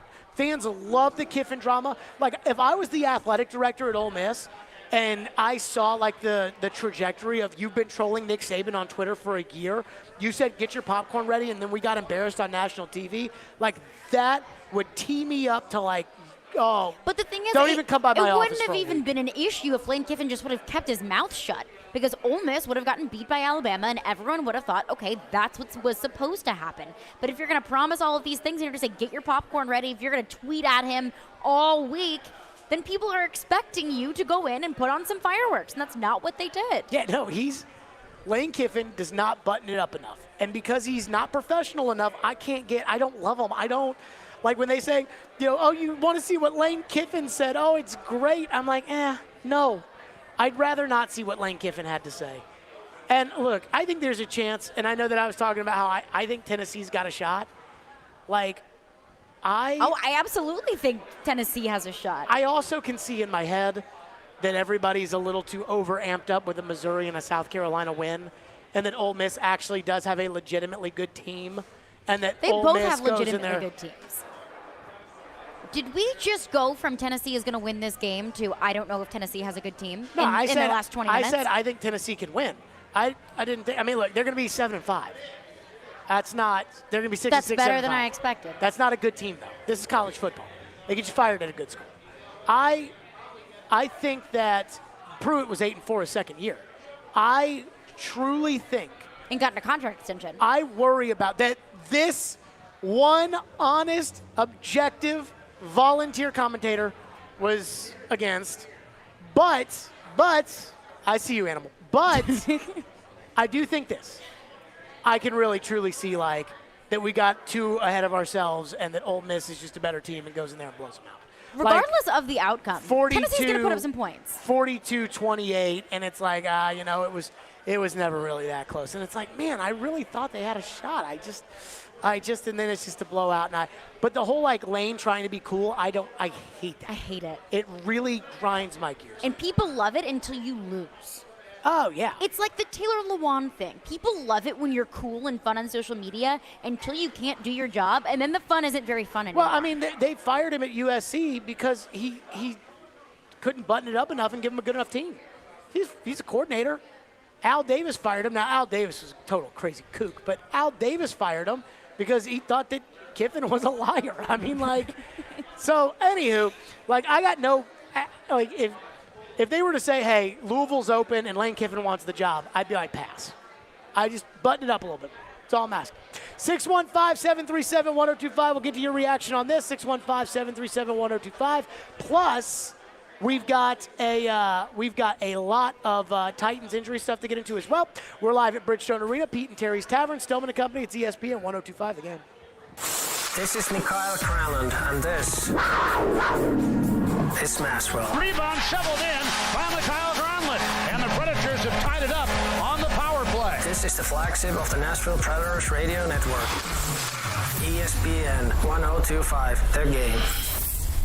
Mortgage rates are on the move. Don't miss the chance to lock in the best rate of your lifetime with my friends at Loan Pronto. Hey, Willie Donick here. Call Loan Pronto today and take advantage of their super popular zero-cost refi program. So many people are doing this. You can get a rate with an APR in the low twos with no junk fees, no closing costs. Yes, they pay your closing costs, even if you refinanced 6 months ago. Loan Pronto's all-digital process is fast and easy. Virtually no paperwork required. And most loans get closed in 14 days. And if you act now, you can even skip your next 2 house payments. Call Loan Pronto now and start the process. Don't wait on rates to spike again. If your current APR is over 2.75, call now for a free 30-second quote. 615-499-5780 or loanpronto.com. That's 615-499-5780 or loanpronto.com. 615-499-5780. Equal Housing Lender. NMLS 1661781. Subject to lender approval. Not all loans eligible for zero-cost option.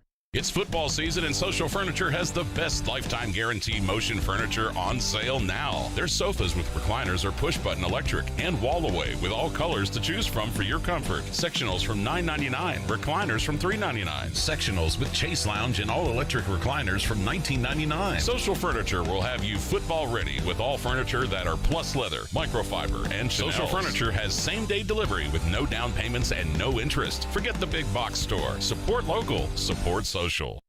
The 2021 Major League Soccer season isn't over yet, Nashville. Are you in? There are just 2 regular season home matches remaining as we make our final push for a playoff spot. Don't miss the action on Wednesday, October 20th at 7:30 p.m. against the Columbus Crew. Or catch the last regular season match of the season on Sunday, November 7th at 2:30 p.m. against New York Red Bulls at Nissan Stadium. Come be a part of the most unique sports experience in Nashville. Tickets are on sale now from just $22 at NashvilleSC.com. Everyone in. The wait is over. The live event you've been waiting for is here. Zach Brown Band, live. The Comeback Tour, this Sunday night, Bridgestone Arena. The multi-platinum, Grammy Award-winning Zach Brown Band with special guests Devin Dawson and Ashlyn Kraft. Tickets are on sale now at livenation.com. Zach Brown Band. Buy tickets at livenation.com. Home of the Tennessee Titans, CMA Fest, sold-out stadium tours, Nissan Stadium has seen it all, or so we thought. February 26, 2022 will be the site of the first ever outdoor NHL game in Tennessee as the Nashville Predators host the defending Stanley Cup champion Tampa Bay Lightning. The 2022 Navy Federal Credit Union NHL Stadium Series game is coming to Smashville. You want in? Visit NashvillePredators.com/Stadium Series for more info. In 1972, a Nashville family business story began when Bill and Beverly Finley founded Volunteer Hose and Gasket. 3 generations have grown the business into the local industry leader supplying just about anything to anybody, from the largest of contractors to your neighbor that mows his own yard. Over 1 million items in stock: belts, belting accessories, gaskets, gauges, hose fittings, hydraulics, industrial hoses, lubricants, sealing products, tubing, fire protection, and more. All at volunteerhose.net. If Volunteer Hose and Gasket doesn't have it, then you probably don't need it. Call them at 615-242-0461. This Sunday, someone said football, so I come running. It's an NFL doubleheader. Mahomes over the top, touchdown. McLaurin, touchdown. The Kansas City Chiefs visit the Washington football team. There he goes. Cowboys came with the heat. Jones looking end zone for Henry. He's got it. Followed by Cowboys and Patriots. Doubleheader coverage begins at 11:30 on ESPN 102.5 The Game. Hey, this is Ryan Johansson. You're listening to Nashville's best sports talk, ESPN 102.5 The Game. What do you make of the fact that while Tennessee has played well, Missouri and South Carolina, that's not the quality of opponent that we really feel as a necessary, you got to beat them, but not the caliber of win that would get us excited. Ole Miss offers that. How big of a win would it be for Josh Heupel? It would be a massive win because you are right. Especially on offense, South Carolina is truly unfortunate. I mean, in watching them on tape, their offensive line, they're doing the best they can. They're big guys. They can't move at all. I mean, can't move at all. And, Missouri is, they've got issues. They just barely beat North Texas last week. North Texas scored 35 points on them, right? So you are right that those were not the tests that they're going to have going forward, Tennessee. This will be that kind of a test because the defense of Ole Miss is definitely better than those other two, but the offense is going to require pedal to the metal the entire time. And, when you look at the tests that they've had, Florida was a good test, but they lost that one 38-14, right? Bowling Green, went ahead and whipped. And that's the thing, though, I think that's interesting. because when you play teams that you're supposed to whip, do you whip those teams? And they whipped Bowling Green, and they whipped Mizzou, and they whipped South Carolina. And so even though those teams aren't very good, and then they beat an FCS school too, even though those teams aren't very good, they did what good teams are supposed to do to subpar opponents, and that in itself is an improvement for the Volunteers. There you go. That was Trevor Maddich, ESPN college football analyst, all about it. Let's go to your phones, 615-737-1025. Do you want to take this call? Phone line driven by WilsonCountyHunter.com. Yeah, absolutely, I do. Dylan is up next here on Stillman and Company. Go ahead, Dylan.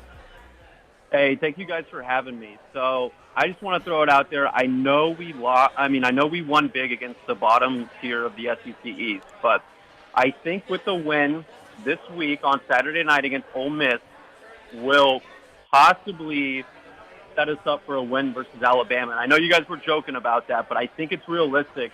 And I just wanted to get your thoughts, Caroline and Jared. What are your thoughts on Tennessee's chances next week versus Alabama? Thank you for your call. Your thoughts. Thank you for your call, Dylan. So I can only expect that the caller is thinking that Alabama has a bye after they play Tennessee, and then they play LSU, so they're looking down the stretch. And this is my speculation. This is not what the caller told me earlier when we were on the phone, that they're going to be overlooking Tennessee because they have a bye and they probably really need it.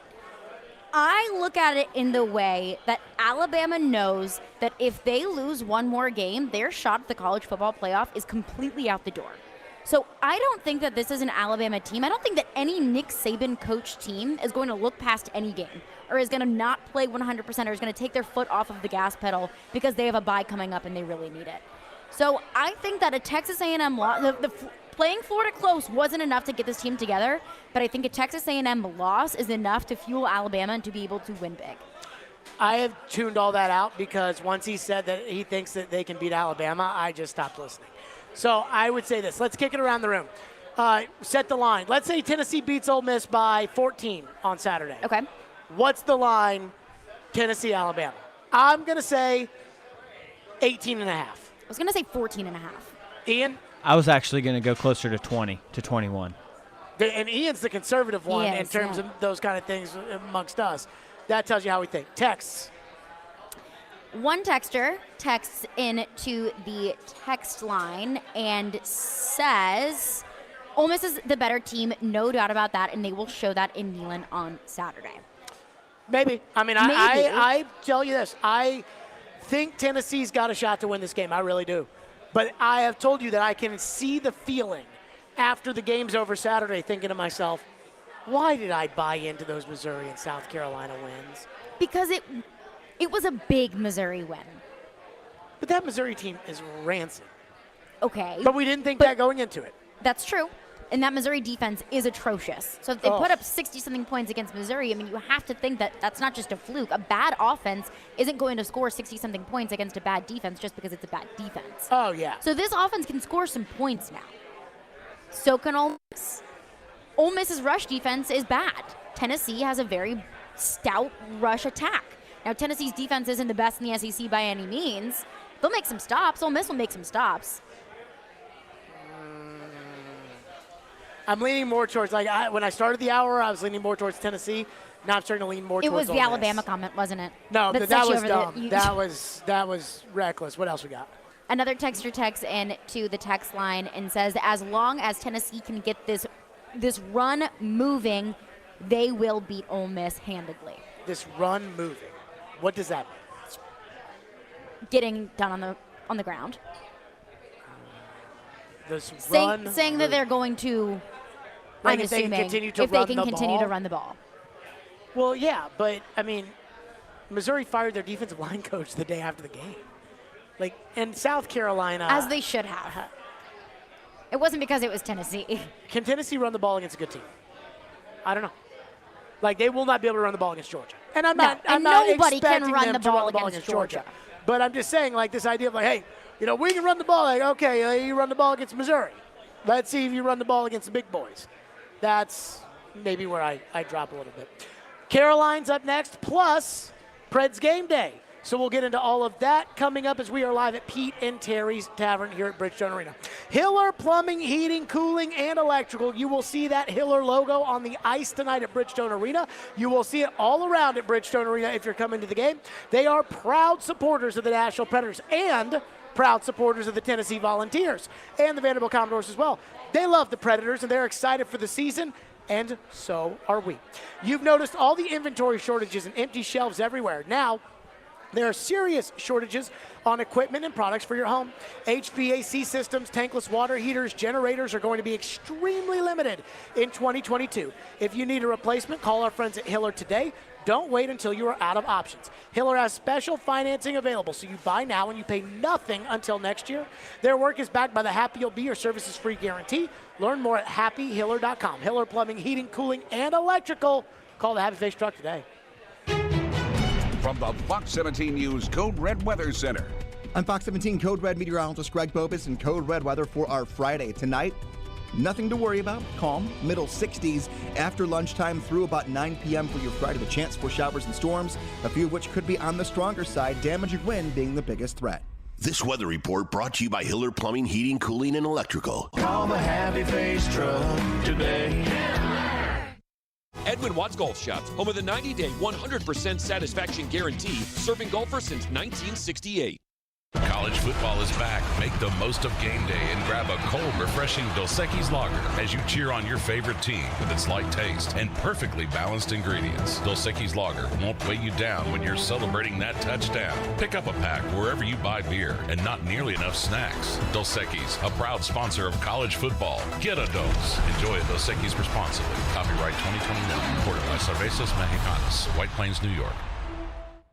Family Leisure invites you to relax at home this fall with all our indoor products on sale now. Family Leisure has theater seating, massage chairs, pool tables, shuffleboard tables, and game tables in stock and ready for immediate delivery. Enjoy the movie theater experience in the safety and comfort of your own home with theater seating from Family Leisure. 3-piece sets start at only $9.99. Massage chairs are only $14.99 as well. Well, I want to redo our game room with a pool table for me and an air hockey and foosball table for the kids, maybe even a ping pong table. Family Leisure has 30 pool tables on display, hundreds in stock for immediate delivery. Pool tables start at $14.99 installed. And don't forget the shovelboard tables, a game everyone can play. Family Leisure has above ground pools in stock and ready for immediate installation. And there's great sale prices on outdoor and wicker furniture. Huge selection still in stock. That's Family Leisure's Relax at Home sale. At both huge locations, Antioch and Franklin. Listen up, sports bettors. This is Hall of Famer Warren Sapp here to tell you about my favorite sports book, BetUS.com. I only endorse one sports book, and that's BetUS.com. Just like me, BetUS is the Hall of Famer of online betting with more than 25 years in the biz. Call today, and they will get you set up faster than I can run the 40. I play at BetUS, and so should you. BetUS.com. Use code GAME for a sign-up bonus. Tell them Sapp sent you. The International Brotherhood of Electrical Workers, Local 429, has a path to a dignified career. Are you a skilled electrician or lineman? Tired of dead-end, low-paying jobs? Local 429 is accepting applications for highly skilled electricians and linemen and is providing the best training in Middle Tennessee. They are the International Brotherhood of Electrical Workers, Local 429. Call them at 615-889-4429 or go online to ibew429.org. IBEW Local 429, the best training and training the best. Chronic pain has a detrimental effect on both the body and mind. Dr. Brandon Tolman at Houston Clinic Orthopedics will diagnose your problem and create the best options for an individualized, ideal treatment plan, utilizing minimally invasive procedures and regenerative medicine. Dr. Tolman is dedicated to providing options to treat pain without the use of drugs or major surgery. Get back to enjoying the things in life that you love to do. Visit tnhouston.com and learn more about Dr. Tolman and to book an appointment online. Houston Clinic Orthopedics, when experience matters. Robbie Stanley. Maybe it doesn't hurt their bottom line this year. I don't know. I don't know what's going to happen on that front. Joe Rexrode. 5 guys who are on the roster are not going to be on the roster. Get your morning started with Robbie and Rexrode every weekday from 6 to 10. Presented by Volunteer State Bank on Nashville's best sports talk. ESPN. 1025 The Game and the Game Nashville app. You're listening to Stillman and Company. Delivered by TriStar Moving. Stillman and Company is at Bridgestone Arena. Pete and Terry's Tavern. Our game day broadcast presented by Hermitage, the Design Center. So again, our game day broadcast from Bridgestone Arena brought to you by Hermitage, the Design Center. Time now for a quick edition of Caroline's. Get in on the action. Put the money on the mahogany. What's on tap on the sports books? It's time to break it all down with Caroline's. Here on Stillman and Company. On ESPN. 102.5 The Game and the Game Nashville app. Caroline's is brought to you by BetUS, America's favorite sportsbook for over 25 years. You can sign up at BetUS.com, mention promo code GAME, and get a sign-up bonus on your first deposit. We've got a Preds home season opener tonight. The Seattle Kraken coming into Nashville. I'm going to take the Seattle Kraken plus 1.5. I think the Preds get it done tonight. I think they get a win, but I think the Kraken keep it close. They were able to keep it close with the Vegas Golden Knights. I think the Golden Knights may be a little bit of a better team than the Preds, but I do think the Preds get it done today. So give me the Kraken minus 210 plus 1.5. I'm also going to take Ellie Tolvanen, first goal scorer, plus 1,500. I am going to take the Kraken tonight. I'm going to take them on the money line. Okay, money line there is plus 118. I will take the Kraken. I think that, the Predators, for me, this is one of these ones where I just feel it in my gut. I feel like Seattle's going to get off the mat today. I hope I'm wrong, but I'll take the Kraken. And let's see. Calle Yarncroke, first goal scorer? No, isn't he out? I don't know. I think he was on the COVID list. I don't know if he's in a special. Oh, that's a bummer. That's a bummer. I'm going to say first goal scorer. You do Forsberg plus 1,300, Duchesne plus 1,600. Give me Ryan Johansson. What do I got with Johansson? Ryan Johansson plus 2,400. Plus 2,400, Ryan Johansson, first goal scorer. Make some serious dough there. But I'm going to take the Kraken to win today. I think they get it done 3-1. So I could take them plus 1.5, but I'll take them on the money line because I think the Kraken are going to beat the Predators today. And I hope I'm wrong. They're going to get it Kraken. Oh, there you go. That's original. Time now. Third time I've made this joke that week. For Predators game day. It's Hockey Night in Smashville. Deflects back for Duchesne. His shot stopped, and the score! What are the keys to victory tonight? What's being said in the locker room? Where do the Preds reside in the Central Division standings? Jared Stillman has the latest now. With Preds Game Day on Stillman and Company. Brought to you by Pella Windows and Doors of Nashville. This is Smashville's best sports talk. ESPN. 102.5 The Game and the Game Nashville app. The Predators host the Seattle Kraken in the season opener. The Predators are obviously 0-0-0. The Seattle Kraken, game number 2 for them. They lost to the Las Vegas Golden Knights. They are 0-1-0.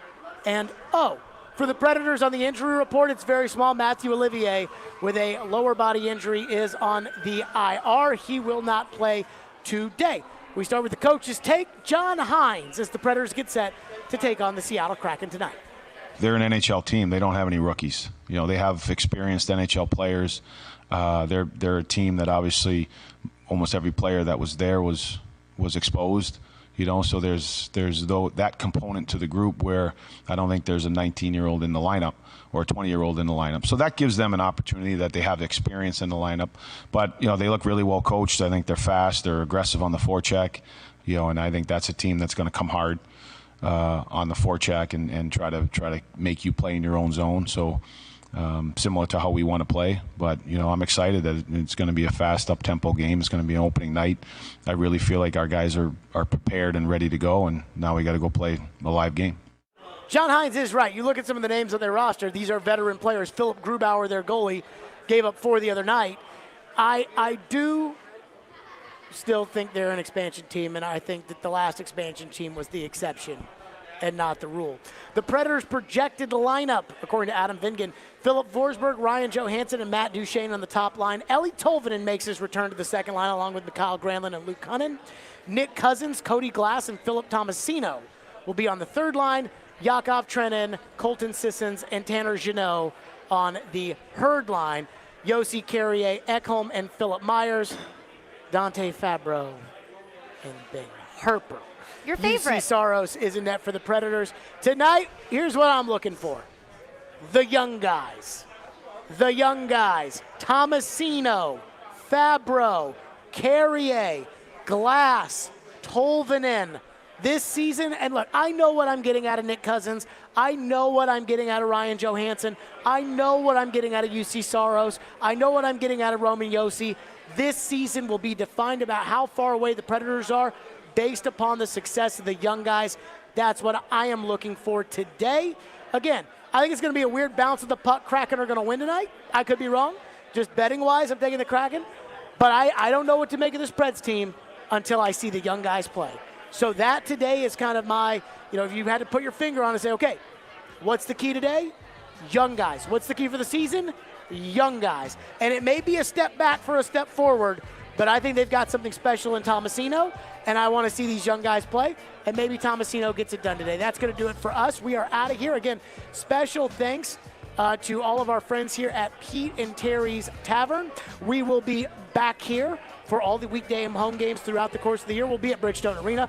Where at Bridgestone? Not totally sure, but hopefully come on out and see us. We're out of here. Darren McFarland is standing by in the Patron Platinum Club for the start of the pregame show, which is next. We'll see you tomorrow, too.